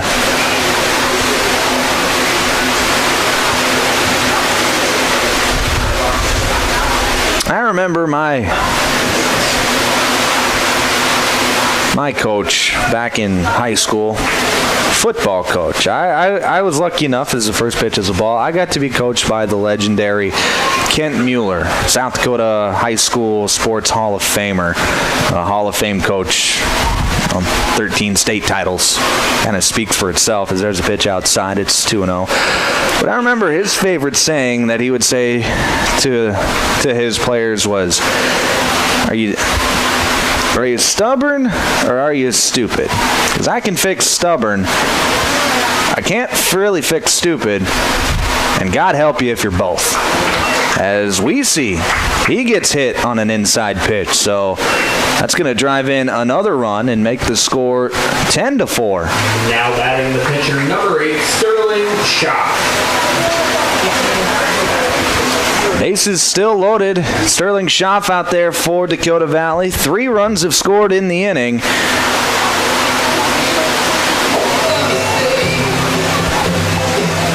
And we're going to have another meeting on the mound, this time just a players' meeting as the entire infield converges, and they're just giving their guy, Rusink, they're just giving him the confidence, like, hey, man, just keep throwing it in there. Just keep throwing strikes. We'll get outs for you. 10-4 your score. 3 runs have scored for Dakota Valley in this inning. All on either a walk or a hit by pitch.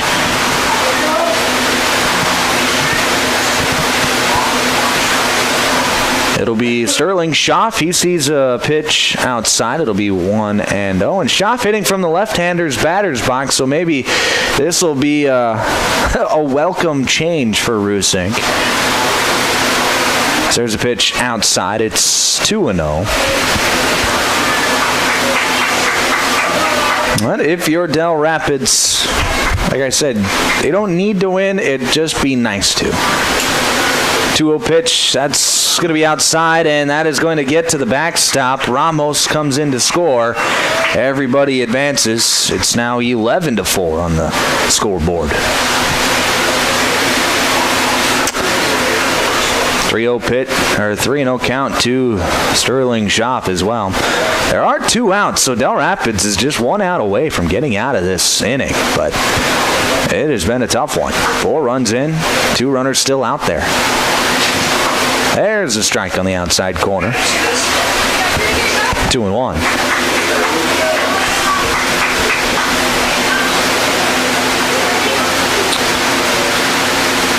3-1 pitch, fastball, that's going to be outside. Didn't miss by much. But that'll be a walk, and that'll bring up Vincent Hoffman, who led off the inning. First baseman number 42, Vincent Hoffman. And Vincent, he was thrown out at third on a 1-5. But he'll be looking to maybe drive in a run or two.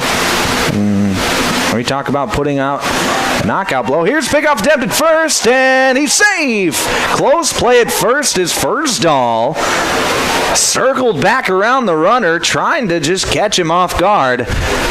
A really nice play for Del Rapids. That's a really nice play to try and steal it out. But getting back in safely was Sterling Schaff. Not by, like I said, not by much. Here's the first pitch. That's going to be outside to Hoffman, and it's 1-0.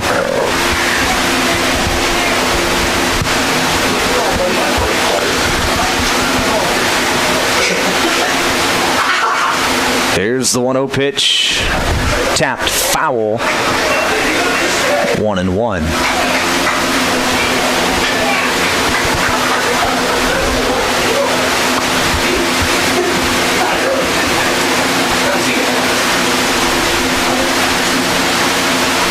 One pitch, strike on the inside corner. It'll be 1-2 now to the Dakota Valley first baseman.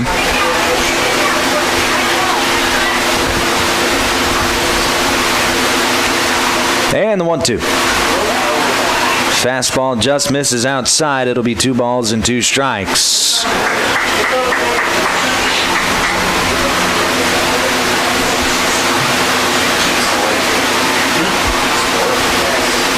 The 2-2. There's the line drive down the third baseline, fair ball. 1-1 will score. They're waving around Weesey, and he will come in to score. It's a 2 RBI single for Vincent Hoffman, and the score is now 13-4 for Dakota Valley. Schaff got over to second. And now it'll be Tate Cornelson, and now Danny Miller going to come out once again, and he makes the signal out to the bullpen for yet another pitching change. So we will take a quick break. When we come back, we'll figure out who that mystery pitcher is. We'll be back in just 1 minute here on KMSD. Milbank Legion Post 9 welcomes all teams and fans to the state tournament. Milbank is the birthplace of Legion baseball, and they're honored to be able to host the event at the new ballpark. What started 100 years ago has grown to over 50 states and Canada, with over 3,500 teams participating. American Legion baseball, giving players an opportunity to develop their skills, personal fitness, leadership qualities, and have more fun. Play ball. Lewis Family Drug is your one-stop location. In addition to quality prescription and non-prescription drugs with free delivery, Lewis has a huge selection of everyday basics and name brands and specialty items, always at affordable prices. They carry seasonal items, fabrics, crafts, and groceries. Shopping at your local Lewis Drug is more simple and more rewarding than ever. Download the Lewis mobile app to add on-the-go convenience to your errands. Lewis Family Drug. Everyday savings close to home.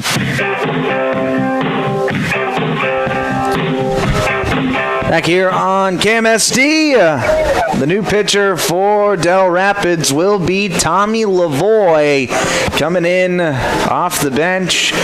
He will replace Talon Milage in the batting order.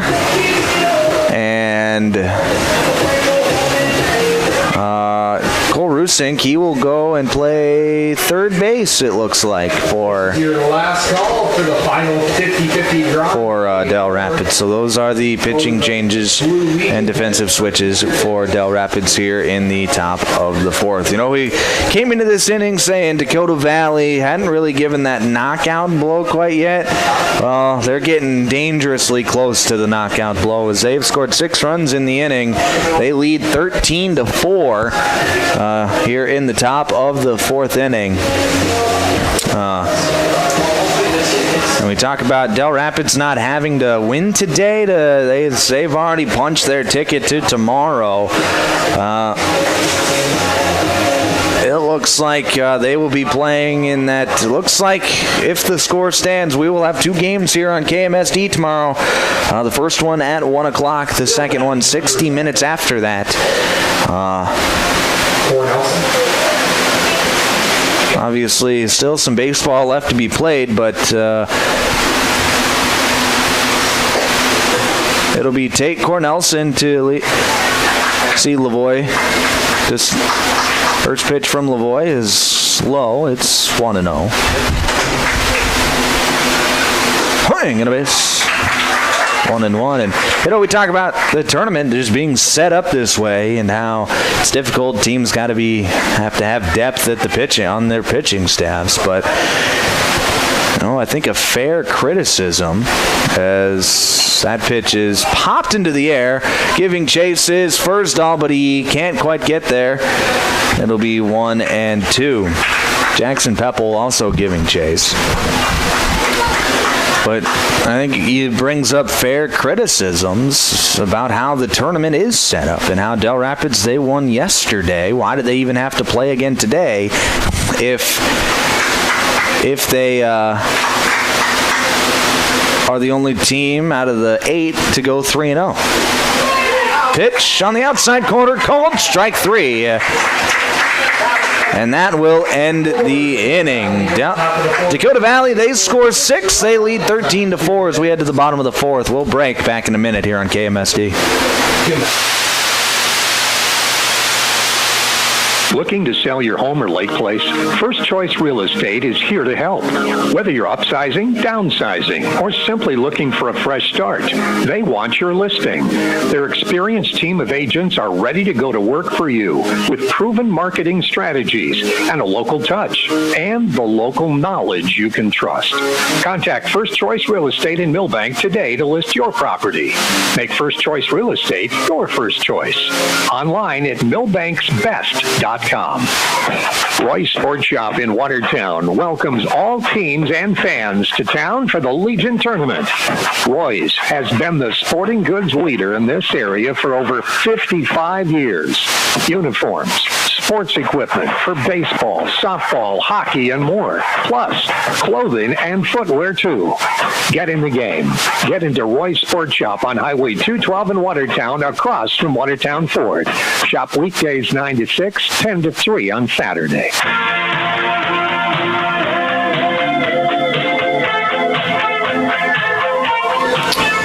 Bottom of the fourth inning here at Legion Field. Dakota Valley in control as they lead 13-4. It'll be Tommy Lavoie to lead things off for Del Rapids here in the fourth. Lavoie seeing his first plate appearance of the day, first plate appearance of the tournament as well. Well, we'll see what he can do against Sterling Schaff, still out there for Dakota Valley. First pitch from Schaff, fastball on the outside corner, called to strike. It's 0-1.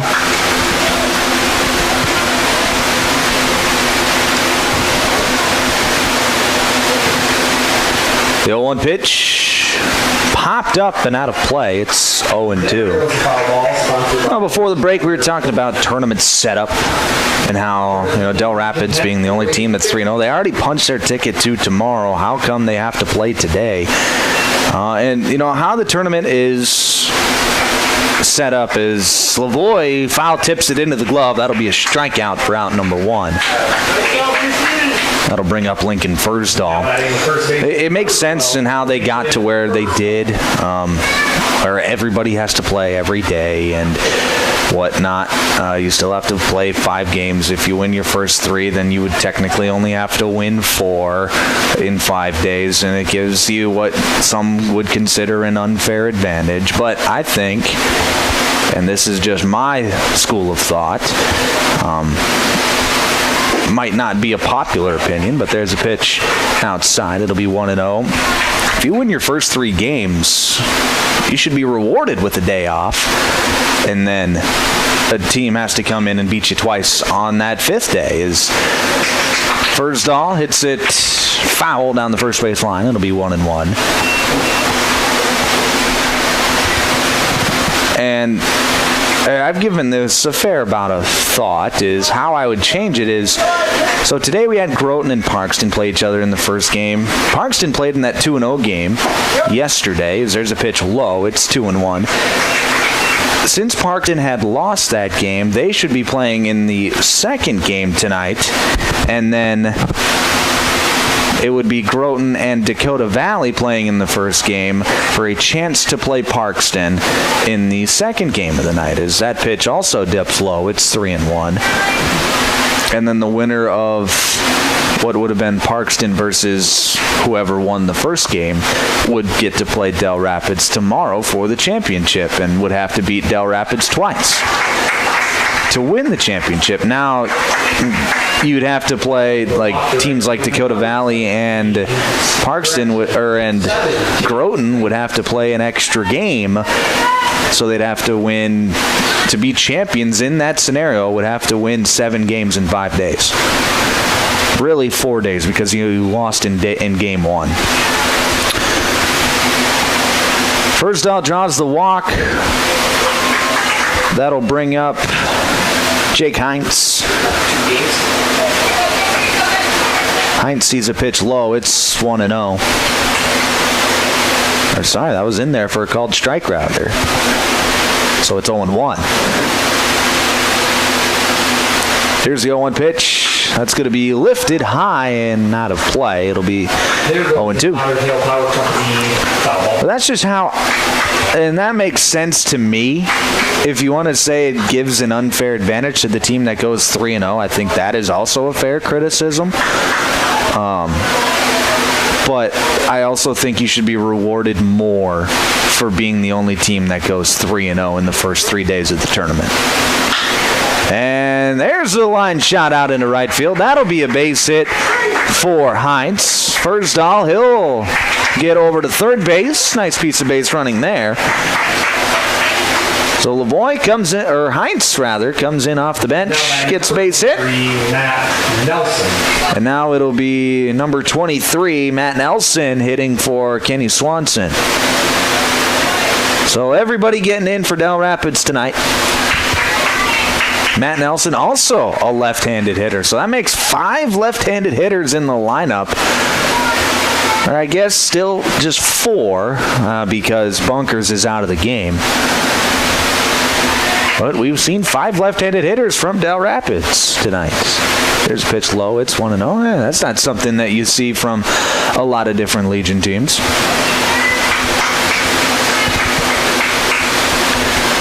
(13-4) your score here in the bottom of the 4th. There's a pop-up, and that's going to get out of play. It's 1-1. That foul ball sponsored by Milbank Poland.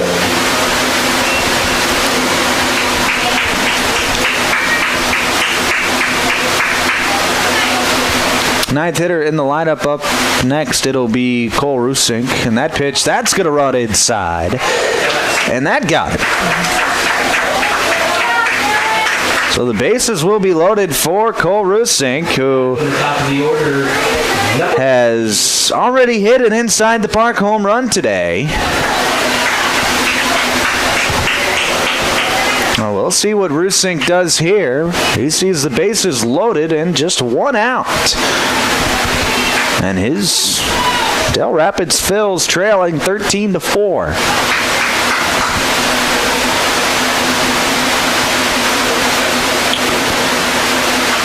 There's a pitch inside. It'll be 1-0.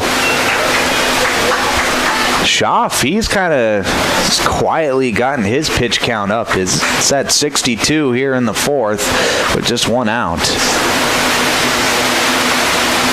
There's the 1-0 pitch. That's going to be hit down the left field line. Foul.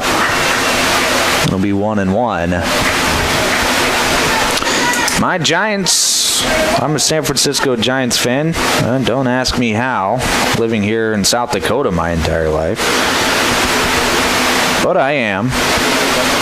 They look like they're on the verge of blowing a lead again. There's a pitch hit foul. It's 1-2. As they let the Pirates tie it up in the ninth. They're still just one away and 2 runners on in that game.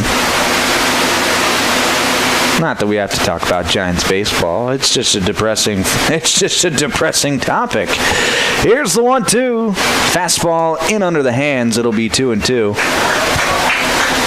Well, Cole Rusink has put together a pretty nice at-bat here with the runners, with the bases loaded.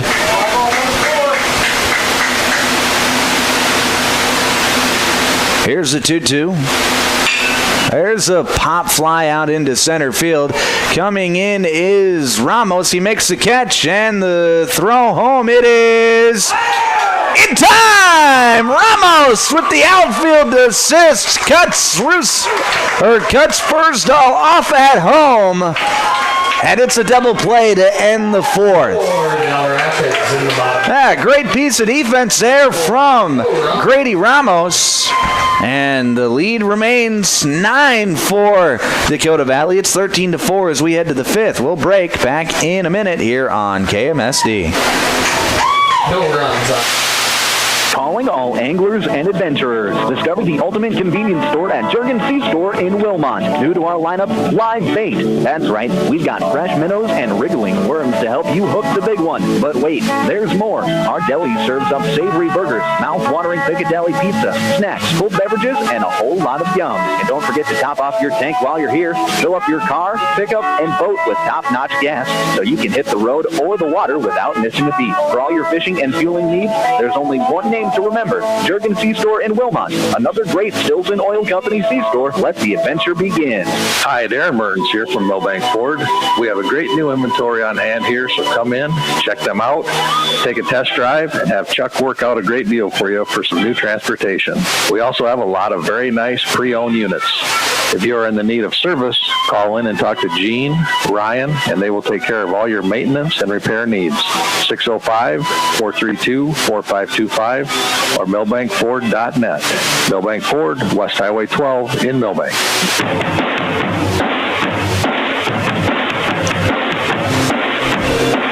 Back here on Classic Hits KMSD.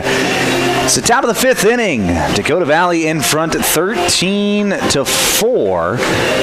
If they want to end this game early, they're going to have to score a run here in the fifth and then hold Del Rapids in the bottom of the frame. Otherwise, we'll be playing extra, or I shouldn't say extra, but we'll be playing more innings rather.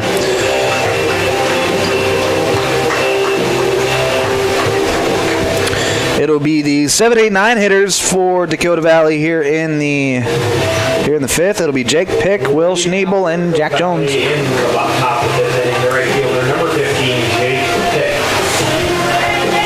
Pick. Pick today is 0 for 3.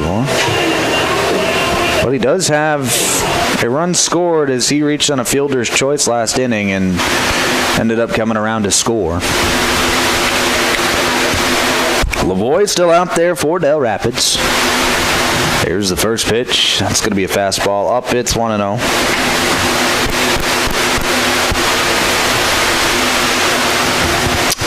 Tomorrow the action gets started earlier than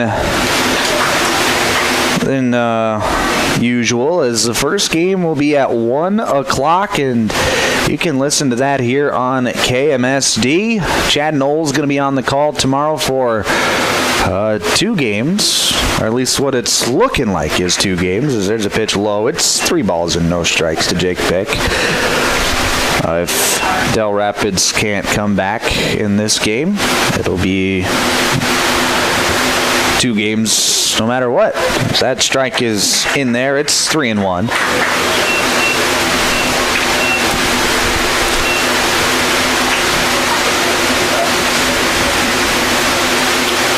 3-1 pitch, fastball. That's going to be hit out into right field, and Jake Pick's got himself a base hit to lead off the 5th. Nice piece of hitting as he goes the other way. That'll bring up Will Schneebel. Now batting the left fielder, number 36, Will Schnabel. Will Schnabel. Thank you to our PA announcer for correcting me on that. Will Schnabel. I've been saying it wrong all night. Sorry, Will and Will's family. Here's the ball lifted up, and that's going to get out of play. It'll be 0-1. But Schnabel, he's had a good day at the plate. 0 for 1 with a walk and a hit by pitch. 2 runs scored. Even though he doesn't have a hit, he's been productive. There's a pitch low. It's 1-1.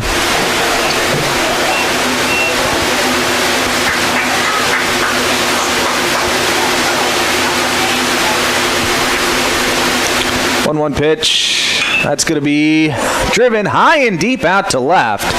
Ranging back and making the play is Jake Hines for out number 1. That was a well-driven baseball by Schnabel, but Hines had him played. Now it'll be Jack Jones. Jones today, line out to walk. A run scored. He got robbed of one in the last inning as he pops this one sky high on the infield. And then making the catch is Rusink at third base for out number 2. Back to the top of the order, the center fielder, number 22, Grady Ramos. Now to be the top of the order, and Grady Ramos. Ramos, the only player to have an at-bat in every single inning tonight. He keeps that streak alive. He's 2 for 2 with a double and 2 walks and 4 runs scored. There's a pitch low for a ball. It's 1-0. Almost hit one out back in the second inning. He hit a ground rule double down the right field line. There's a pitch. That's going to get to the backstop, so Pick will move over 90 feet. It'll be a 2-0 count to Ramos. Ramos has also drawn 2 walks today.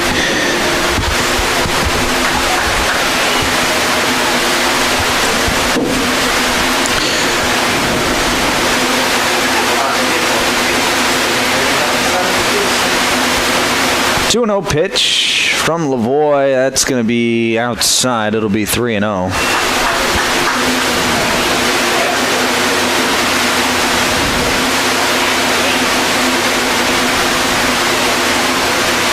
Three-0 pitch.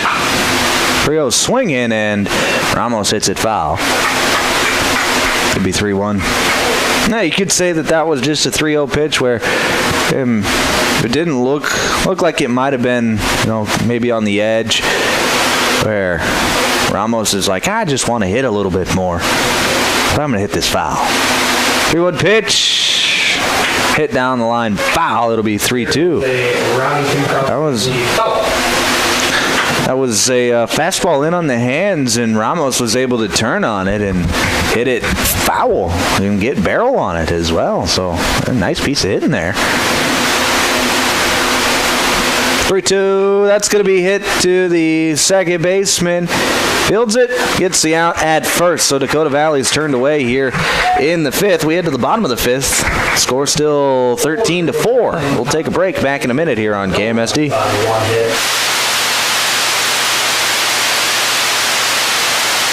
Step up to the plate with farm equipment you can count on. From Harry Implement in Bernie, your hometown Case IH and Massey Ferguson dealer, delivering a lineup of tractors, combines, and hay equipment that hits it out of the park. Need parts, service?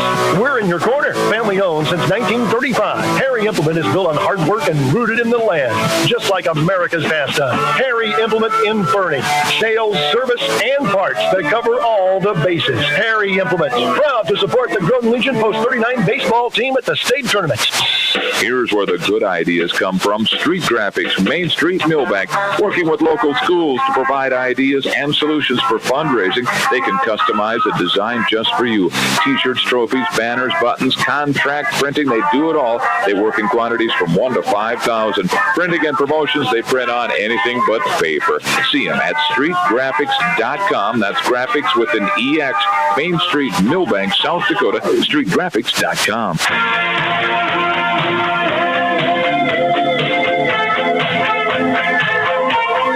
Back here on KMSD, bottom of the 5th inning. 8, 9. Score still 13-4. Bring the ticket over to the tent, or the Legion tent. 4 in favor of Dakota Valley. It'll be the 2, 3, and 4 hitters with Drake Eastman, Chad Jaden, and Connor Hansen for Del Rapids. Hansen, he got the put out to end the number 5 in the top half of the 5th. But here's Drake Eastman. Sees a slider inside. It'll be 1-0.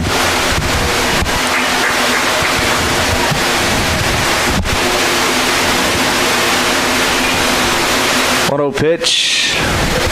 Fastball in there, called a strike. It's 1-1.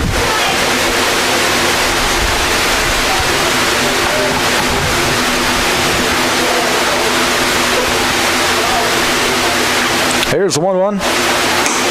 Fastball outside, 2-1.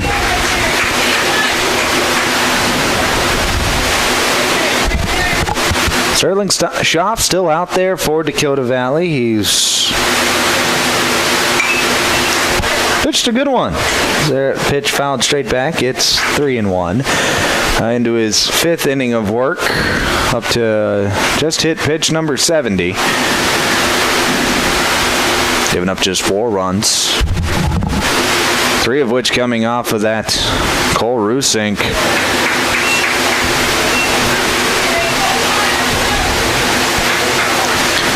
Cole Rusink inside the park home run.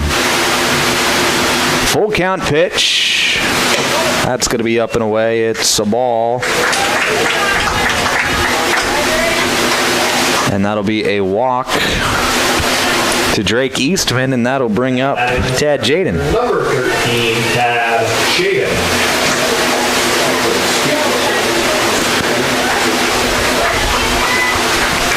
Tad today is 0 for 2 with a couple of ground outs.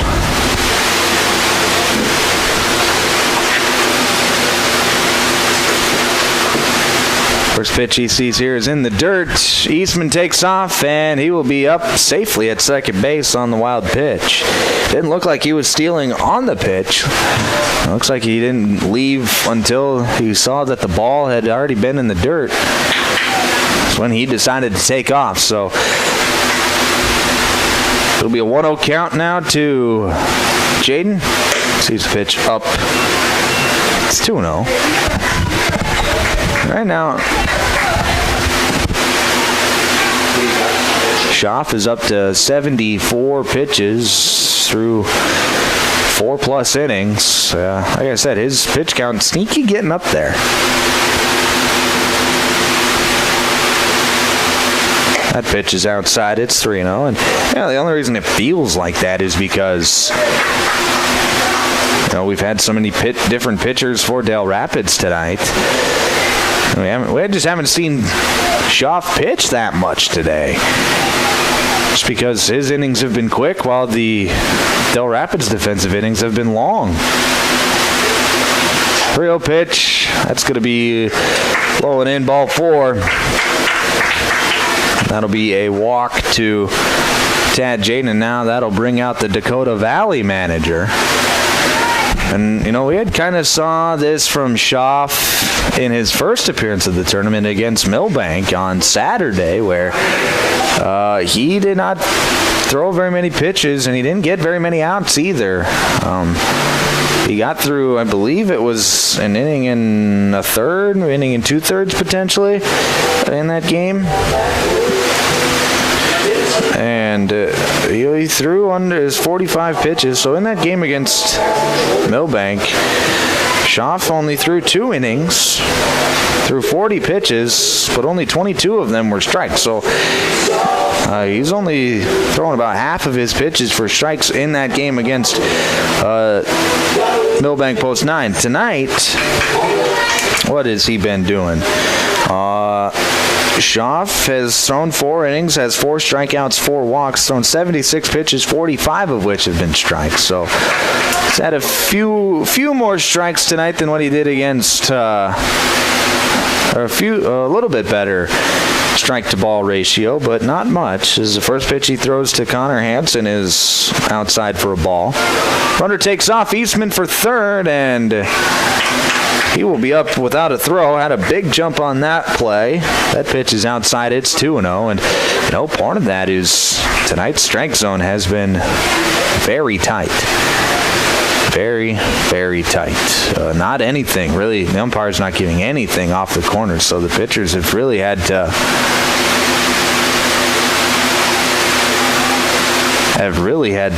get the ball over the plate. Runners on first and third. The pitch, that's going to be low. Runner takes off for second, and they're going to give up the run and try to get Jaden in between first and second. He's in a rundown, and Jaden slips down, and he is tagged out. So Eastman comes in to score. Score is now 13-5, but Dad Jaden is out as he is picked off. He caught stealing, really, as it's a 2-3-6-4. I believe. 2-4-3-6 for out number 1.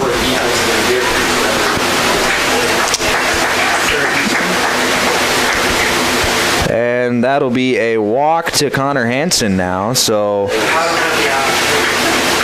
he is on first base with 1 out, and it'll bring up Jackson Peppel.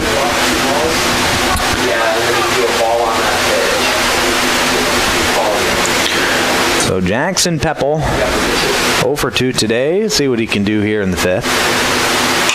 The first pitch swing lifts it high into the air, and that is going to be out of play, foul ball. Giving chase was the third baseman, Noah Graham, and the catcher, Jack Weesey. And like I said, got out of play, so we will do 0-1 now with Jackson Peppel.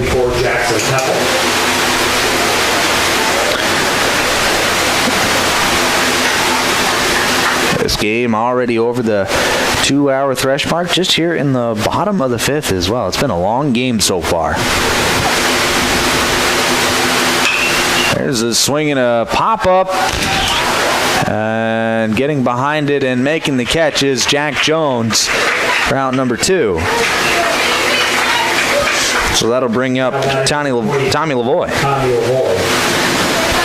Lavoie struck out his first time up.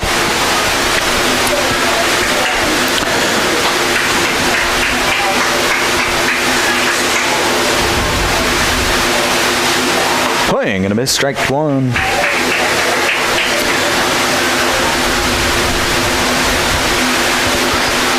Sun's starting to set here in Milbank. You can kind of see a purple-pink haze among the clouds above the diamond as Lavoie hits this one to third. Fielding it is Graham. Long throw across the diamond in time. Nice play there from Noah Graham to end the inning. So we'll head to the 6th. Score is now 13-5 after Del Rapids gets 1. We'll take a break, back in another minute here on KMSD. Dreaming of a getaway? Escape to Schmidt's Landing on beautiful Big Stone Lake. Whether you're casting for walleyes, perch your bass, or just enjoying the stunning view, Schmidt's Landing has something for everyone. Relax in comfortable lakeside suites, or set up your camper or tent for a long weekend. How about spending this summer at your seasonal RV spot? There are also boat and pontoon rentals, plus a fully stocked C-store with bait and licenses. Discover a family adventure or a peaceful retreat at Schmidt's Landing. Visit schmidtslanding.com and like them on Facebook. This summer in Milbank, the crack of the bat and cheers from the stands bring us all together. Whether you're watching your grandkid hustle to first base or catching a game under the lights, Milbank Eye Care is here to help you see it all. No squinting required. From clear glasses to summer shades, they'll help you catch every moment in sharp focus. Swing by to make an appointment for a checkup. Milbank Eye Care. Clear vision, community pride, and baseball memories made sharp.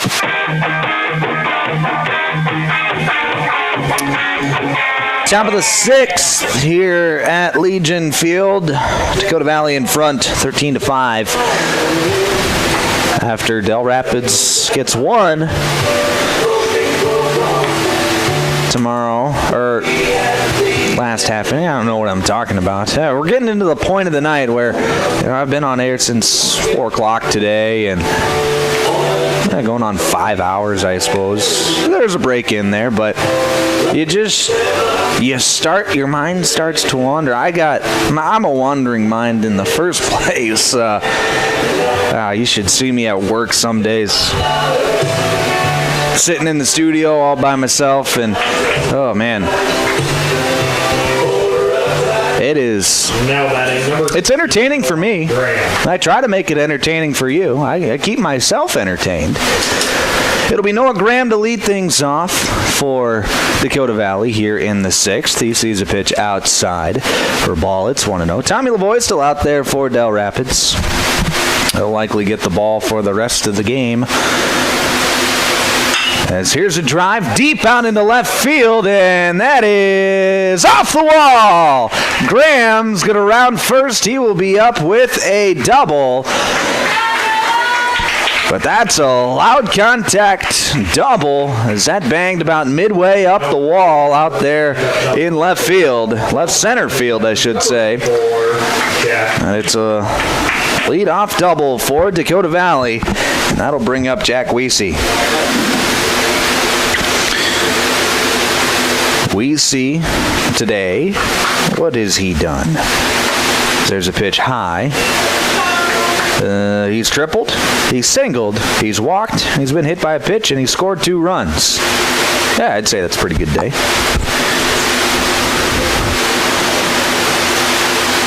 As he hits that one down the third base side, foul. Graham, I think on that last play, I think he might have, on the ball that he hit off the fence, I think he might have thought it was a home run. He kind of started jogging out of the box. I think he felt that it was really good, saw it fly, and maybe thought he had gotten all of it. As Weesey hits one out of play, it'll be 1-2. But he's fast enough, still gets the stand-up double. I think he got about a quarter of the way out of the box, or down the line, and he realized, oh, that's actually not going to leave the yard, and he started to kick it into gear. And he gets up to second base with a double. It would have been a stretch for him to get a triple. As Weesey swings and misses at the slider. Strikeout for Lavoie, and there's one down here in the 6th. That'll bring up Sterling Schaff. Now batting the pitcher, number 8, Sterling Schaff. Schaff today is hit into a fielder's choice, sacrificed, popped out, and walked. Kind of done a little bit of everything. First pitch he sees is a ball. It's 1-0. Wind has died down a little bit here in Milbank as he swings and misses at that pitch. It's 1-1. You're not getting as much carry out to left field as you did earlier in the night, so that could be a part of the reason why Grams didn't leave the yard. That pitch inside, it's 2-1. Now, the ball that Carter Simon had hit in the Groton game for Groton, he got all of it. Because there's a pitch hit out of play. It's 2 balls and 2 strikes. And that one did leave the yard over the left field fence, over the big left field fence. Sorry, the medium-sized left field fence, which is still big for most ballparks. It's kind of that strange 3-tier system out there in left field. So there's a pitch high. It'll be a full count now to Sterling Schaff. But that was the second home run that Simon had hit in as many days. I know Groton didn't make it to the championship game, as Schaff sends that one right back where it came from.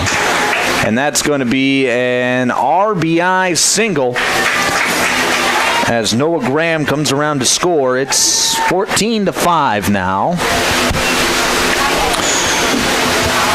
in favor of Dakota Valley. But like I said, even though Dakota Valley didn't make it to the title game, they made a heck of a run through the tournament as they lost their first game of the tournament to Winter Cologne 5-0, got shut out. But in the next 2 days, they would fight and claw and scrap their way to win 2 games in 2 days, get to today. They had a chance going into the final inning, gave up 5 runs in the top of the 7th to Parkston, and were unable to come back in the bottom of the inning to end their season. Tough way to lose your season, but that's baseball sometimes. As Hoffman swings and misses at that pitch, it's 1-1. Vincent Hoffman at the plate now for Dakota Valley. Here's a 1-1. That's going to be outside. It's 2-1. Listening to American Legion Baseball on 95.1 FM at 1510 AM at Classic Hits KMSD Milbank. I'm Micah Warrington here throughout your evening. So there's a pitch low. It's 3-1. Got a 14-5 ball game here at Legion Field in the second game of the night, the 13th game of the tournament. And it's a 5-day tournament. We got more baseball here tomorrow as Hoffman fouls that one away. It'll be a full count now. Chad Knowles going to be on the call for tomorrow. Chad, he called the games on Friday and on Sunday, and he's had himself a heck of a tournament as well. We talk about the players and the coaches and the umpires and having a tournament. Chad Knowles, now that's a guy, unsung hero. Hoffman draws the walk, so it'll be runners on first and second for Tate Cornelson. Chad did 4 games on Friday. As that pitch runs inside, Cornelson is going to be hit by the pitch. And that'll load the bases for Jake Pick. But Chad did 4 games on Friday. Took Saturday off. I got to do those 4 games. And then he came back on Sunday, taking time out of his glorious day, his glorious weekend, and he called 3 more games for us here on KMSD. What a trooper, that guy, Chad Knowles. And now he's going to come back tomorrow, and he's going to get to call some championship baseball. It'll be Jake Pick now. He sees a pitch outside. It's 1-0. And not to mention Saturday morning, he was in the studio helping us board hopping and helping us put the games over the air Saturday morning. So, I mean, that guy's a trooper. He's been great all week long. I'm happy for him that he gets to call some championship baseball tomorrow. There's a pitch high. It's 3-0.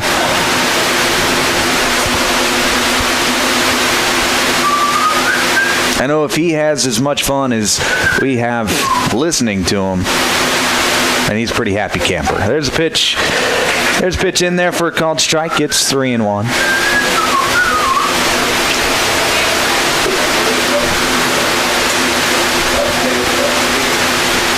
There's the 3-1 pitch. That's going to be lifted into the air, and that is going to stay on the infield. Lincoln Fursdahl, he's going to come in and make the catch and foul ground. And he kind of flipped it to home plate, or to the pitcher's mound, rather, as if it was a third out. It is not. It is just the second out. But a great play nonetheless. I had lost that one as it got above the lights, so good job there from Fursdahl to still come in and make the catch. Still track the baseball. It'll be Will Schnabel now. He sees a pitch low. It's 1-0. Got to shout out all the people running the tournament as well. The PA crew up here, the men running the scoreboard, the people running the game changers. There's a pitch inside. It'll be 2 balls and no strikes. The ticket takers, the grounds crew, to keep Legion Field looking as pristine as it does. All the administrators and everybody that helps this tournament run. Here's a soft tapper to Eastman across the mound near second base. He fields it, touches a bag for out number 3. So we'll head to the bottom of the 6th. Score now 14-5. We'll break back in a minute here on KMSD. They score. When Mother Nature turns up the temperature, we all feel the heat. It can add stress to almost everything, including the energy resources we rely on. Otter Tail Power Company reminds you there are easy ways to help. Use only necessary lights and turn them off when you leave a room. Turn your AC thermostat up a few degrees. And use window coverings to block the heat of the sun during the day. Visit otpco.com/tips for more ideas on how to stay cool. Together, we can all make a difference to help keep the heat. Looking for your next ride? Our Motors in Aberdeen is now offering 0% financing for qualified buyers on select Nissan Rogues, Pathfinders, and Muranos. Plus, don't miss great deals on Toyota Tacomas and Tundras. They're the home of the lifetime warranty, so you can drive with confidence for miles to come. Stop in and see Barry Keith at R Motors, just across from the airport in Aberdeen, or call 605-725-8624. Proud to support the Groton Legion Post number 39 baseball team. Good luck in the region tournament.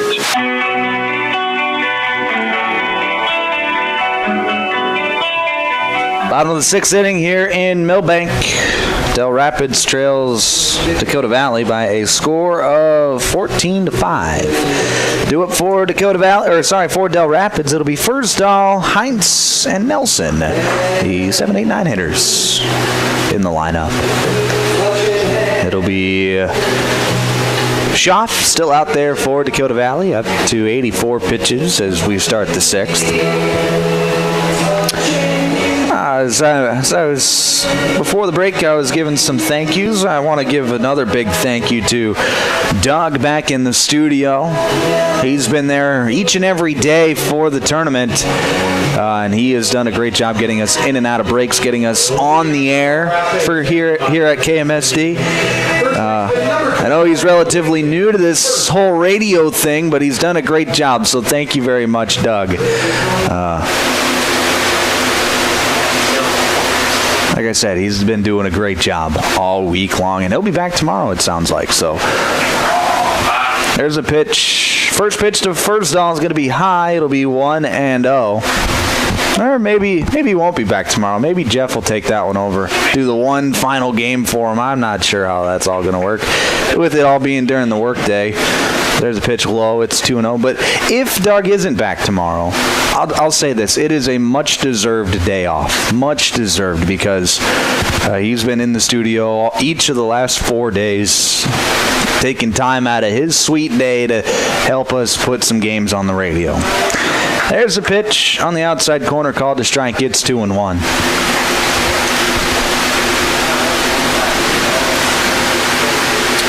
There's the 2-1 pitch.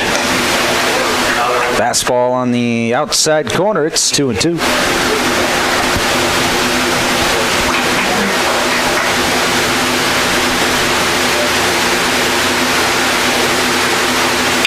There's a swing and a drive out into right field. That'll get over the outstretched glove of Jack Jones.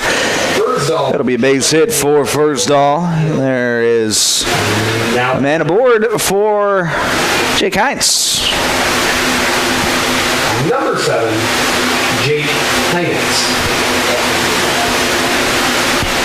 Heinz today, he singled in his only plate appearance of the day.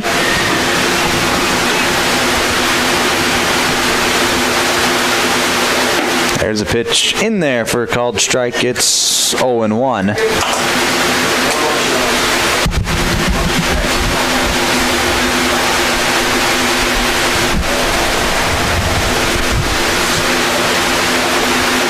Firstall with a conservative leave out there at first as Heinz swings through that one. It'll be 0-2. I just don't want to make any mistakes on the base paths at this venture in the ball game. 91 pitches for Schaff right now. That one's in the dirt. It's 1-2.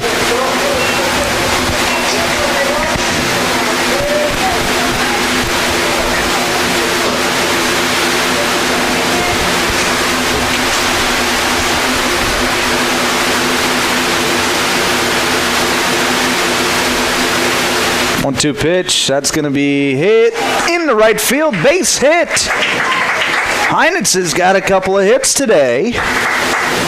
Heinz drops a single to right. And Firstall is going to move over to second base. So Del Rapids has got a little something rolling here in the sixth, and that'll bring out the manager for Dakota Valley. We will play a seventh inning. No run rule today, so we will play a seventh inning, and now we're going to have a pitching change. So with that, we will take a quick break, and we'll find out who the new pitcher is after the break. We'll be back in just 1 minute here on KMSD. Are you in need of collision repair? Look no further than Al's Body Shop. Their team of expert technicians has years of experience and are dedicated to getting your car or truck back on the road in no time. From minor dings to major body damage, they've got you covered. And with their state-of-the-art equipment, they can handle any make or model. Plus, they work with all insurance companies to make the process as easy as possible. Don't let an accident slow you down. Go see Al's Body Shop today. Al's Body Shop, Milbank. Quality collision repair you can trust. Dairy Queen in Ortonville is your locally owned and operated DQ serving the Big Stone Lake area and beyond. Beat the summer heat with one of their cool treats like the famous Blizzard, Peanut Buster Parfait, and dip cones, sundaes, and more. If you're looking for the best meal deal around $7, the DQ deal meal cannot be beat. Choose from a cheeseburger or chicken strips, fries, beverage, and a sundae for only $7. Make the sundae a Blizzard for just $2 more. Hot eats, cool treats at Dairy Queen in Ortonville. Open 10 a.m. to 10 p.m. daily.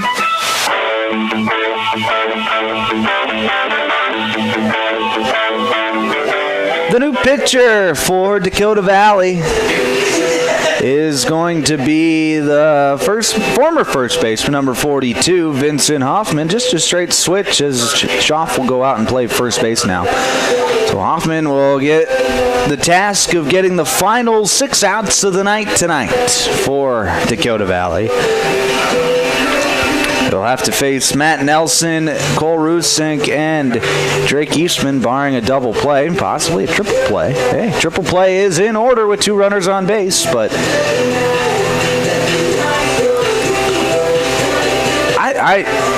while we're on this subject, I don't know that I have ever seen a triple play in real life. I've seen obviously highlights of triple plays, but I don't remember ever seeing one in real life.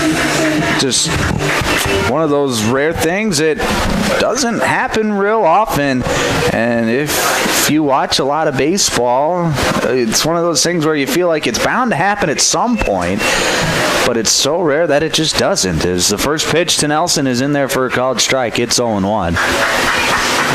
Not even in games that I've been watching live on television have I seen one. There's a swing and a miss, strike 2.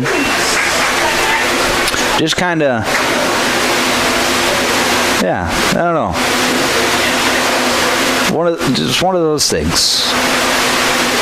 I've never watched a no-hitter, even though they happen all the time. It's just one of those right place, right times. As that pitch fouled straight back, it'll be 0-2 again. And my no-hitter, I take that back, actually. This spring, I got to call a no-hitter for B103 when Sisseton was down in Madison playing in the region tournament this spring. Got to call a no-hitter. There's a no-hitter in that game this spring. Granted, 7 innings, but still cool nonetheless. A no-hitter's a no-hitter as Matt Nelson swings through that strike, and that will be a strikeout. There's one down here in the 6th. Number 3, Cole. Now it'll be Cole Rusink for Del Rapids. Rusink has already hit an inside the park home run today with 2 runners on base. He sees a pitch blown away. It's 1-0. That's a spot that, and that pitch in particular, that outside corner pitch, that one's outside. It'll be 2-0. Just hasn't been called a strike from this umpire tonight. He's been consistent with that pitch, but it's a pitch where you see a lot of umpires will give you that call off the edge, but this guy not so much. Rusink pops it up, and that is going to get out of play. It'll be 2 balls and 1 strike. And that's just one of those things with baseball where, at the high school level and probably at the college level too, is always been a part of the game and always probably will be a part of the game. I know at the major league levels, they're trying to do away with umpires. As Rusink hits one into center field, that'll get down for a base hit. Everybody just going station to station as the throw comes into second base. Center field, now batting the shortstop, number 5, Drake. And now it'll be Drake Eastman with the bases loaded and 1 away. Oh, and opportunity to get some runs back here for Del Rapids. Swing and a foul. It'll be 0-1. In the major leagues, the automatic balls and strikes, the ABS system, is becoming more popular as there's a pitch in the dirt, and that's going to get past Weesey, and a run is going to come in to score as Firstall scores on the wild pitch, making the score 14-6. Heinitz moves over to third, Rusink to second, and it'll be a 1-1 count to Eastman. And my thoughts on the whole ABS system are, I like it. I think umpires in the major league, at the major league levels, have a very difficult job of calling balls and strikes. As there's a pitch low, it'll be 2 balls and a strike. And the strike zone itself is defined in the rule book. It's got a very particular point of how and what should be called a strike. As that pitch is fouled away, it'll be 2 balls and 2 strikes. So if it's something that you can define, then that means that the strike zone is a factual thing. It's so why, and now I know it's been like this since the creation of baseball, and because the technology wasn't there. As there's a pitch in the dirt, Weesey knocks it down. It'll be a full count now to Drake Eastman. Why are we allowing a thing that is up to fact to be judged by an opinion? Because that is all calling balls and strikes is the umpire can say, well, I think it touched the plate, even though it may not have. Or similarly, the other way, as Eastman hits it high and deep to left, it is off the top of the wall.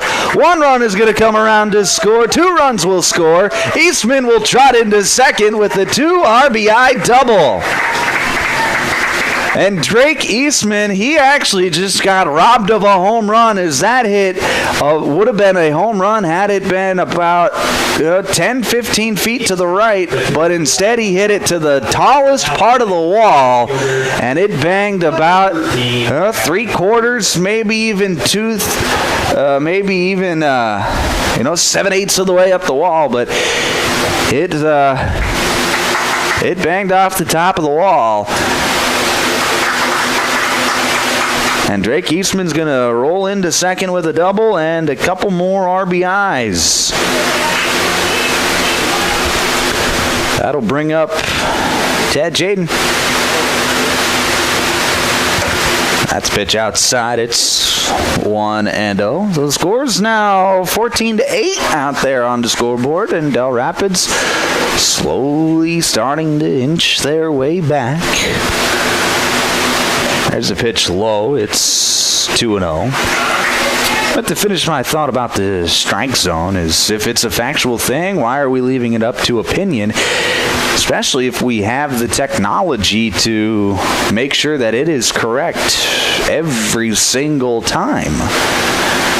And now, traditionalists, as there's a pitch in there for a strike, it's 2-1, will say, because that's the way baseball has been played, it's just part of the game. And to a certain extent, they are correct. So here's a 2-1 pitch. That's going to be fouled back. 2-1. Or sorry, 2-2. But just because it's been part of the game and that's how the game is, doesn't mean that the game can't be changed. We see it with the pitch clock. And a lot of traditionalists saw the pitch clock as a not good thing. As there's a pitch outside, it'll be 3 balls and 2 strikes. But I think if you watch Major League Baseball now, opposed to 5 years ago, it's a much more watchable product on television. It's a much more listenable product on the radio. As Jaden fouls a pitch out of play, stays tough with 2. They'll do a full count again. So it's just one of those things where baseball is an evolving sport at the major league level, and you'll have traditionalists say it's evolving in the wrong direction, but you'll have progressive people say, hey, baseball is heading in the right direction. As Jaden draws a walk on a pitch low, it'll be Connor Hansen now for Del Rapids with runners on first and second. And that is just a matter of opinion. It really is. If you think the game is going in the right direction with the pitch clock and all that fun jazz, there's a pitch in there for a strike, it's 0-1, then you think the game is going in the right direction. But if you think the game is not what it once was, as here's a pop-up into center field, ranging under it is Ramos. He makes the catch. Throw goes to third base. Nice throw there from Ramos as he threw a strike, and that's going to hold the runners at bay. Eastman stays at second. Now batting, number 24. Now there's 2 down. Peppel. It'll be Jackson Peppel now for Del Rapids.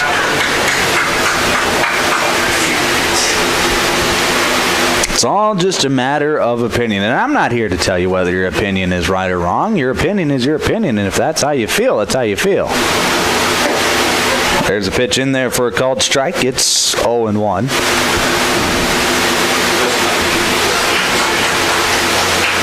I think when it comes to the ABS system, though, I do kind of value the challenge system, as there's a ball hit into left field. That'll get down for a base hit as it sneaks through the left side of the infield. So Peppel gets a single. Bases are now loaded again for Tommy Lavoie. So Del Rapids is, after being down by 9, they've cut the lead down to 6, and they're searching for more. There's a pitch high. It'll be 1-0. But I personally like the ABS challenge system, where you still have the umpire there calling balls and strikes. He's still a part of the game, but a pitcher or a hitter could, one time per at-bat, if he doesn't like a call and he thinks it's going to change the at-bat, as there's a pitch in there for a strike, it's 1-1. Could tap their head, call for the ABS challenge. And if they're right, well, they get to keep their challenge for the at-bat, I believe, or it changes the outcome like it does with a normal challenge. And likewise, if you get it wrong, then you kind of just look stupid, especially if you're wrong by a lot. 2-1 to Tommy Malloy. The base is loaded and 2 outs. Here's the pitch. That's going to be across the knees for a strike. It's 2-2. So the deuces are wild out there on the scoreboard. Lavoie in a big moment right now. He's going to lift that one out into right field, giving chase, and making the catch is the right fielder, Jake Pick. Beautiful play by Jake Pick to make the scoop catch on the run, and that is going to end the inning. But Del Rapids, they get 3. Score is now 14-8 on the scoreboard. We'll break back in a minute here on KMSD. Dakota Country Ag Service in Milbank is your local Pioneer seed dealer. Dakota Country is now offering soil testing, and they have winter wheat and rye available. Dakota Country also has inoculants for hay silage, both soluble and dry, and inoculants for baling hay as well. For more information or to schedule an on-the-farm visit, call Paul 605-467-0715 or Riley 605-949-417. Dakota Country Ag Service, your local Pioneer seed dealer in Milbank. Whetstone Sanitation is your locally owned and locally operated garbage service provider in Milbank, rural Grant County, and along Big Stone Lake. Whetstone Sanitation offers once or twice a week residential pickup and up to 5 days per week commercial pickup. Whetstone Sanitation offers 14, 20, and 30-yard roll-off dumpster rentals for those big cleanup projects. Whetstone Sanitation also has quality portable toilet rentals and septic pumping service. And of course, they still provide 24/7 self-service recycling drop-off. Call Whetstone Sanitation today, 432-5854.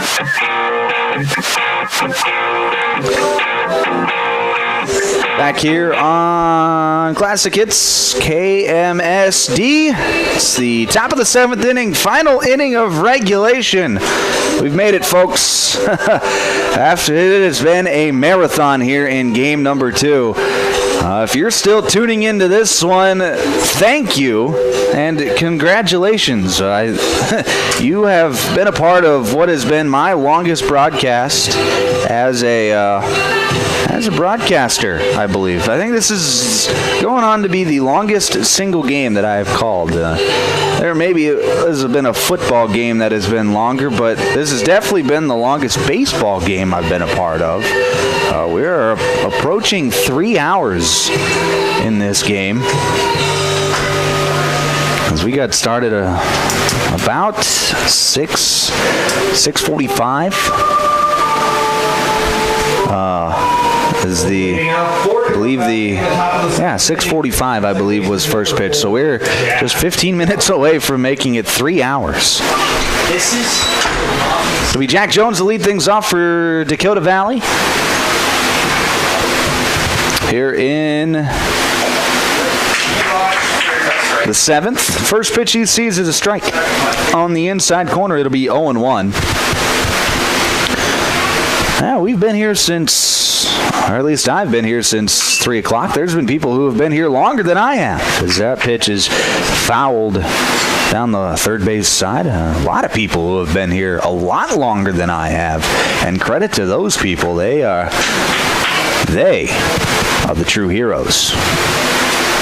I'm just a radio guy. I just show up, talk a little baseball, and go home. As here's a drive out into left field, and Jones is going to be retired on the flyout. Nice play there from the left fielder, Jake Heinitz, to get under that ball, and there's one away. Following the lineup, the center fielder, number 22, Grady. And, you know, the way that this game has been played is Ramos steps to the plate for the 6th time tonight. Yeah, there it is. Yes, you heard me correctly. The 6th time in 7 innings. First pitch is high. It'll be 1-0. Only inning he did not get to bat in is the 6th. Is the 6th inning. It was close, though. He was close, just 2 batters away. Here's 1-0 pitch. That's going to be lifted out to Heinitz in left field. He comes in, and he will make the catch again. Oh, Heinitz. A couple of put-outs here in the 7th. We'll bring up Noah Graham. Now batting the third baseman, number 16, Noah Graham. And Noah Graham hit one off the wall his last time up. We'll see what he can do here. Game 2, so this is his second appearance.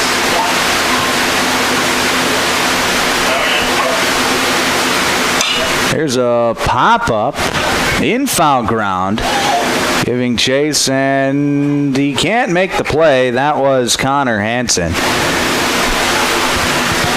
Coming in from his third base spot, just overran the ball. That can happen every once in a while. He might have not even lost it a little bit. That was sky high. Might have got up above the lights, and if it gets above the lights, it's virtually impossible to see as the lights shine down on the field, not up into the sky.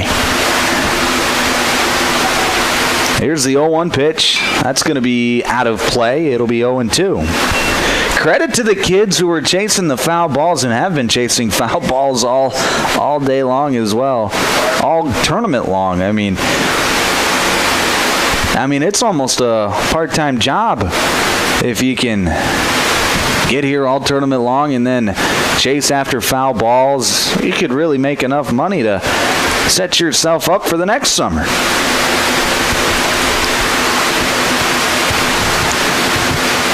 1-2 to Noah Graham.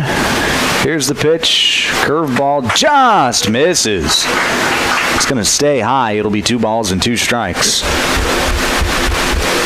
Credit to the fans who have stuck it out this long. Still quite a few fans along the backstop here and in the stands as that pitch is high. It's 3 balls and 2 strikes now to Noah Graham. And credit to the parents that got to wake up and go to work tomorrow morning. There's the 3-2. That's going to be outside for a ball. And it'll be a walk to Noah Graham, and that'll bring up Jack Weesey. Now batting the catcher, number 84, Jack Weesey. Weesey today has singled, tripled, walked, been hit by the pitch, and struck out. Here's the first pitch. That's going to be high. It'll be 1-0.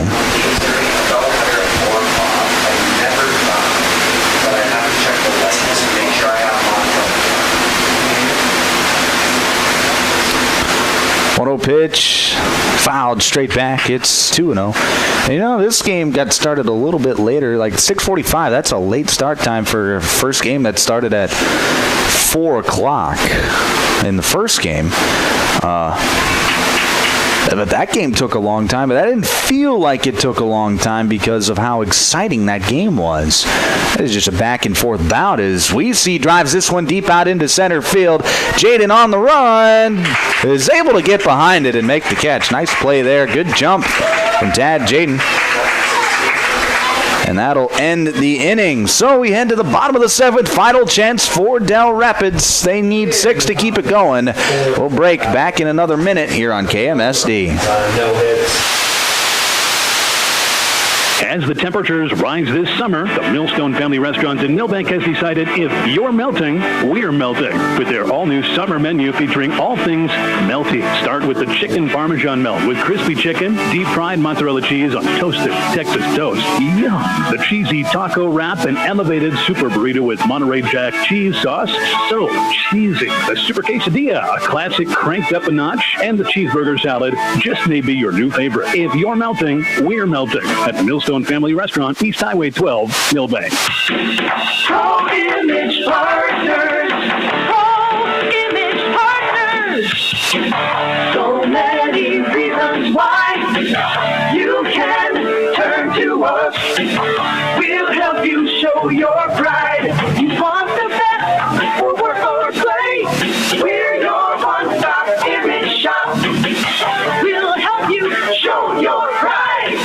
GoImagePartners.com. Bottom of the 7th, final chance for Del Rapids. They will turn to their 7, 8, 9 hitters. It'll be Lincoln Fursdahl, Jake Heinitz, and Matt Nelson. Baseman number 12, Lincoln Fursdahl.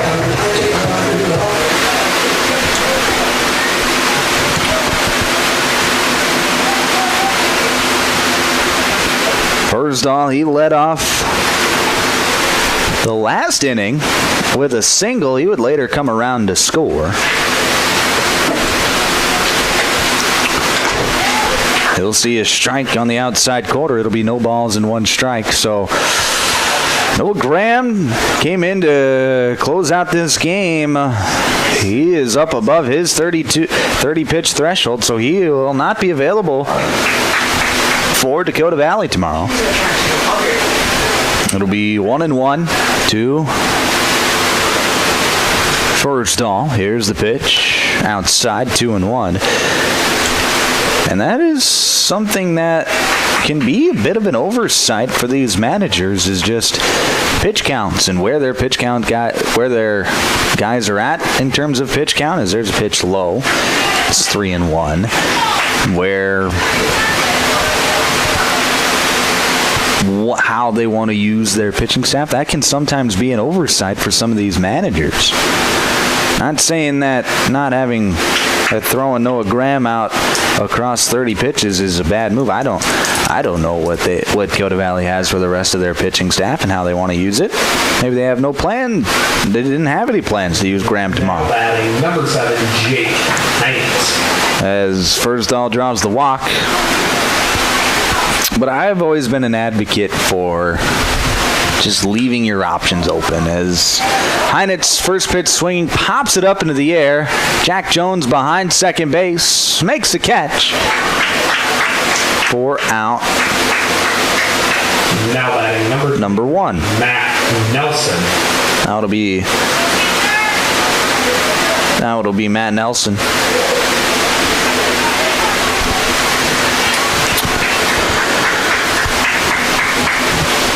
Nelson, left-handed bat. Let's see what he can do. As he sees a pitch high for a ball. It's 1-0.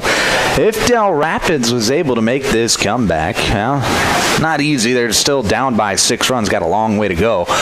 But they'd be doing it with a lot of their bench players, their substitutes. As Nelson swings and misses at that, it'll be 1-1. And if they do, it just goes to show how deep of a team this Del Rapids team is and how difficult it is to break the starting lineup. There's a swing and a foul tip. It'll be 1-2. There just hasn't been an easy out in this Del Rapids lineup tonight. I know they haven't had their best A game defensively, obviously giving up 14 runs, but offensively they've been just fine. Scoring 8 runs, that'll get the job done. There's a pitch high. It's 2-2, and they've done it with, like I said, some of their bench players in the game for a majority of the game. This proves how just deep of a roster they have, how deep of a pipeline Del Rapids has in that city. That pitch is outside. It's 3-2. They just, I don't know, Del Rapids has just always had good baseball teams always, not just baseball teams, there's good teams in everything.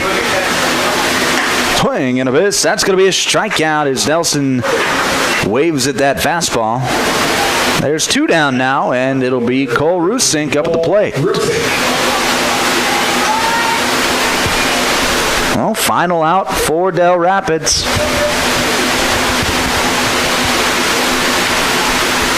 First pitch to Rusink's going to be a fastball, low and away. It's 1-0.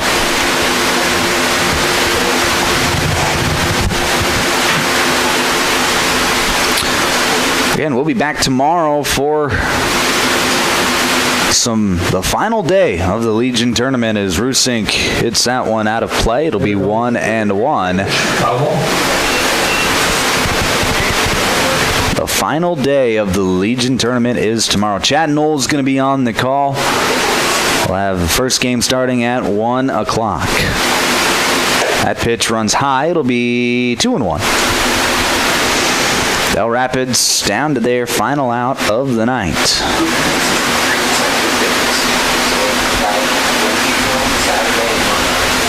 Rusink, this is his 5th plate appearance of the day. That pitch going to run inside. It's 3-1.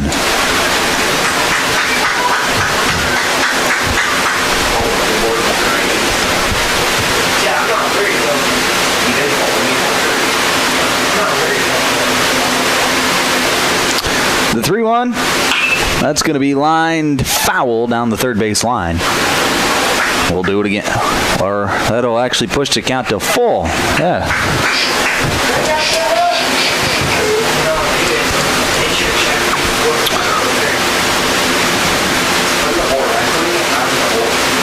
There's the 3-1 pitch. That's going to be lifted into the air.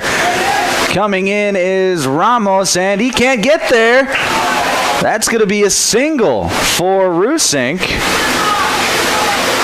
Fursdahl, he gets over to third. Stop number 5, Drake. Now it'll be Drake Eastman.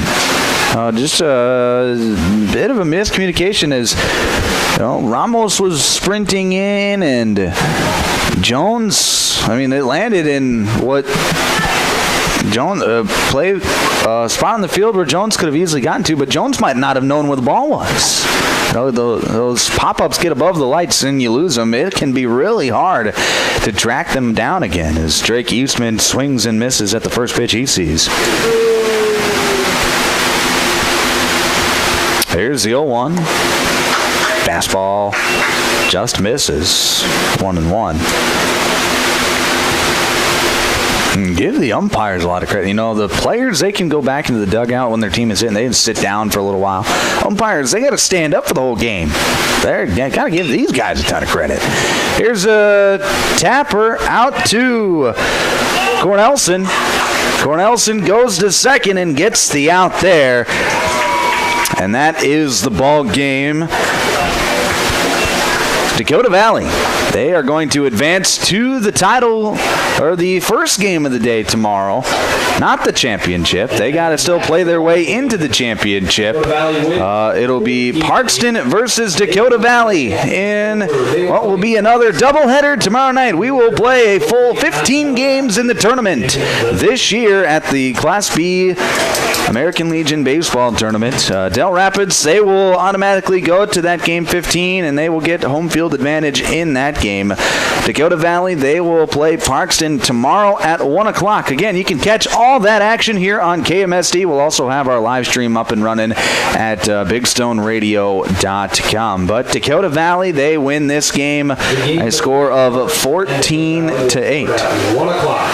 Again, 14-8, your final score. Dakota Valley over Del Rapids. It'll be Dakota Valley versus Parkston at 1 o'clock tomorrow afternoon to find out who will play Del Rapids in the winner-take-all championship game in the second game of our doubleheader tomorrow. Again, all that action here on KMSD. I want to thank Doug back in the studio. It's been a long night for him. Thank you very much for being our board op back in the studio tonight. I want to thank our sponsors for being sponsors to allow us to put these games on the radio, and thank you to the listeners. Thank you for tuning in, not just tonight, but all tournament long. One more day. Just hang with us one more day. Chad Knowles will be back for those games tomorrow.